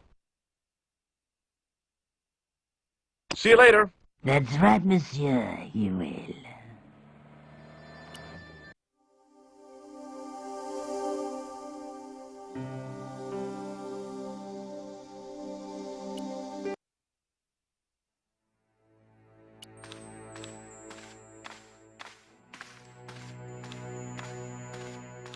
Excuse me, Sergeant. What do you want now? Does this matchbook mean anything to you, Sergeant? That's a double-lined Swedish with a crosshatch Bergman strike strip. Now, that's unusual. Pre-war Anderson hinging. Really? I haven't seen a reinforced Anderson outside of a private collection. It's rare, then? In this part of the world, yes. There are only 3 places these are made. Taiwan, Manila, and Slough. Maybe not. I'd like to report an assault. Yes, monsieur? Where is the victim? I'm the victim. I've been harassed by a pair of thugs. I see. And where did this alleged assault take place? Outside the Hotel Ubu. They stopped me as I was leaving and went through my pockets. Could you describe the suspects, monsieur? One looked like a gorilla, and the other looked like a weasel. Their names are Flap and Guido. Bon. I'll get them this time. Is Rosso here? Yes, he is. You wish to speak to him? Yes, I do. One moment, monsieur. It's Stobart, monsieur. He insists on talking to you again.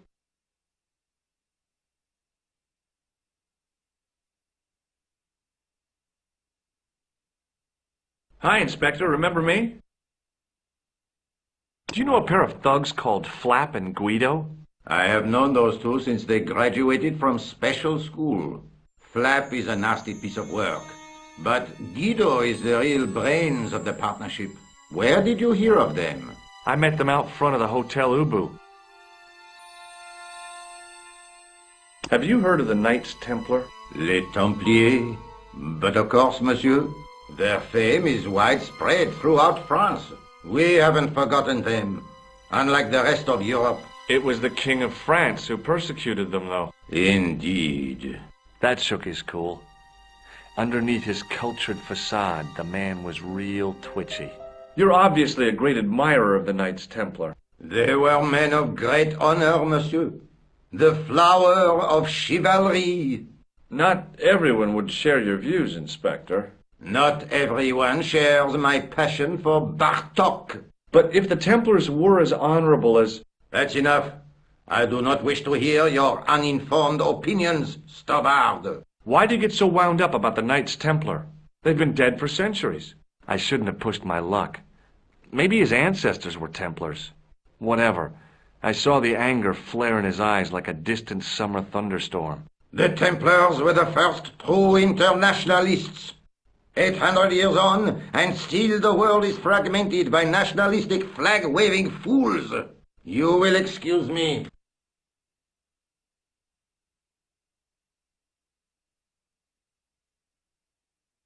So long, Inspector. See you later, Sergeant.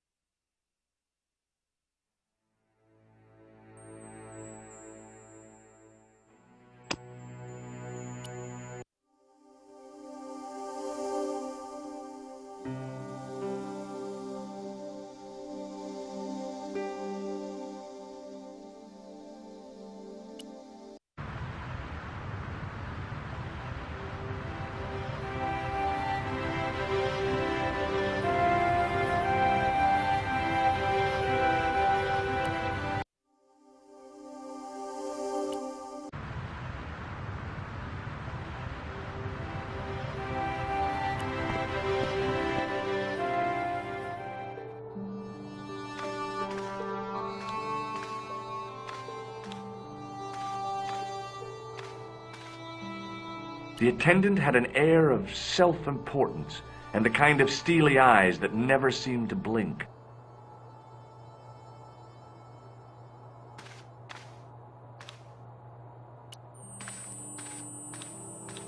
In the case was a spindly tripod, blackened with age and pitted with rust. It was identical to the tripod pictured on the manuscript. A notice identified it as 15th century from Western Ireland. It had been found in Loch Marne at the site of a Knights Templar preceptory. Ireland! What's that? This tripod was found in Ireland. I will have to ask you to keep your voice down. I'm sorry, I was excited. As I reached toward the display case, a shrill piping filled the air. I froze, then tried to get myself together and act nonchalantly. No, monsieur. No, et no. Okay.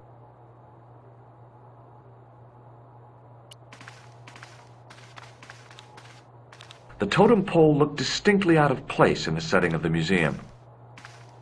Watch out! You'll have that done on top of us!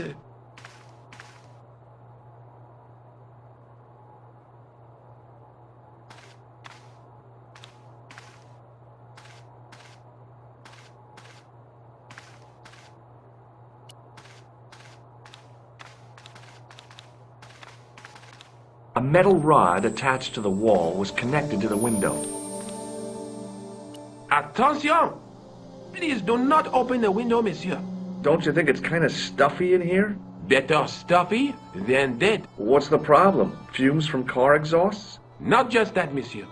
There's a new burger bar opened up across the street. The Laughing Buffalo. So what's the problem? They cook their burgers on a charcoal grill, and the fat falls on the open flames. The amount of organic compound and smoke particles released is astounding. Since they opened, local air pollution has doubled, and it stinks like a funeral pyre. That is why I keep the windows closed.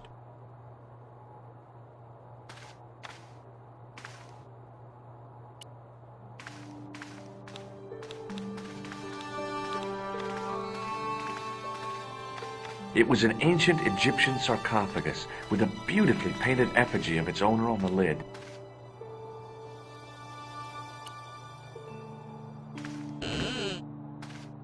Leave it alone. That closet is over 3,000 years old. Closet? It's a sarcophagus.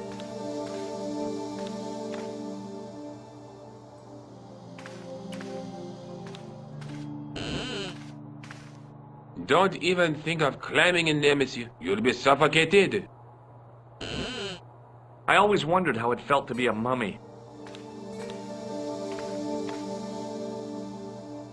Pardon me? Oui, monsieur? Are you Lobineau? Oh, no. Fancy you mistaking me for him. No. I am the deputy custodian. But Lobineau does work here. Work? I wouldn't go so far as to call it that. He studies here most days, but as you can see for yourself, not today.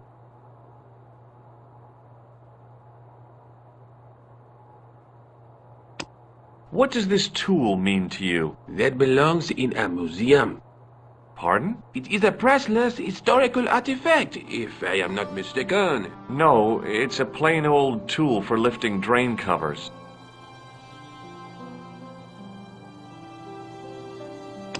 Do you recognize this red nose? I don't think so. What do you make of this tissue? It is absolutely disgusting, monsieur.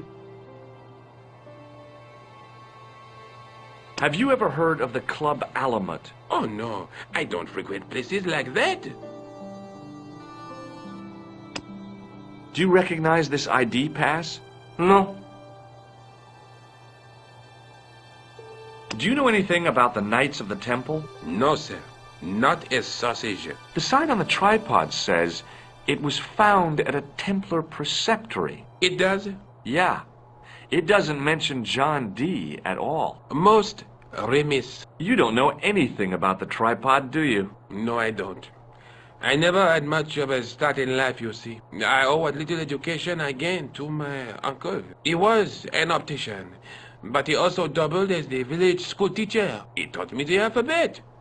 Wait, 19 letters of it. The bottom row of the chart was too small even for him to read, so he left them out. Why don't you start over and enroll for adult education? You know, I never thought of that. Do you think if I studied art and did all my homework, I could be a professor of history? At your age? Dream on. Do you know anything about medieval manuscripts? Not me, monsieur. I am no scholar, though people often mistake me for one. It is the uniform, I guess. They see the clothes. They are impressed. And they ask you to park their cars? They ask me to park the... No. They assume I am an authority on the exhibits in my care. Whereas you know next to nothing about history. Of course not. All I am saying is, I am no scholar, not like Monsieur Lobineau. Can you give me any further information about the tripod? Certainly, monsieur. It's infamous. That tripod, that belonged to John Dee. What's the importance of John Dee's tripod? Dee was the most famous escapologist of the 16th century. The Houdini of his time. Don't you mean alchemist? Escapologists use ropes, chains, and handcuffs, not tripods. Well, whatever he was, that is the tripod he used in his experiments. What kind of experiments did John Dee perform with his tripod? Oh, the usual. Didn't you study chemistry at school? Yeah, but we skipped over thaumatology. Can I take a closer look at the tripod? What? Get it out of the case? Ah, no! That tripod is protected by a sophisticated surveillance system. How sophisticated? A painfully loud alarm bell. How is the alarm bell triggered? By the slightest pressure on or movement of any part of the case wherein that tripod is situated. It strikes me that to call your alarm system sophisticated is Well, stretching the truth a little. It has never failed yet. The sophistication is in its simplicity. Do you recognize the man in this photograph? No, monsieur. Is there any reason why I should? I guess not. Would you like to shake my hand? Not while I'm on duty, monsieur. Thanks for your help.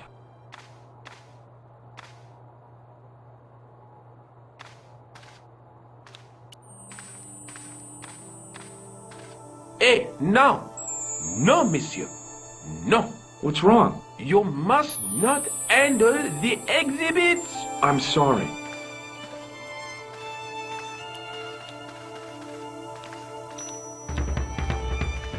Don't open it.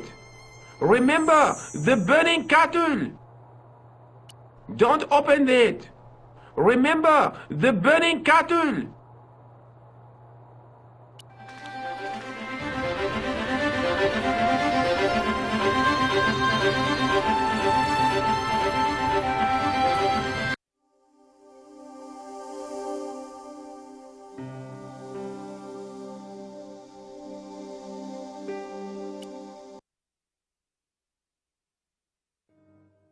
Hi. I've been to the Crew Museum. Did you speak to Lobineau? No, he wasn't there.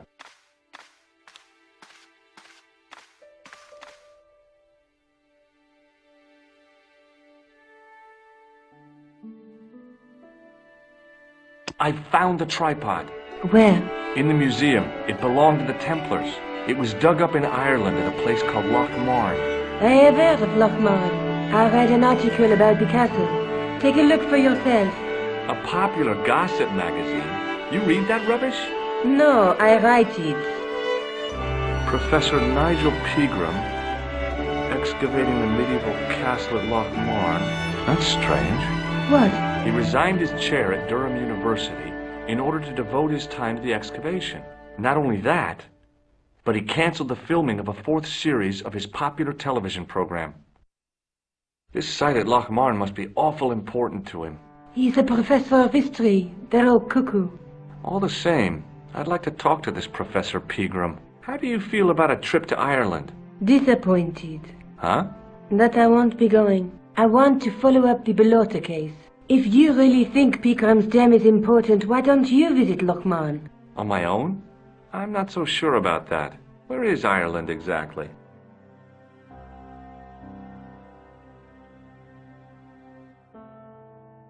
Have you found out any more about the murders? Well, it may be nothing, but both the clown's victims visited Paris earlier this year. When? The 2nd week of July. They were both here at the same time. Did they meet? I don't know, but I can't imagine it was coincidence.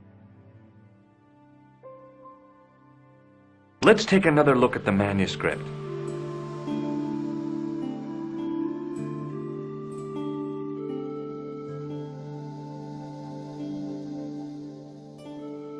There's a guy with a sword and a bull between them. There's a guy. There's a but the and then through my. I have to go. Okay, I'll see you later.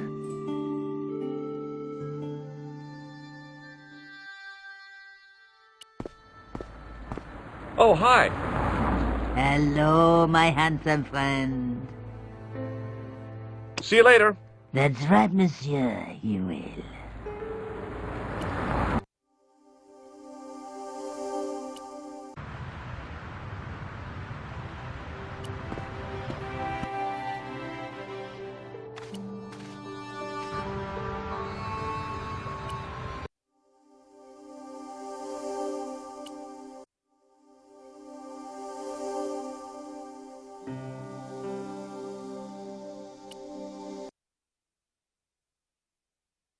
I passed the castle on the way into Loch Marn. The castle where Pegram's excavation was located.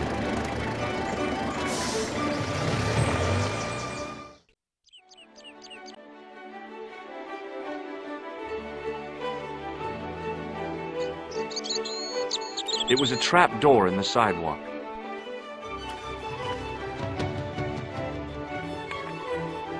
tugged at the trapdoor, but it was locked from the inside.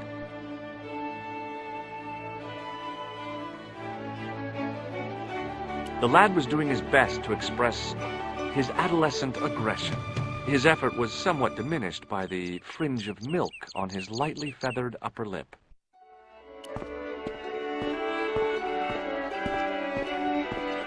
Hi there. What? What's your name, kid? Who are you calling kid? Who the hell are you?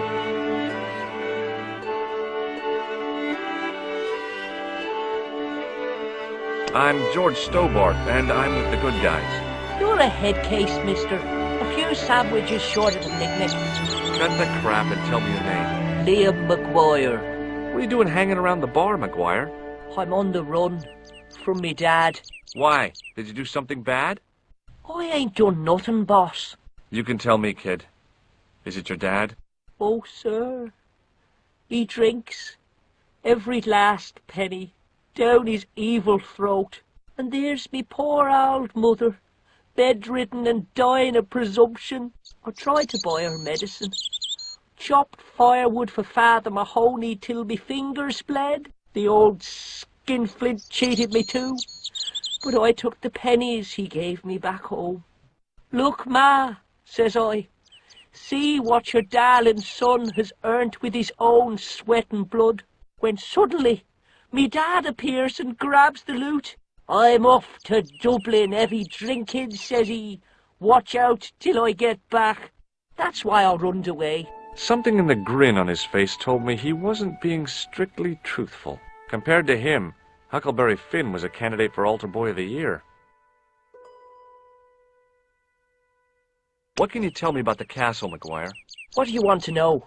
Well, can I get inside? No, it's locked up. Does anyone live there? No. Only, what do you want to know? Oh, nothing. You know something about the castle you're not telling me, don't you? No. What is it you're covering up? Is it something you're scared of? I ain't scared of nothing. I'll give you one last chance to tell me about the castle. Oh, yeah? And what if I don't? Then I'm taking you back to school. Oh, there's a ghost. It's called the Phantom of Loch Man. You're not telling me you believe in ghosts, are you? Mister, I seen it with me very own eyes. Last Tuesday night, I went up to see what that dig was about. I just reached the top of the wall when I hears this awful noise. What sort of noise? A horrible snuffling and snorting, like O'Brien's pig, only worse. It was coming from inside the castle. Did you find out what was making the noise in the castle? No fear. I just sat there on the wall like Humpty Dumpty. The moon was cracked and greasy like an old dinner plate. The yard was full of shadows. I could have been hiding anything. I would have gone home, but me legs had lost their stuffing. Did you get to see the ghost? Indeed I did. And a fearsome sight it is too.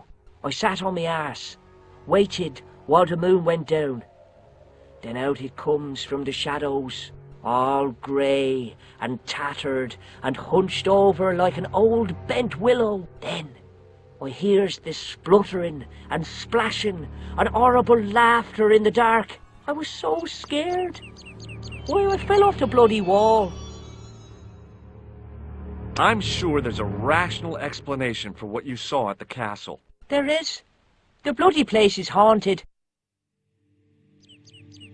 Have you seen a guy dressed as a clown? Here in Lochmarn, they all dress like clowns. The man I'm looking for is a dangerous psychotic. Jesus. It's just like that film I saw. There's this clown, see? And he's after this kid who saw him kill a guy. He tries to warn the sheriff, only no one believes him. Then, while he's in the tub, the clown cuts him up with a chainsaw. My God, that doesn't sound suitable for a kid like you. Who are you calling a kid? I'm 25. Yeah, right. You're not a day over 14. Oh no, it's 25 that I am. Married with a car and 3 kids. 10 kids if you count the wives. Do you know a man called Pegram? Can you describe him like on the telly in the cop shows? He's an English archaeologist. I know the man you mean if he's the one. Can you tell me where I'd find Pegram? No, I can't, 'cause he's not here now, but if I sees him, I'll ask him. Do you know what Pegram was doing in the castle? Digging for buried treasure. Jewels and gold and skeletons, like in the films.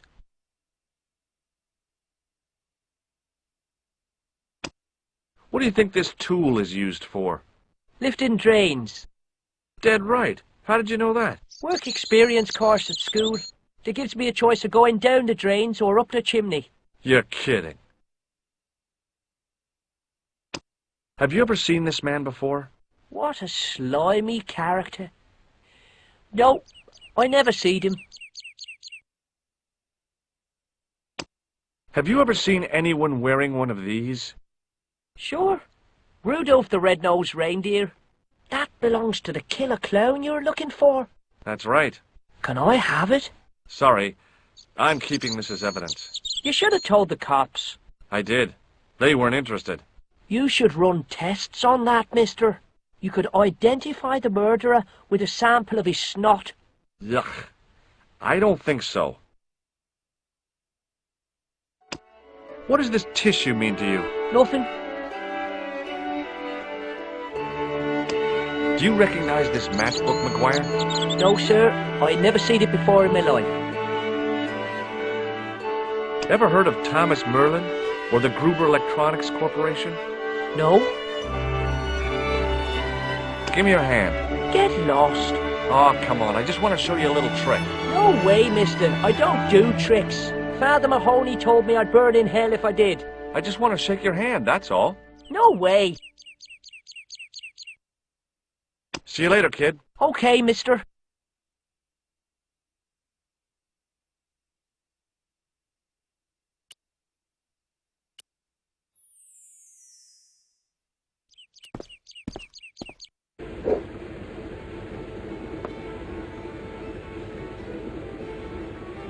The young red-haired guy was plainly nervous about something.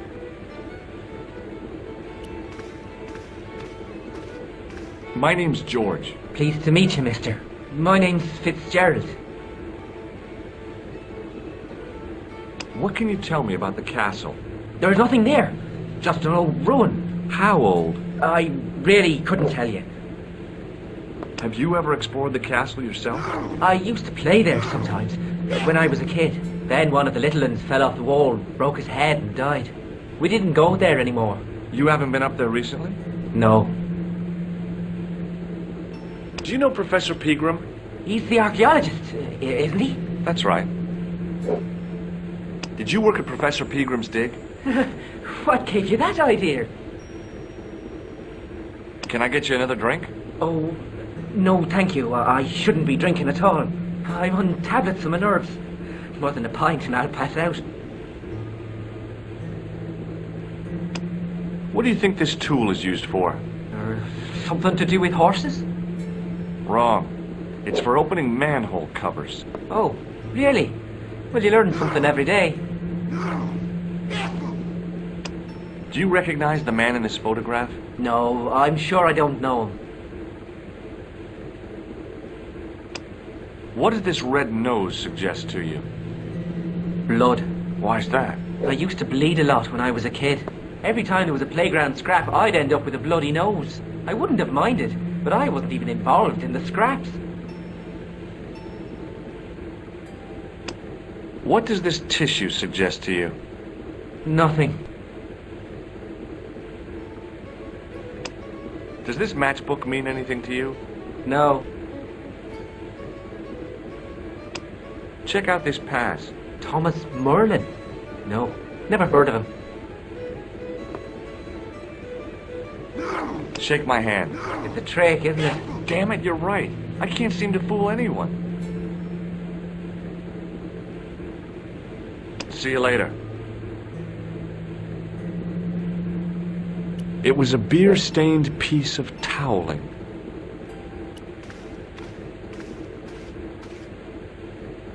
It was a beer-stained piece of toweling.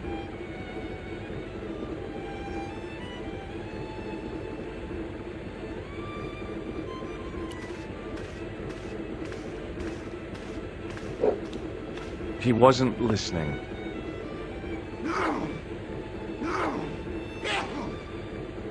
The guy sat in the corner as if he was a permanent fixture. Hello there. My name's George Stobart. Pleased to meet you, I'm sure. I'm O'Brien. Can I help you? Do you know Sean Fitzgerald? Yes, I do. What do you want with him? I want to talk to him about working at the dig. I can't imagine anyone employing Sean Fitzgerald on a dig. He wouldn't know a post hole from his elbow. Have you heard of the Phantom? More than that. I've seen it. And let me tell you, it's a dreadful spectacle. So it's not just a local legend. There really is a Phantom of Lochmarn. Oh no, I was talking about the Phantom of the Opera. Have you ever heard of the Knights Templar? I most certainly have. A remarkable institution. Did you know? They were the originators of our system of credit. Their financial empire stretched from the Atlantic to the Caspian Sea. With bases in so many countries, they had to establish new methods of fiscal transfer. So, the Knights Templar were nothing but a bunch of bankers. I don't get it. Are you saying these Templar guys invented bank charges? In a manner of speaking, I suppose they did. What a dirty trick. Didn't anyone try to stop them? Oh yes, they were arrested and many were burnt at the stake. Good. They bloody well deserved it if they were anything like my bank manager.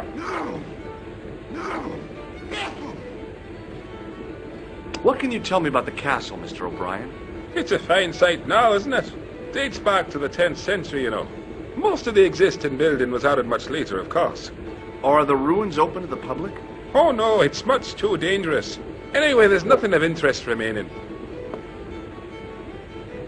How can I get into the castle? Well, those walls were built specifically to stop people getting in, Mr. Stobart. But I dare say you'll find a way, if you've the will. Can you tell me about the tripod which was found at the castle? Now, there's a bone of contention and controversy. It was dug up by an Englishman of the archaeological persuasion. Who was this Englishman? Professor Peter, the same man who dug up the gem. Do you know where I can find Pegram? You're too late to meet that fella. Is he dead? Not that, but he's gone from the village. A sore point with our esteemed host, I might add. Do you know where Pegram has gone? I'm sorry, but I don't. He upped anchor in the dark and shipped out before the dawn. Why did he do that? Who knows? A guilty conscience or a secret assignation. Whatever the reason, he'll not be missed in Lochmarn. Maybe now the fuss about the gem has died down, we can get back to normal. What can you tell me about the gem which Pegram found? Now there's a gem which should never have been taken. A man would have to be full of greed to covet that stone. What's your interest in the jewel? You're not a reporter, are you? Oh no. Thank the Lord for that. Why has Pegram's departure upset the landlord? He's lost a paying guest, that's why. More than that, there's the question of an unsettled bill. Poor Michael's seen red over the business, and I don't blame him. Can you tell me more about the landlord? Mick Leary? He's what you call a would-be sophisticate. The trouble is, his idea of sophistication extends as far as putting paper in the lavatory. I never worked out why he did that. It's much too dark in there to read. That's true. Have you ever run your hand over the back of the door? The graffiti is written in Braille. Does this tool mean anything to you? I'd say it was for lifting manhole covers. Do you recognize the man in this photograph? Nope. I've never seen him before. Does this red nose suggest anything to you? No, it doesn't. What do you make of this tissue? I guess that muck on it is grease paint.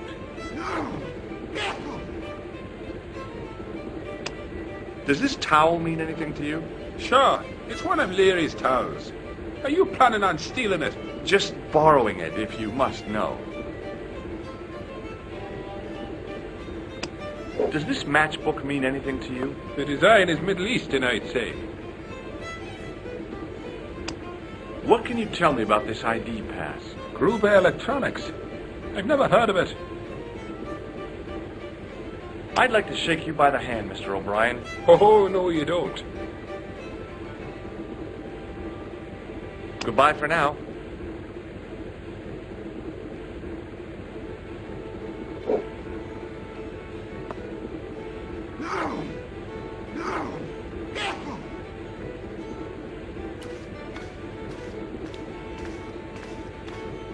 Mr. Fitzgerald?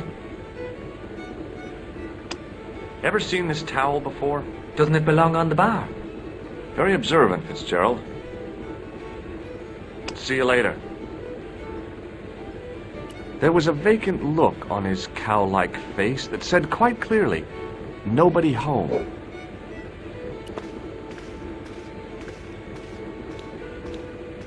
Hi, my name's Stobart, George Stobart. Hello there, mister. What can I do for you? Do you know Professor Pegram? Do I know him? Do I know the good professor himself? No, I don't. I mean, I know who he is, but I don't know him to talk to. Do you know anything about Pegram's excavation? Only that he didn't have the right tools for the job. What he needed was shovels and a JCB. Pegram was digging for historical remains, not coal. Is that a fact? What the hell for? It's the science of archaeology, Pat. Understanding how people used to live by what they've left behind. One day archaeologists might be digging up our remains. Imagine that, Mr. O'Brien. I wonder what they'll find. Well, it won't be arrowheads and beakers. Fast food cartons and flavored condoms, more likely. Did anyone from the village work at Pegram's dig? I tried it myself, but that high and mighty history man called me incontinent. What a nerve. Hadn't I dug more holes than the rest of them put together? Do you remember seeing Sean Fitzgerald at the dig? Let me see now. I think me brain box needs a spot of lubrication. Can I buy you a drink? You most certainly can. Give me a drink for my friend here. Who? Doyle? Has he conned you into buying for him? Shame on you, Patrick. Same again. Just a point this time, Michael. 1 point of brown coming up.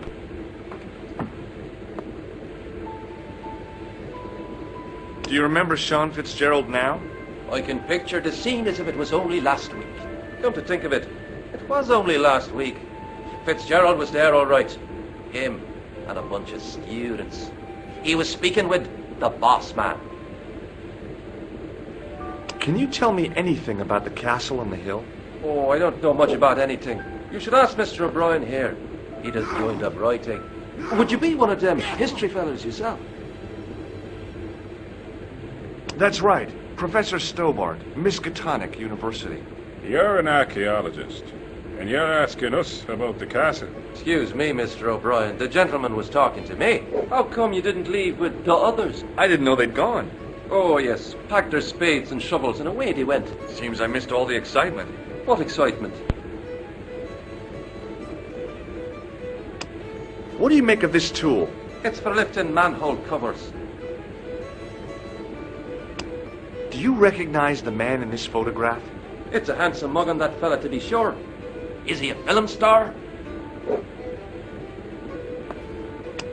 What does this false nose mean to you? No, you're a clown. Does this tissue mean anything to you? No, boss. What do you think of this towel? Now, there's a fine piece of cloth if ever I did see one. Such craft must surely come from linen cupboards of the Vatican itself. Do you recognize this matchbook? No. Does this security pass mean anything to you?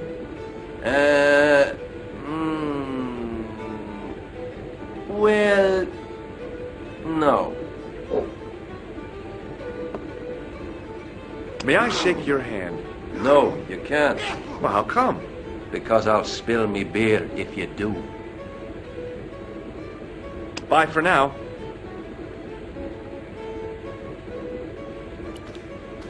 Excuse me, Mr. O'Brien. Hello there. What now? Goodbye for now. The white whiskers on the bartender's flushed face were like garlands on a Christmas tree. The resemblance ended there. The top of his head was too slick and shiny to act as a perch for a Christmas angel. Top of the morning to you. I beg your pardon. Well, that's what you Irish say, isn't it? Do you want something? Or are you just flaunting your xenophobia? Well, I was trying to be sociable. Is it a room you're after? That's not a bad idea. Do you have a vacancy? I could, if you don't mind waiting until the last guest checks out. No problem. When will that be? When the undertaker comes to collect him. Have you served any, clowns recently? No. You're the first today. Do you know a man called Pegram? Indeed I do. Are you a friend of his, by any chance? Oh, no. I'm just trying to track him down. Me too. That son of a bitch should be locked away. Did Pegram stay here? Yes, he did. 6 nights plus breakfast. I'll try a glass of beer, please. Is this your first pint of real ale? Well, I guess so. What's real ale, anyhow? Beer that's brewed from natural ingredients to traditional methods. It shouldn't be kept under pressure or refrigerated. And finally, it should have a good body and distinctive character. In other words, it's flat and worn with bits in, and it makes you fall over.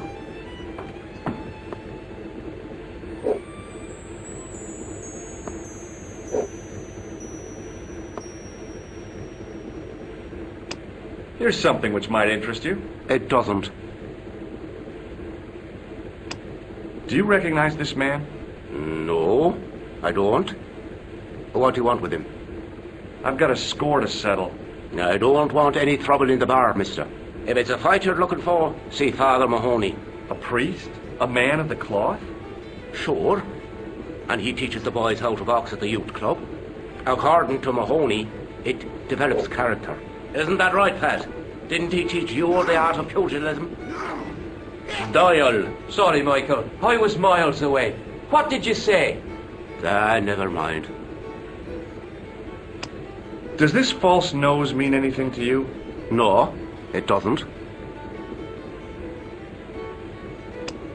Does this tissue mean anything to you? That's disgusting. Uh-huh. I found it in the sewers. Well, what's the idea of waving it around in my face? You're worse than old Ron. Put it away, man. May I borrow this towel? Sure you can, on one condition. What's that? You keep it away from old Ron. Who's Ron? That's him in the corner, with the hygiene problem. Do you recognize this matchbook? No, sir. Do you recognize the name on this card? No. Should I? Nah, it was a long shot. Hey, bartender? Landlord, if you don't mind. Sorry. Shake my hand, why don't you? Now, why should I do that? What have you got up your sleeve? Nothing. Come on, just shake my hand. Not just now, mister. I have to be careful on account of the health restrictions. Oh, jeez. Look, I gotta be going. The guy sat in the corner as if he was a permanent fixture. I'd been taught not to judge people by their appearance or their clothes or the length of their hair. Nobody ever said anything about runny noses.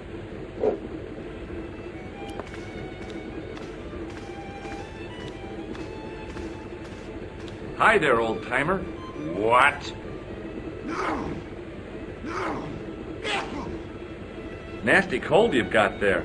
As soon as the words left my lips, I regretted them. Is there such a thing as a cold which isn't nasty? I put the question to Father Mahoney. Father, says I, Why were we born to suffer snot? What did he say?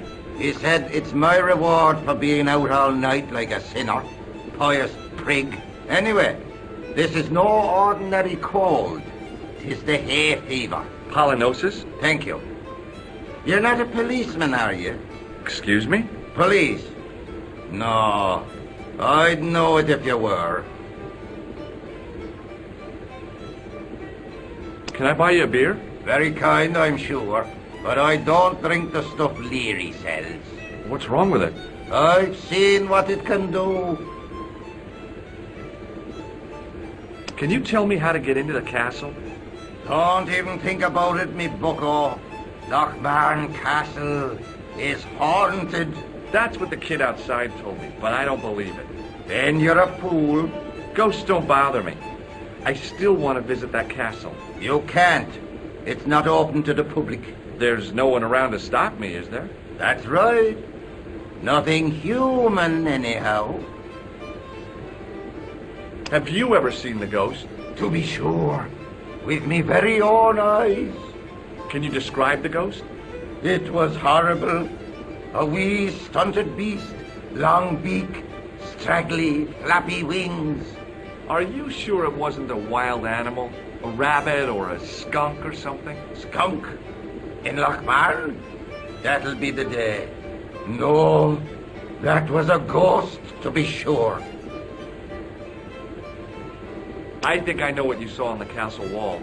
I know what I saw. I don't think so. It was the kid, McGuire. What? He was up on the wall last Tuesday night. He thought you were the Phantom of Lochmarn. Oh! Do you know Pegram, the archaeologist? That's the scrawny fellow who was poking around at the castle, isn't it? No, I don't know him. What's that you're making? It's a necklace, me bucko. Oh, sure. Made out of steel wire? That's right. A necklace for my pretty one. When my little lover peels it round her slender neck, she'll be mine. All mine.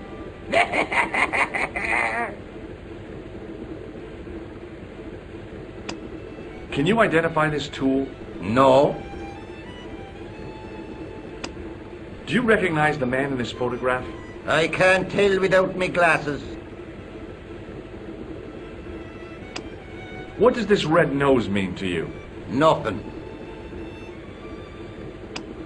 You could make use of this tissue. Never use them. Those things are unhygienic. What does this matchbook mean to you?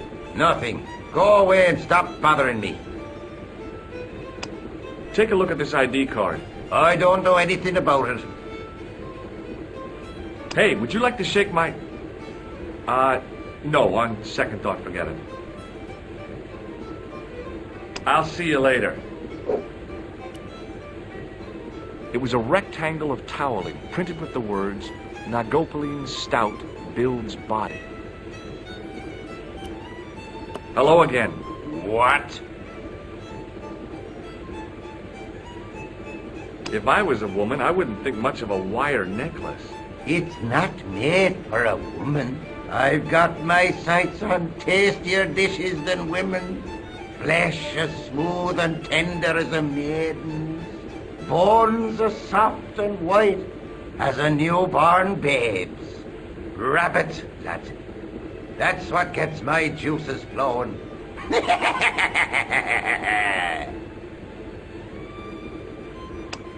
Could you use this towel? I could, but it wouldn't be much use for anything else. I'll see you later.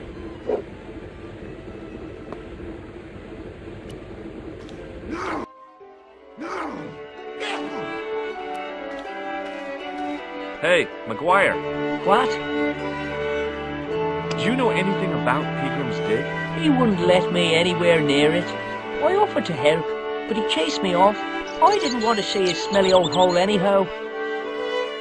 Did anyone from the village work at the dig? Pegram bought some students and bums with him. He reckoned no one in Lochmarn would know what to look for. The only local guy who worked for him was Sean Fitzgerald. Fitzgerald says he's never been anywhere near the dig. He's having you on, mister. What do you make of this, kid? Hey, that's one of Leary's towels. He'll skin you alive. That old windbag doesn't scare me. Anyhow, I'm only borrowing it. You're pretty cool, mister. For an old guy. See you later, kid. Okay, mister.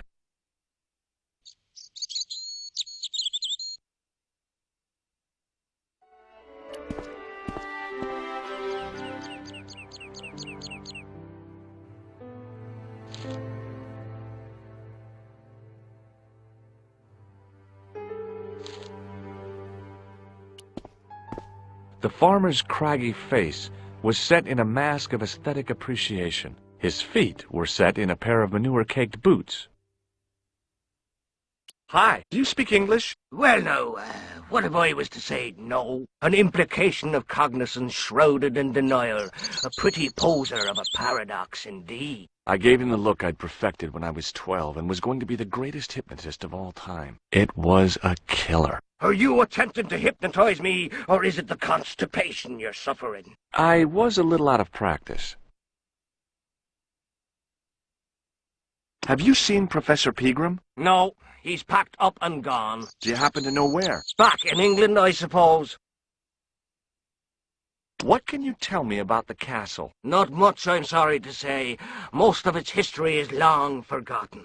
Ah, but if these old stones could only speak, what stories they'd tell. Stories to make your toes curl and your blood run cold. You know, this castle is said to be over 600 years old. Does this tool mean anything to you? No, it doesn't. Is it used on sheep? No, it's for lifting the covers off drains. Never. How? Well, the end of the tool fits into the hole in the cover. They'd slip out. Angles are wrong. You'd never do it. I have. I did it in Paris. Do you recognize the man in this photograph? No, but I wouldn't trust him. His eyes are too close together. Does this false nose mean anything to you? You're a circus clown. What do you make of this tissue? That's a sorry sight to wave about in public.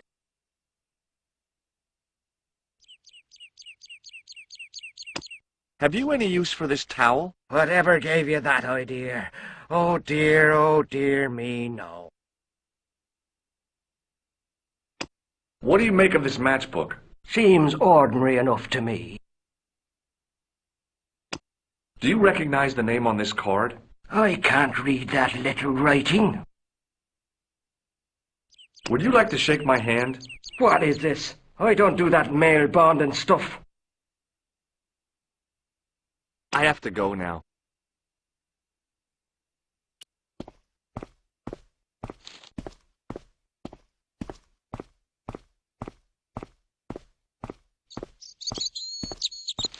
The gates were made of solid, age-blackened wood. Pushing with all my strength got me nowhere. They didn't budge. I really need to start working out.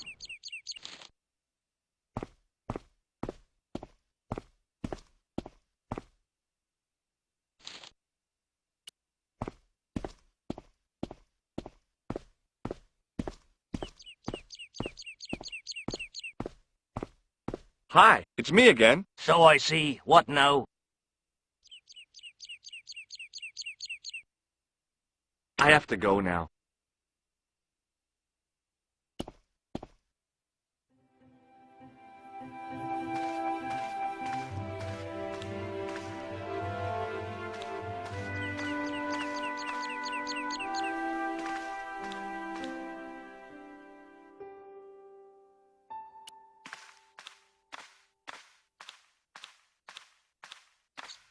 Hey, McGuire. What? Are you sure Fitzgerald worked at the dig? Oh, yes. It was him, all right. Would I tell a lie? Well, he denies it. I saw them together only last night. I wish you'd told me that sooner. What were they doing? Pegram gave Fitzy a box. He didn't look too happy about it. I knew it. But how am I going to persuade him to part with it? Break his fingers. Nah, I couldn't do that. I could. Thanks for the offer, kid, but I'll try a more subtle approach. Chinese burns? See you later, kid. Okay, mister.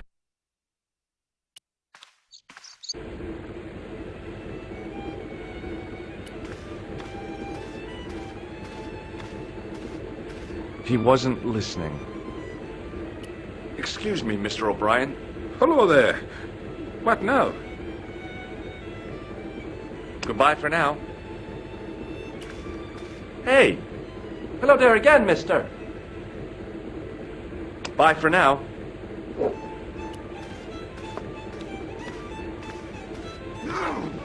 Mr. Fitzgerald? Doyle told me you definitely worked at the dig. He's seen you there. You might as well admit it. I knew this would happen. I knew I'd get caught. I need to talk to Professor Pegram, if he's still alive. What do you mean? Is he in danger? Yeah, you too, if I'm right.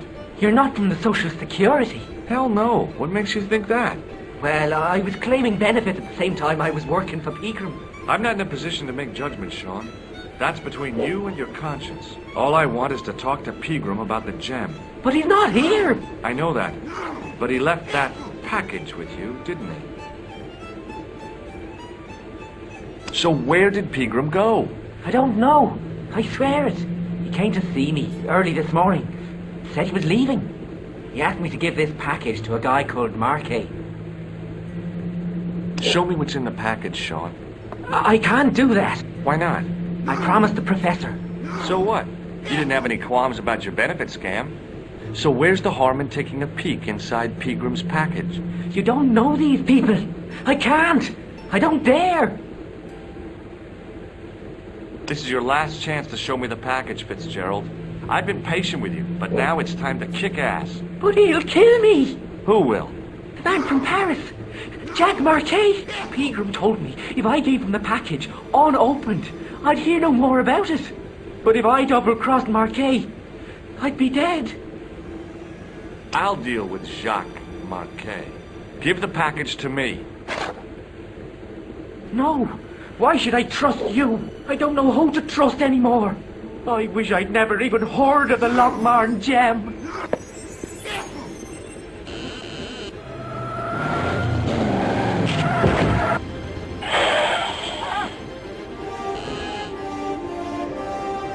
Hey! I just seen a big red... Get out of here, Maguire. Come back when you're old enough. What's the lad howling about? A big red sports car. Sean Fitzgerald's been runned over. Get out! Noisy little tyke. Maybe you should send out some medicinal brandy maker. Oh, yes?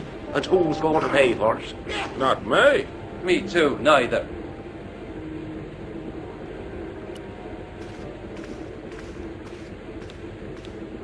Hello again. What? I'm looking for Sean Fitzgerald. Have you seen him? Never heard of him. Don't you come from around here? None of your business. I didn't ask where you come from, did I? I'm from California. That's your problem. Did you ever see Fitzgerald at Pegram's dig? I never heard of either of them. Ah, so you're making snares to trap rabbits. That's right. Do you have a problem with that? Damn right I do. Isn't it painful? Only if I get me fingers caught. I'm talking about the rabbits. Do they feel much pain? You bet.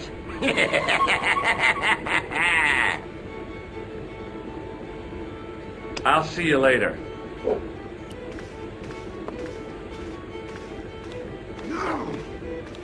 Excuse me. Yes, sir?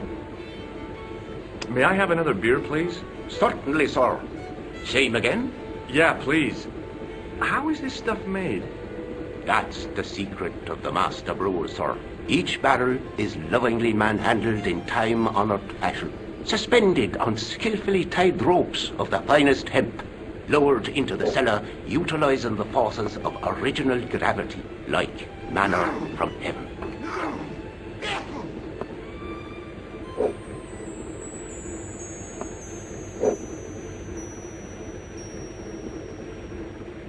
Look, I gotta be going. Hey! Hello there again, mister. Aren't you gonna help Fitzgerald? What does he need my help for? Didn't you hear what McGuire said?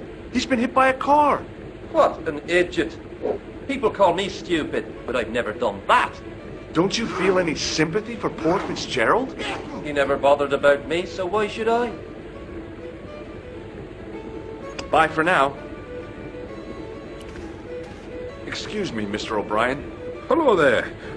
What now? Don't you think we should go help Fitzgerald? If he's been hit by a car, he could be injured. It's high time there was stiffer legislation against careless motorists.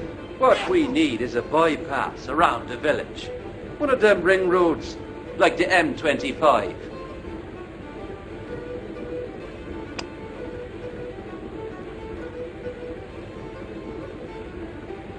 Goodbye for now. He wasn't listening.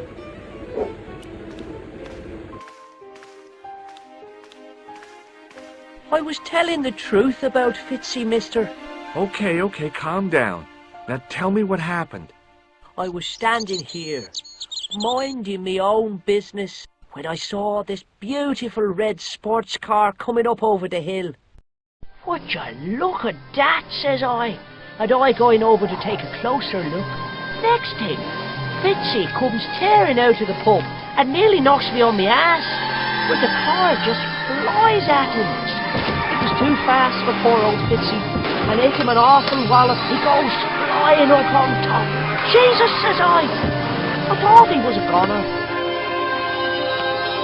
Next thing, the driver hops out, and I couldn't believe my eyes.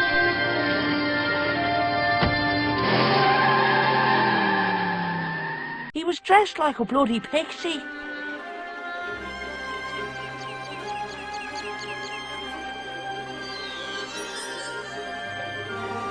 Hey, McGuire. What? Did this pixie have a scar on his cheek? I couldn't see. He was wearing a stupid mask. Are you a special agent? Sorry to disappoint you, kid, but I'm not. Did Fitzgerald drop anything when he was hit? I didn't see. It all happened so fast. Maybe the package fell somewhere out of sight. See you later, kid. Okay, mister. The plastic cover had been smashed and broken away, revealing a switch.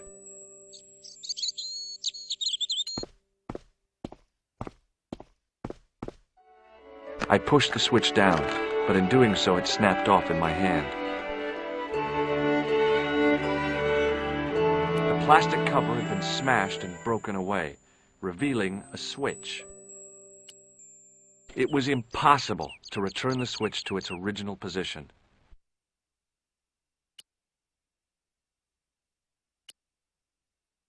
It was a trap door in the sidewalk.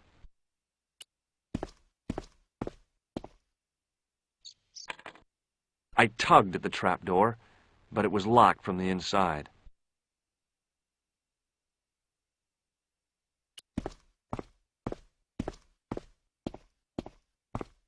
Hey, McGuire. What? See you later, kid. Okay, mister.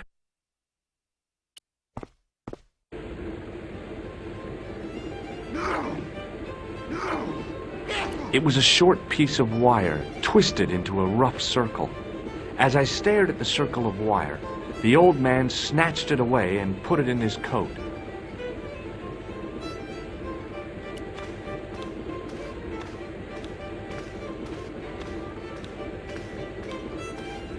Hello again. What?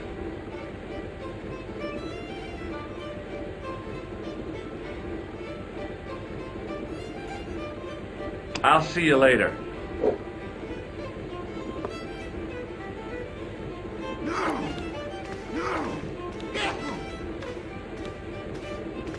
Excuse me. Yes, sir? Look, I gotta be going.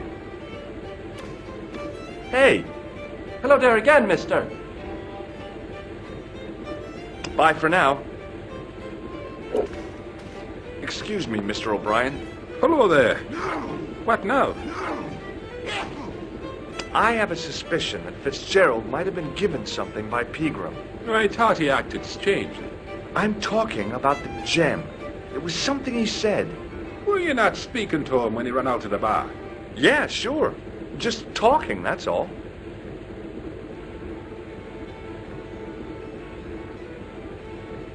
Goodbye for now.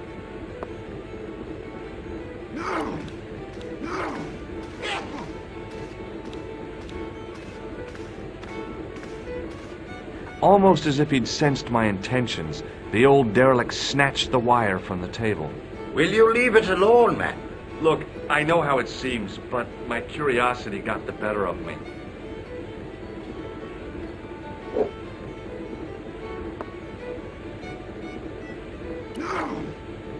As soon as the old guy looked away, I grabbed his piece of wire. Hello again. What? Here, this wire belongs to you. Oh, no. Never saw it before. No. I'll see you later.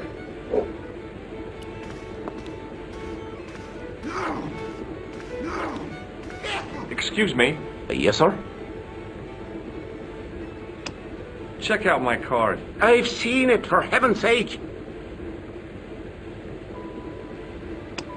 Does this piece of wire mean anything to you? No, it doesn't. Hey, how about another drink? See him again? Do you serve cocktails? I'll serve anyone with manners and money. No, I'm serious. Have you considered turning McDevitt's into a cocktail bar? Cocktails are chic, cool, and popular with younger drinkers. What? Kids in the bar? Can you imagine it? Pinball, pimples, and puke. Right, I get the picture. I'll settle for a glass of stout.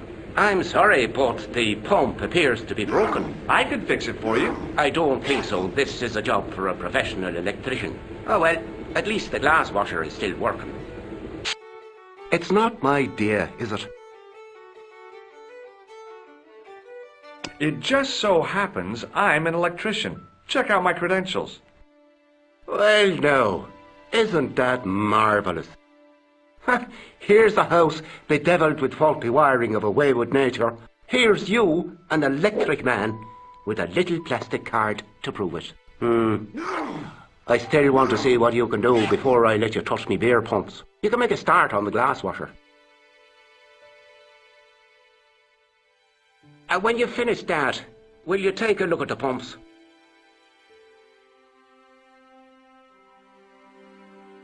It was an electric glass washer. It looked even older than the barman.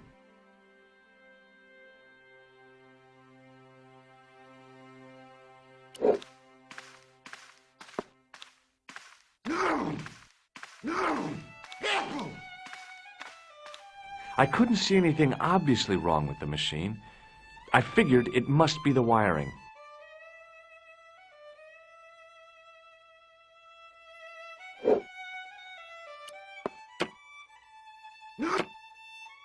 I used all my knowledge of electrical engineering to examine the plug. It was an electrical plug attached to the glass washer.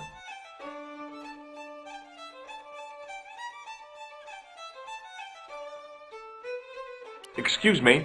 Yes, sir? Check out my card. I've seen it, for heaven's sake. Look, I gotta be going.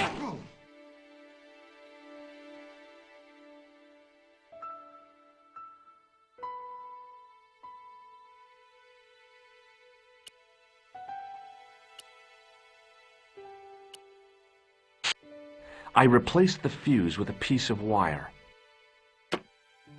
I knew it was dangerous, but I was desperate enough to disregard everything I knew about standard safety precautions.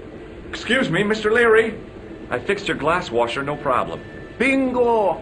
And a blessing to all the saints. A free half-pint to that man, on the house. Now, could you take a look at the beer pumps? Well, I guess so, but I'm not making any promises. If you can't fix them, I'll have a riot on me hands. The pumps are in the cellar, right? That's right. You'll find a flashlight down there somewhere.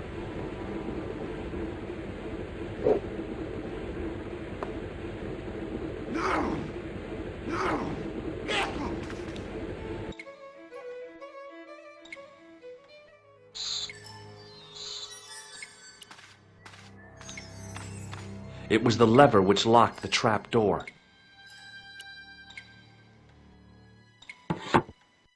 I pushed the lever and heard the grating of metal, but nothing appeared to happen.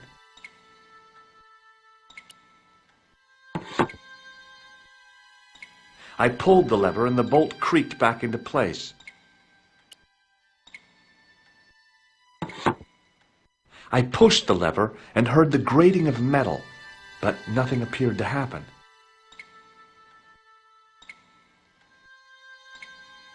It was the lever which locked the trap door.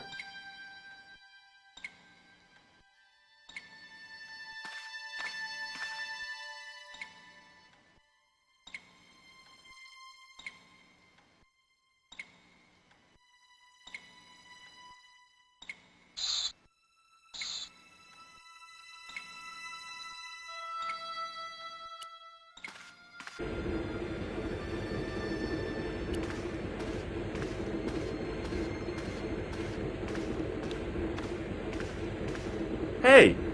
Hello there again, mister. Bye for now.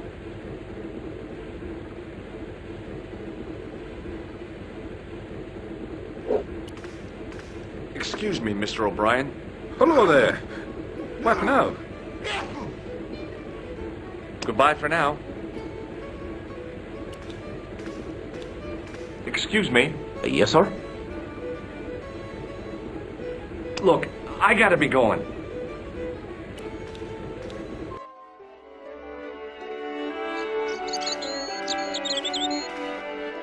It was impossible to return the switch to its original position.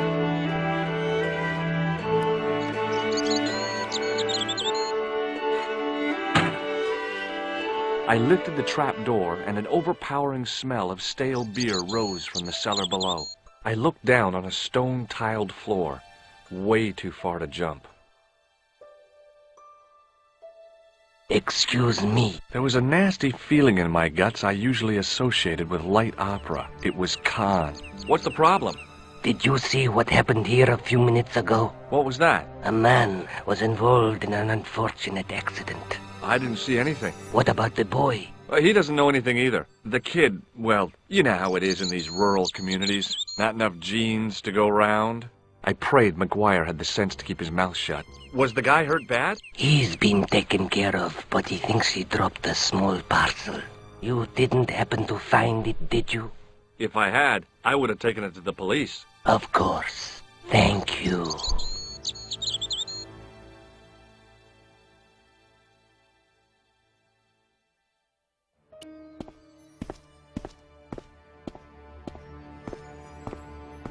Hey, McGuire. What? See you later, kid. Okay, mister.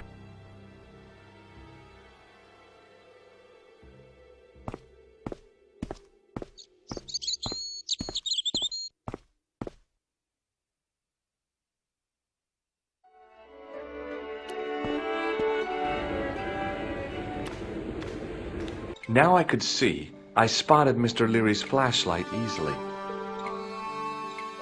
Then I noticed a flash of light, something sparkling beneath the open trap door.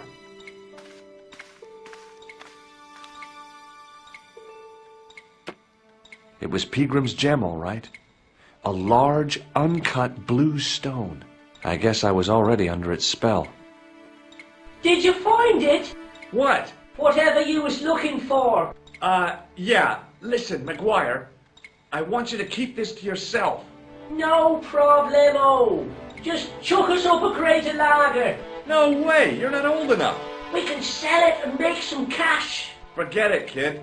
I couldn't betray Mr. Leary's trust. I could, for sure. That old misery guts deserves it. If you want to do me a favor, keep a lookout for that guy in the suit. Okay. But it'll cost you a packet of chips. Oh, and shout if you see that Ferrari.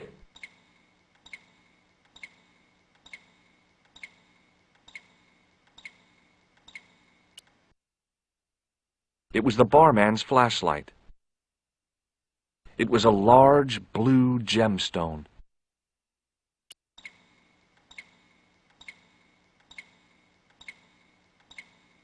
It was a rusty faucet.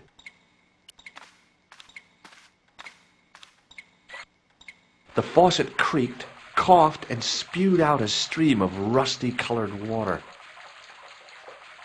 It was a rusty faucet. I shut off the faucet as tight as I could, but it kept on dripping.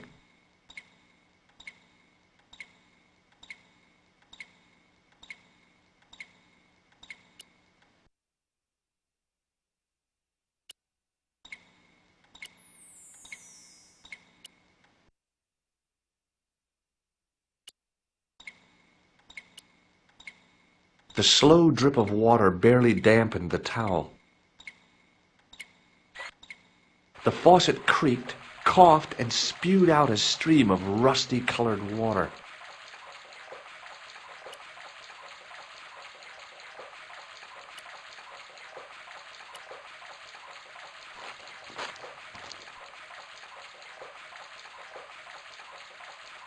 I held the towel under the faucet and soaked it with water. I shut off the faucet as tight as I could, but it kept on dripping. It was a rectangle of toweling printed with the words, Nagopaline Stout builds body. The towel was soaked through with water.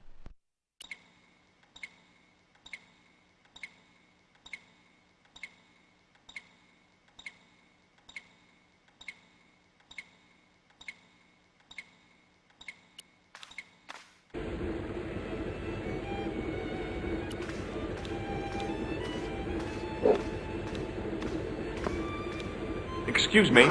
Yes, sir? I found your flashlight. So I see. You'd better keep hold of that until you fix the pumps. Does this gem mean anything to you? Phew. What a beauty. I bet you wish that was real, don't you? Check out my card. I've seen it, for heaven's sake. Look, I gotta be going. Hey! Hello there again, mister. What do you think of this flashlight? It's not very bright, is it? I could say the same about some of the present company. That's true. Don't let him hear you. Keep it under your hat, mister. That flashlight, like your brain, Dyer, is not switched on. Do you recognize this gem? Saints be praised. It must be worth a fortune. Bye for now.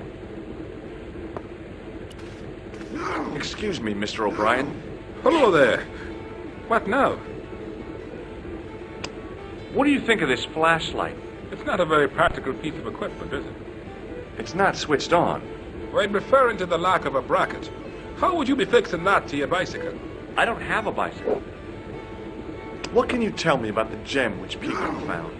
Now there's a gem which should never have been taken. A man would have to be full of greed to covet that stone. What's your interest in the jewel? You're not a reporter, are you? Oh, no. Thank the Lord for that. Goodbye for now.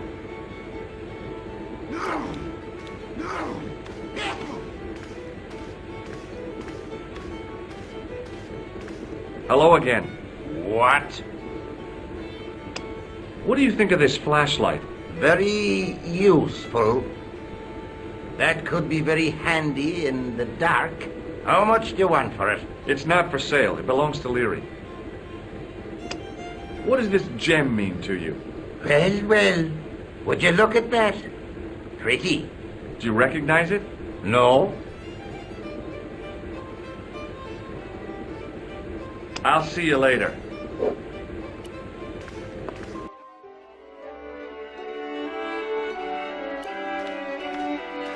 Hey, McGuire. What? What do you think of my flashlight? It's a torch. That's what we call it on this side of the Atlantic. Want a closer look at the gem, McGuire? You'd better hide that, mister. What if the pixie comes back? You'll be in trouble then. I don't believe in pixies. Underneath that costume is a psychotic killer. Smart. See you later, kid. Okay, mister.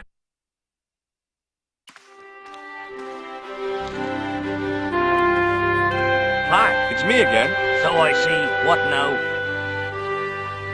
Did you happen to see a red sports car down on the road? I caught a glimpse of a flash of red on the hill and heard the racket. Sure, it was an awful noise. A sports car, you say? A Ferrari, to be exact. A racing car? And what was it doing here? The poor fella must have been lost. The driver of the Ferrari was involved in an accident. Is that so? Yeah. He knocked somebody down outside the bar. What an idiot!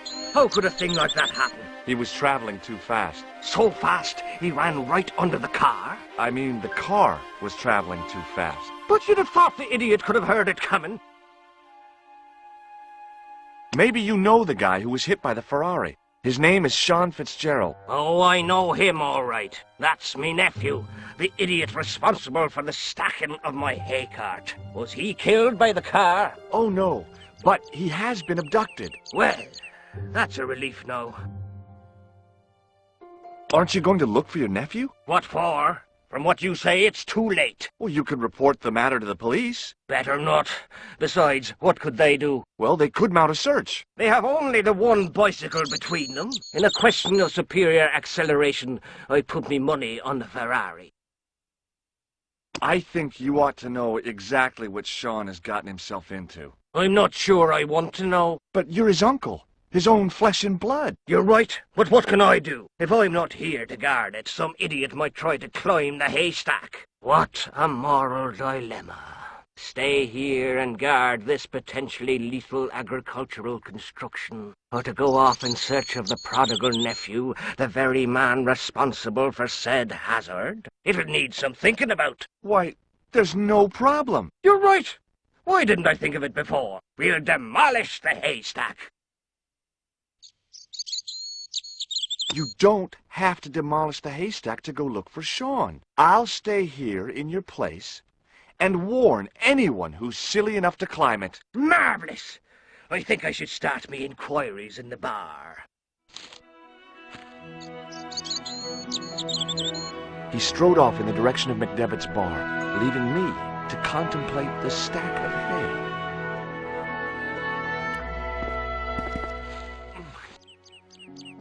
The stack of hay stopped, short of the top of the wall. Even if I stretched as far as I could, the wall was out of reach. What I needed was a slice or two of Alice's Wonderland.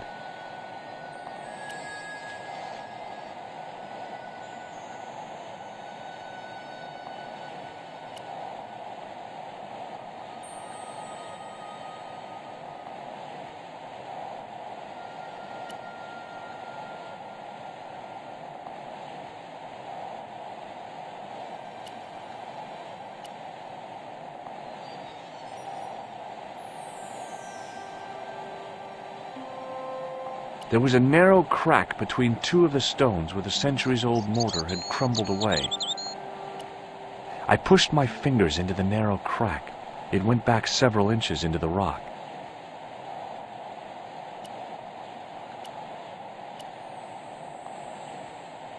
I inserted the end of the lifting key in the mortarless crack and gave it a firm shove. It remained lodged in the wall, jutting out to form a step. The lifting key was rammed tightly into the crack in the wall, forming a strong foothold. I tugged at the lifting key and found it was held quite securely.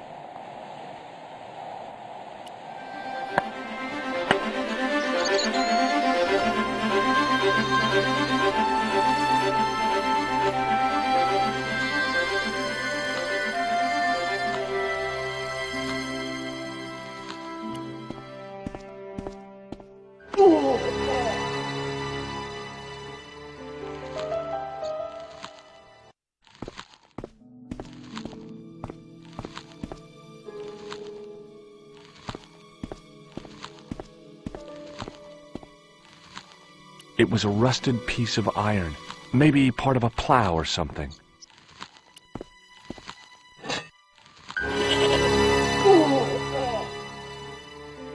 The rope by which the goat was tethered had become tangled on the old plowshare. It was a rusted piece of iron, maybe part of a plow or something.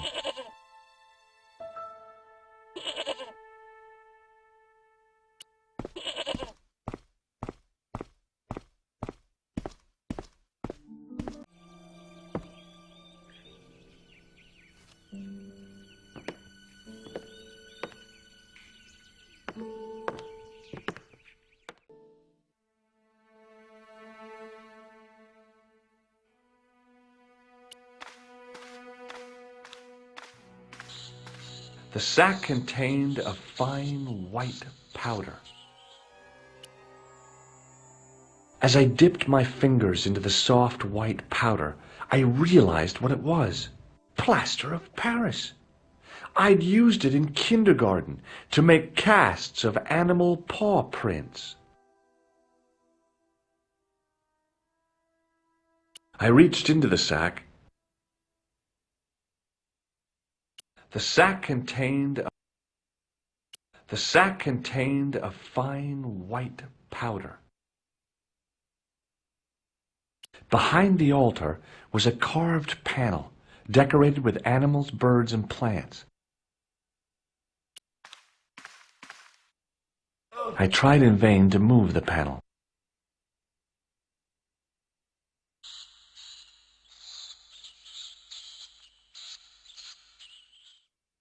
There was a pattern of 5 holes arranged on the wall.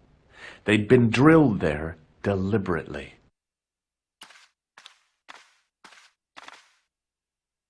I placed my fingers and thumb into the holes in the wall. Nothing happened.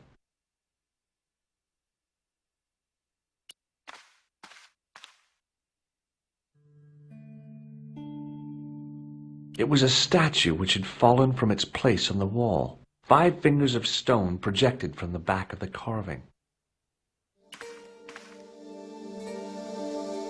The statue was too heavy to lift. It overbalanced into the sand. The statue lay face up in the soft sand.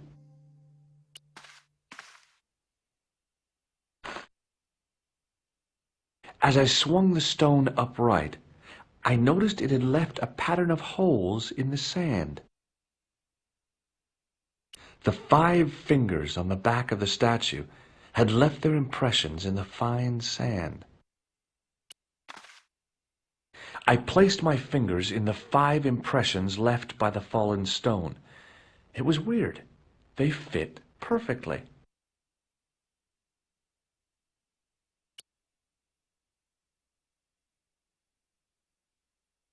It was a handful of plaster left in the castle by Pegram's archaeology team.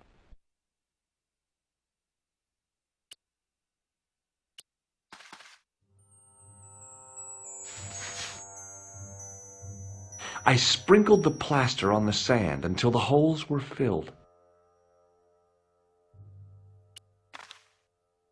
I smoothed the plaster level with the sand. It was my first experience of home improvement. The patch of sand where the statue had fallen was covered with a dense sprinkling of plaster. I smoothed the plaster.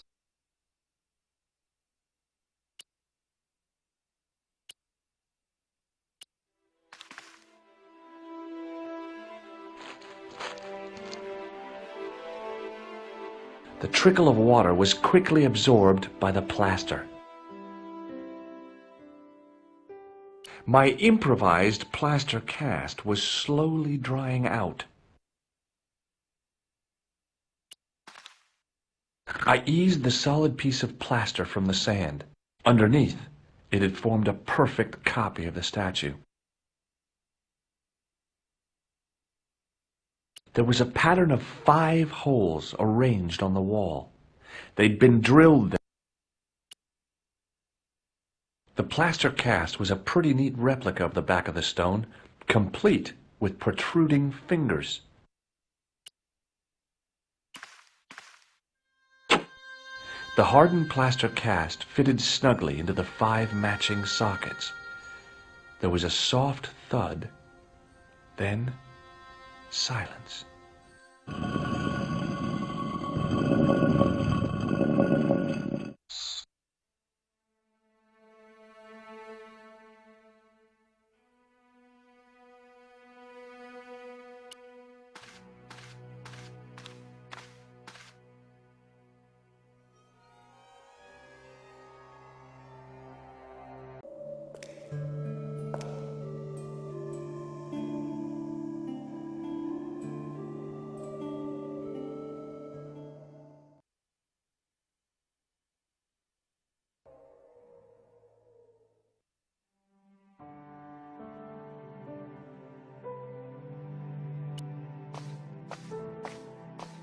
There wasn't anyone that I needed to call.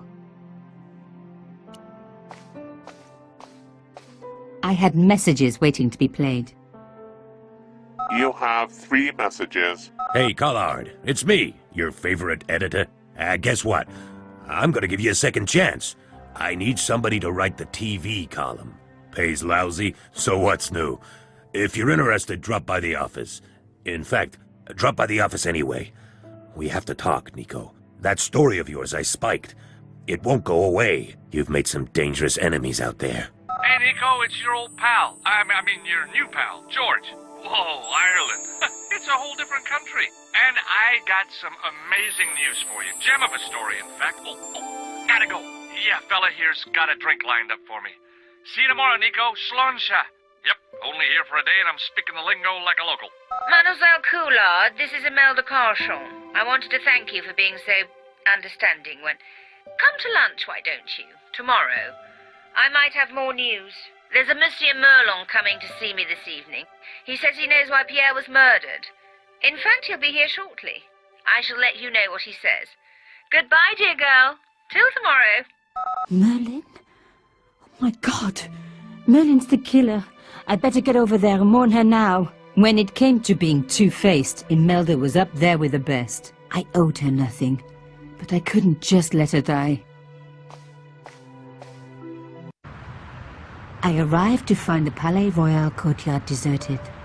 I only hoped that I'd beaten the assassin here. I had to warn Imelda before it was too late.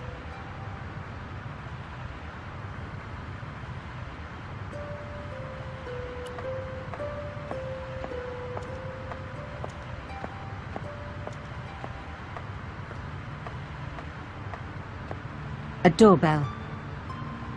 The intercom system wasn't working. Bad sign.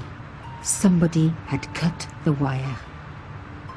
Carchon's front door. There was a fresh scratch on the paint. The kind that's left when someone's picked the lock. If I was right, Imelda was getting a lesson from a mime artist. And it wasn't the old moving staircase routine.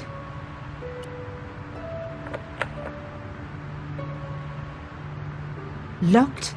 No way was I going to break through a door like that. A hair clip to pick a high security lock? Might work in a movie, but not for me.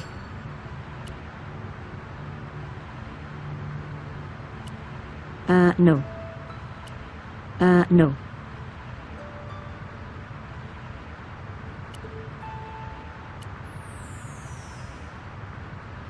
It was held in place by wires. Maybe it wasn't art after all. Maybe it was a cell phone transmitter. People say, what's the point of modern art? I say, isn't it obvious?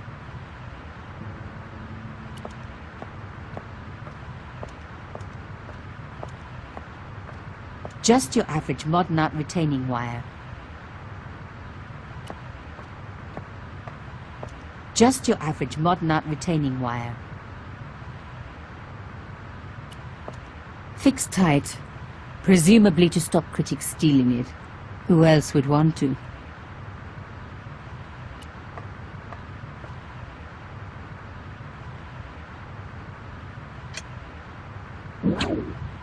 I unhooked the first wire.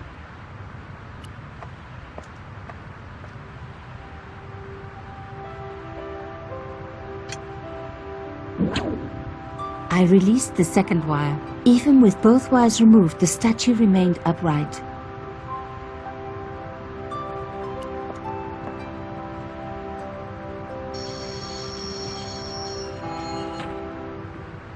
If I could deconstruct this, I could deconstruct anything.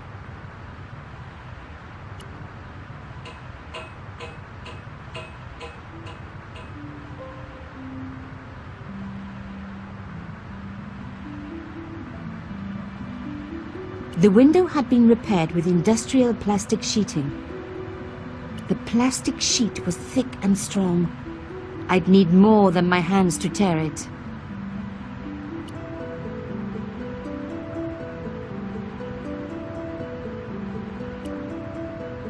No. No.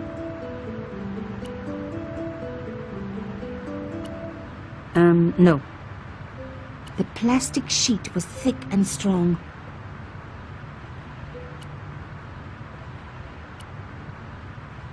No.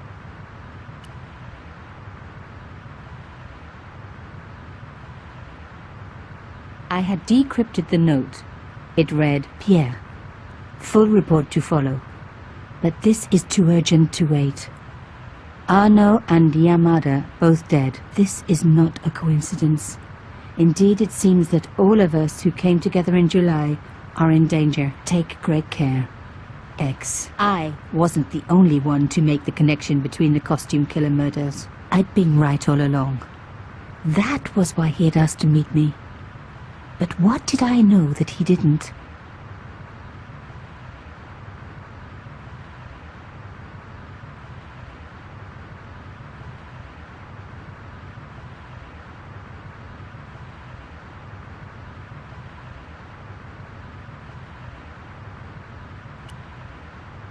No.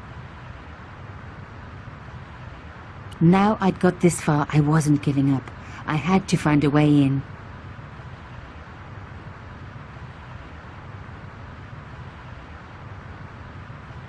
The plastic sheet was thick and strong.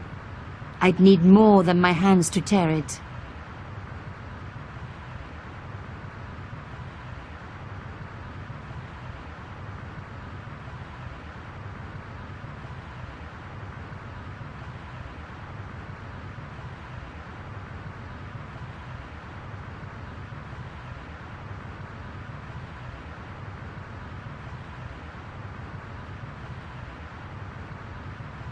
Now I'd got this far, I wasn't giving up. I had to find a way in.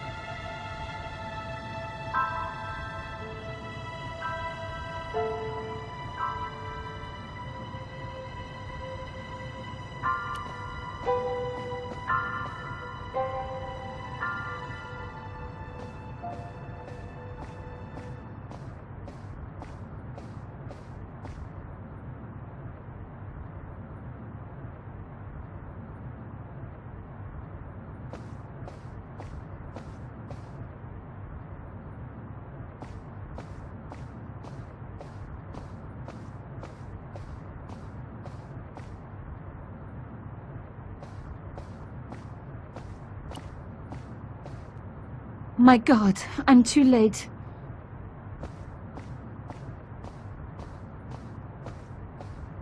Imelda. Oh no. Nico? Don't worry, you're going to be all right. You know that isn't true. It was Merlin, wasn't it? Dressed as a cavalier. Absurd. You came to warn me, didn't you? I must be crazy. Let me see you, Nico. All this time you were just using me. Which one is the real Imelda? You are an extraordinary girl. Thierry would have been so proud of you. You didn't know my father. So like him. Something about the eyes. I wish we'd had time to get to know each other. She was gone. She cheated me. lied to me, used me. But why?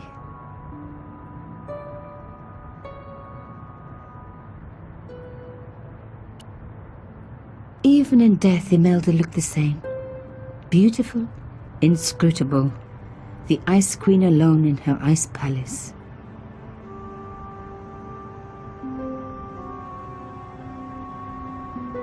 Around her neck was a locket. I opened it. Inside was a tiny gold key. I took the key. I had to leave. I knew I could never return.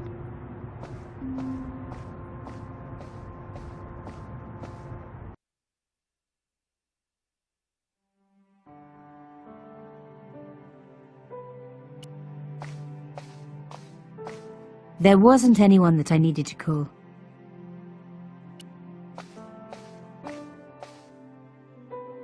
You have no messages.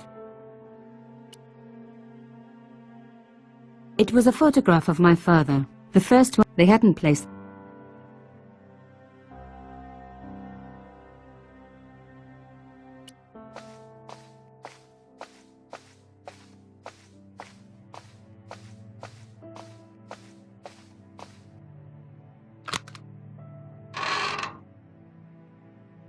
In the dim light, I caught the reflection of something metallic. A small, sinister-looking metal disc had been tucked under my father's box. It was a bug. Oh, chère cousine, you left me a little present. You shouldn't have.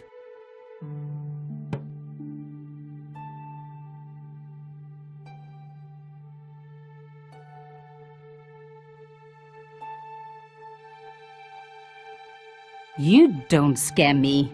Espèce de...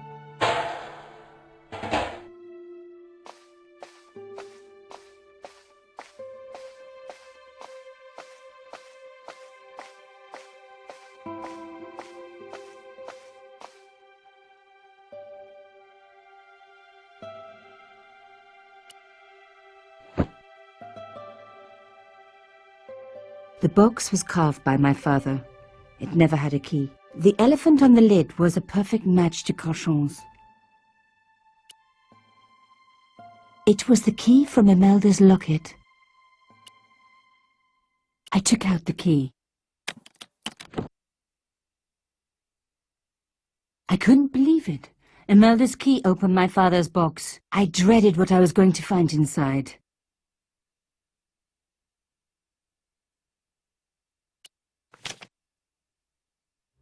It was a photograph of Imelda. But why here? In my father's box? I felt as if a black hole had swallowed me up.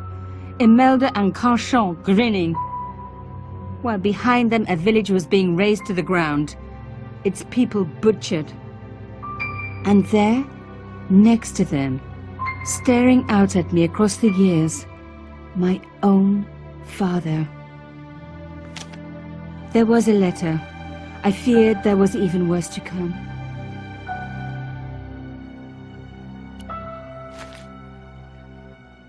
Hotel St. George, Algiers, Friday. My darling Thierry, by the time you read this, you'll be safely out of Africa. You need not fear.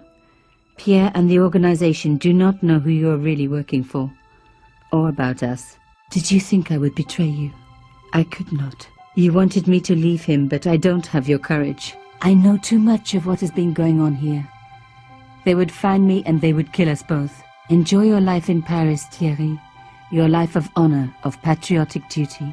Do they give medals to spies? No, they'll just give you a funny job in an embassy somewhere. I could never share that with you. Imagine me, a diplomat's wife. So I must stay here with Pierre, the two of us bound together by what we have done to this country. Au revoir, my love. You will be in my heart until I die. Imelda. Suddenly everything made sense. My father had been working undercover for the government. He was one of the good guys after all.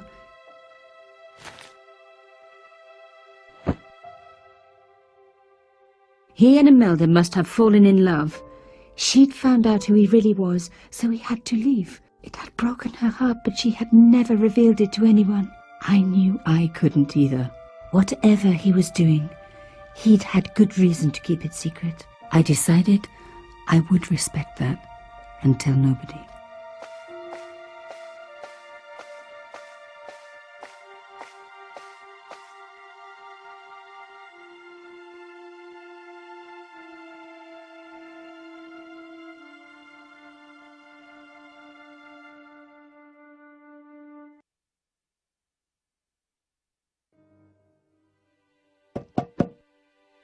I knew it was George. For a moment I was tempted to pretend that I was out, or ask him to go away and come back later.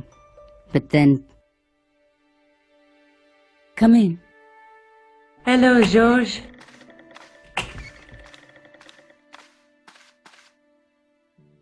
So, where did you stay last night? At McDevitt's. I got to drinking with Doyle and a couple of the guys. That explains why you look so ill today. Did you get any sleep at all? Not much. I had to share the room with another guy. Did he snore? Hardly. He was dead. And you say Pegram has disappeared? Without a trace.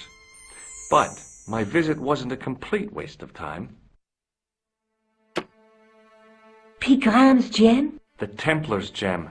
Whoever Jacques Marquet is, he's in for a disappointment. Jacques Marquet? He's the guy who should have collected the gem from Fitzgerald. What are your plans? I want to find out who, what, or where Montfaucon was. All I've got to go by is the name and a picture of a hanged man.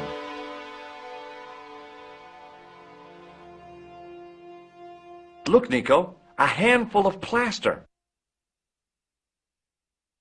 Yeah. Why is it that men never really grow up? What's your problem, sister? Your pockets stuffed with useless junk like little boys. You never know when useless junk might come in handy. Do you want this photograph back? No, you keep it. I can always make another print. No way. No way. That is not a good idea.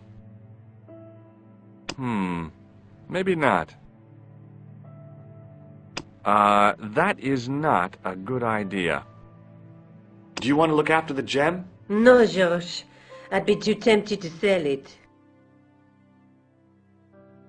That is not a good idea. I can't sit here all day, much as I'd like to. Okay. Don't forget to look for Lobineau at the Kron Museum. And why don't you see if Rousseau has heard anything? Okay. Anything else I can do for you while I'm out? Shopping, a trip to the laundromat? Just take care of yourself.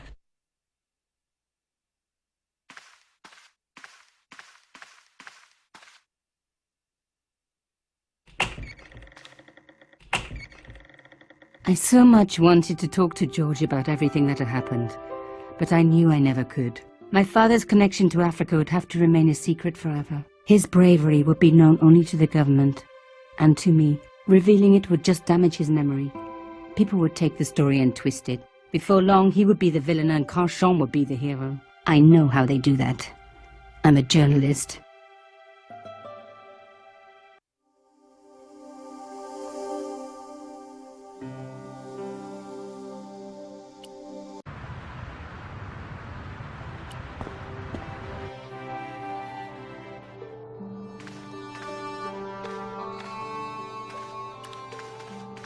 Attention! Please do not open the window, monsieur. Don't you think it's kind of stuffy in here? Better stuffy than dead. What's the problem? Fumes from car exhausts? Not just that, monsieur. So what's the problem? They cook their burgers on a charcoal grill, and the fat falls on the open flames. The amount of organic compound and smoke particles released is astounding. Since they opened, local air pollution has doubled, and it stinks like a funeral pyre. That is why I keep the windows closed.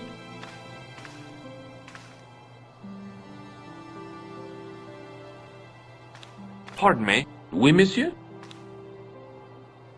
Do you know anything about the Knights of the Temple? No, sir.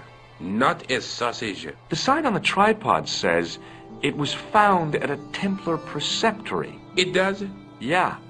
It doesn't mention John D. at all. Most remiss. You don't know anything about the tripod, do you? No, I don't.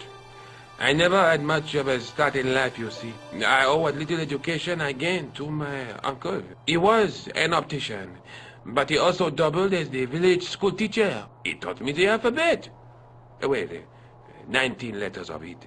The bottom row of the chart was too small even for him to read, so he left them out. Why don't you start over and enroll for adult education? You know, I never thought of that. Do you think if I studied art and did all my homework, I could be a professor of history? At your age?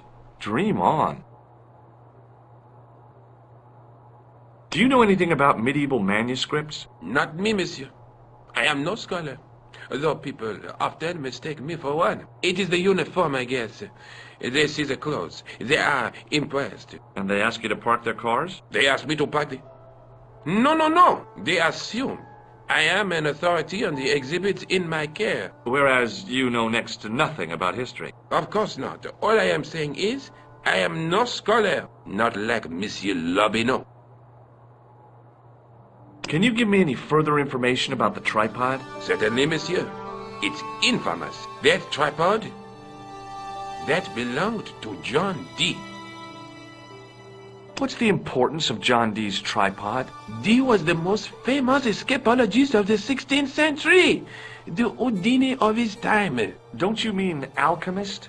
Escapologists use ropes, chains, and handcuffs, not tripods. Well, whatever he was, that is the tripod he used in his experiments. What kind of experiments did John D perform with his tripod? Oh, the usual. Didn't you study chemistry at school? Yeah, but we skipped over thaumatology. Can I take a closer look at the tripod? What? Get it out of the case? Ah, no! That tripod is protected by a sophisticated surveillance system. How sophisticated? A painfully loud alarm bell. How is the alarm bell triggered? By the slightest pressure on or movement of any part of the case wherein that tripod is situated. It strikes me that to call your alarm system sophisticated is, well, stretching the truth a little. It has never failed yet. The sophistication is in its simplicity.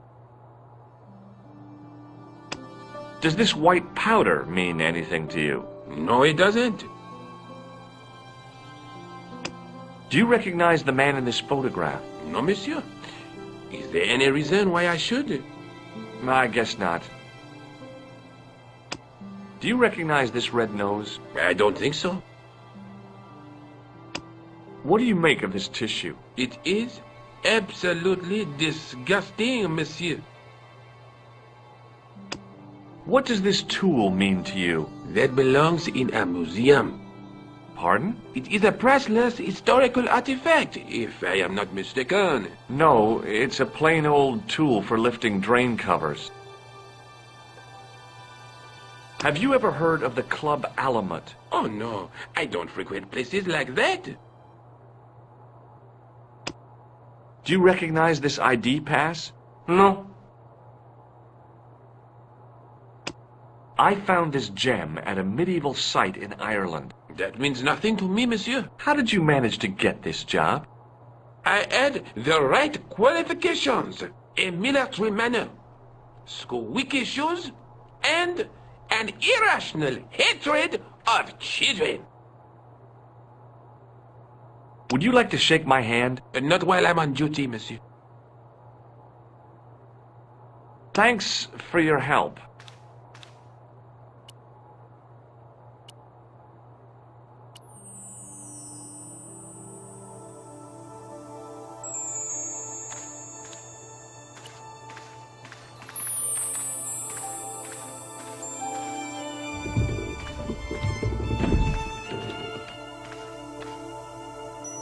Watch out! You'll have that down on top of us! Watch out! The totem pole looked distinctly out of place in the setting of the museum.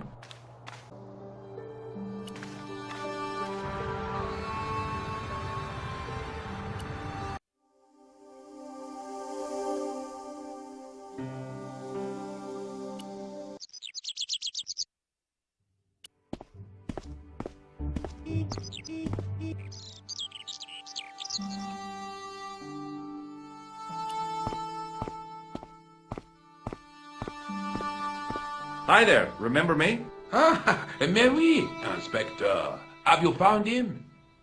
Who? The man in the sewer, of course. I'm, sifting through the evidence. Rather you than me, monsieur. So, when you are not exploring sewers, what do you do? I take a lot of showers. Oh, very good, monsieur. A policeman with a sense of humor.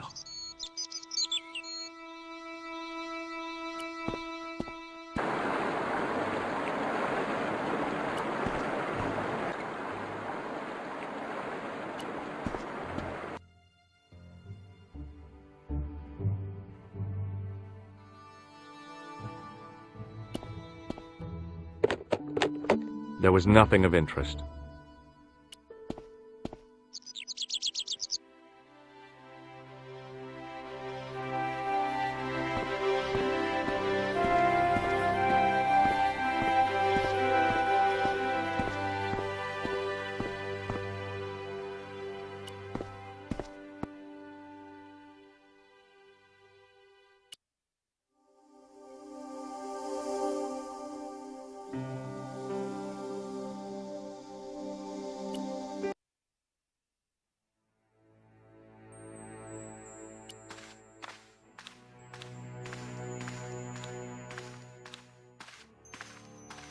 It was just some police paperwork, a search warrant.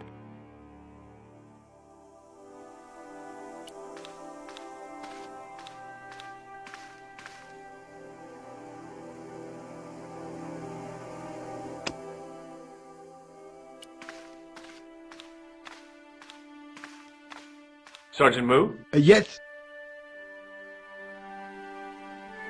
Have you heard of a man called Marquet? Yes. He used to be known as the Mole of Montmartre. I heard he's been hospitalized, probably by one of his rivals. Which hospital was Marquet taken to? The Hagenmeyer Clinic, in the Avenue des Hérissons. Why was Marquet known as the Mole of Montmartre? Because he lived in Montmartre, I suppose. Yeah, but why the mole? I don't know. Maybe he ruined people's lawns. I'd like to report an assault. Yes, monsieur? Where is the victim? I'm the victim. I've been harassed by a pair of thugs. I see. And where did this alleged assault take place? Outside the Hotel Ubu. They stopped me as I was leaving and went through my pockets. Could you describe the suspects, monsieur? One looked like a gorilla, and the other looked like a weasel. Their names are Flap and Guido. Bon. I'll get them this time.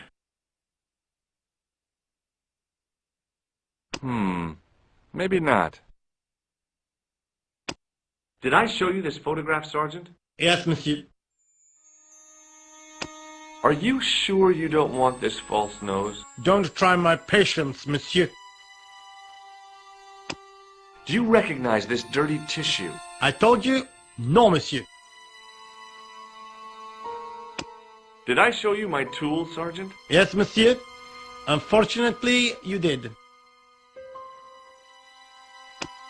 Does this matchbook mean anything to you, Sergeant? You already showed me, monsieur. It's a beauty.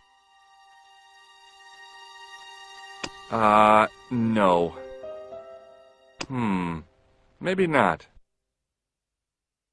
Would you like to shake my hand, Sergeant?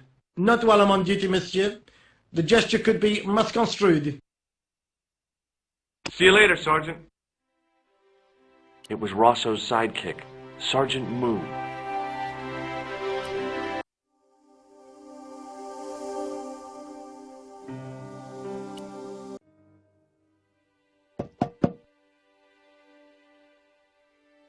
Come in. Hello, George.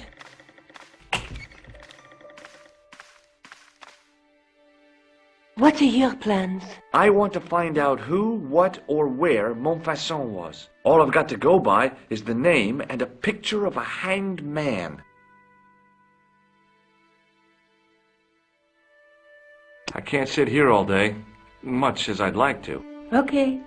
Don't forget to look for Lopinot at the Krun Museum. And why don't you see if Rousseau has heard anything? Okay. Anything else I can do for you while I'm out? Shopping, a trip to the laundromat? Just take care of yourself.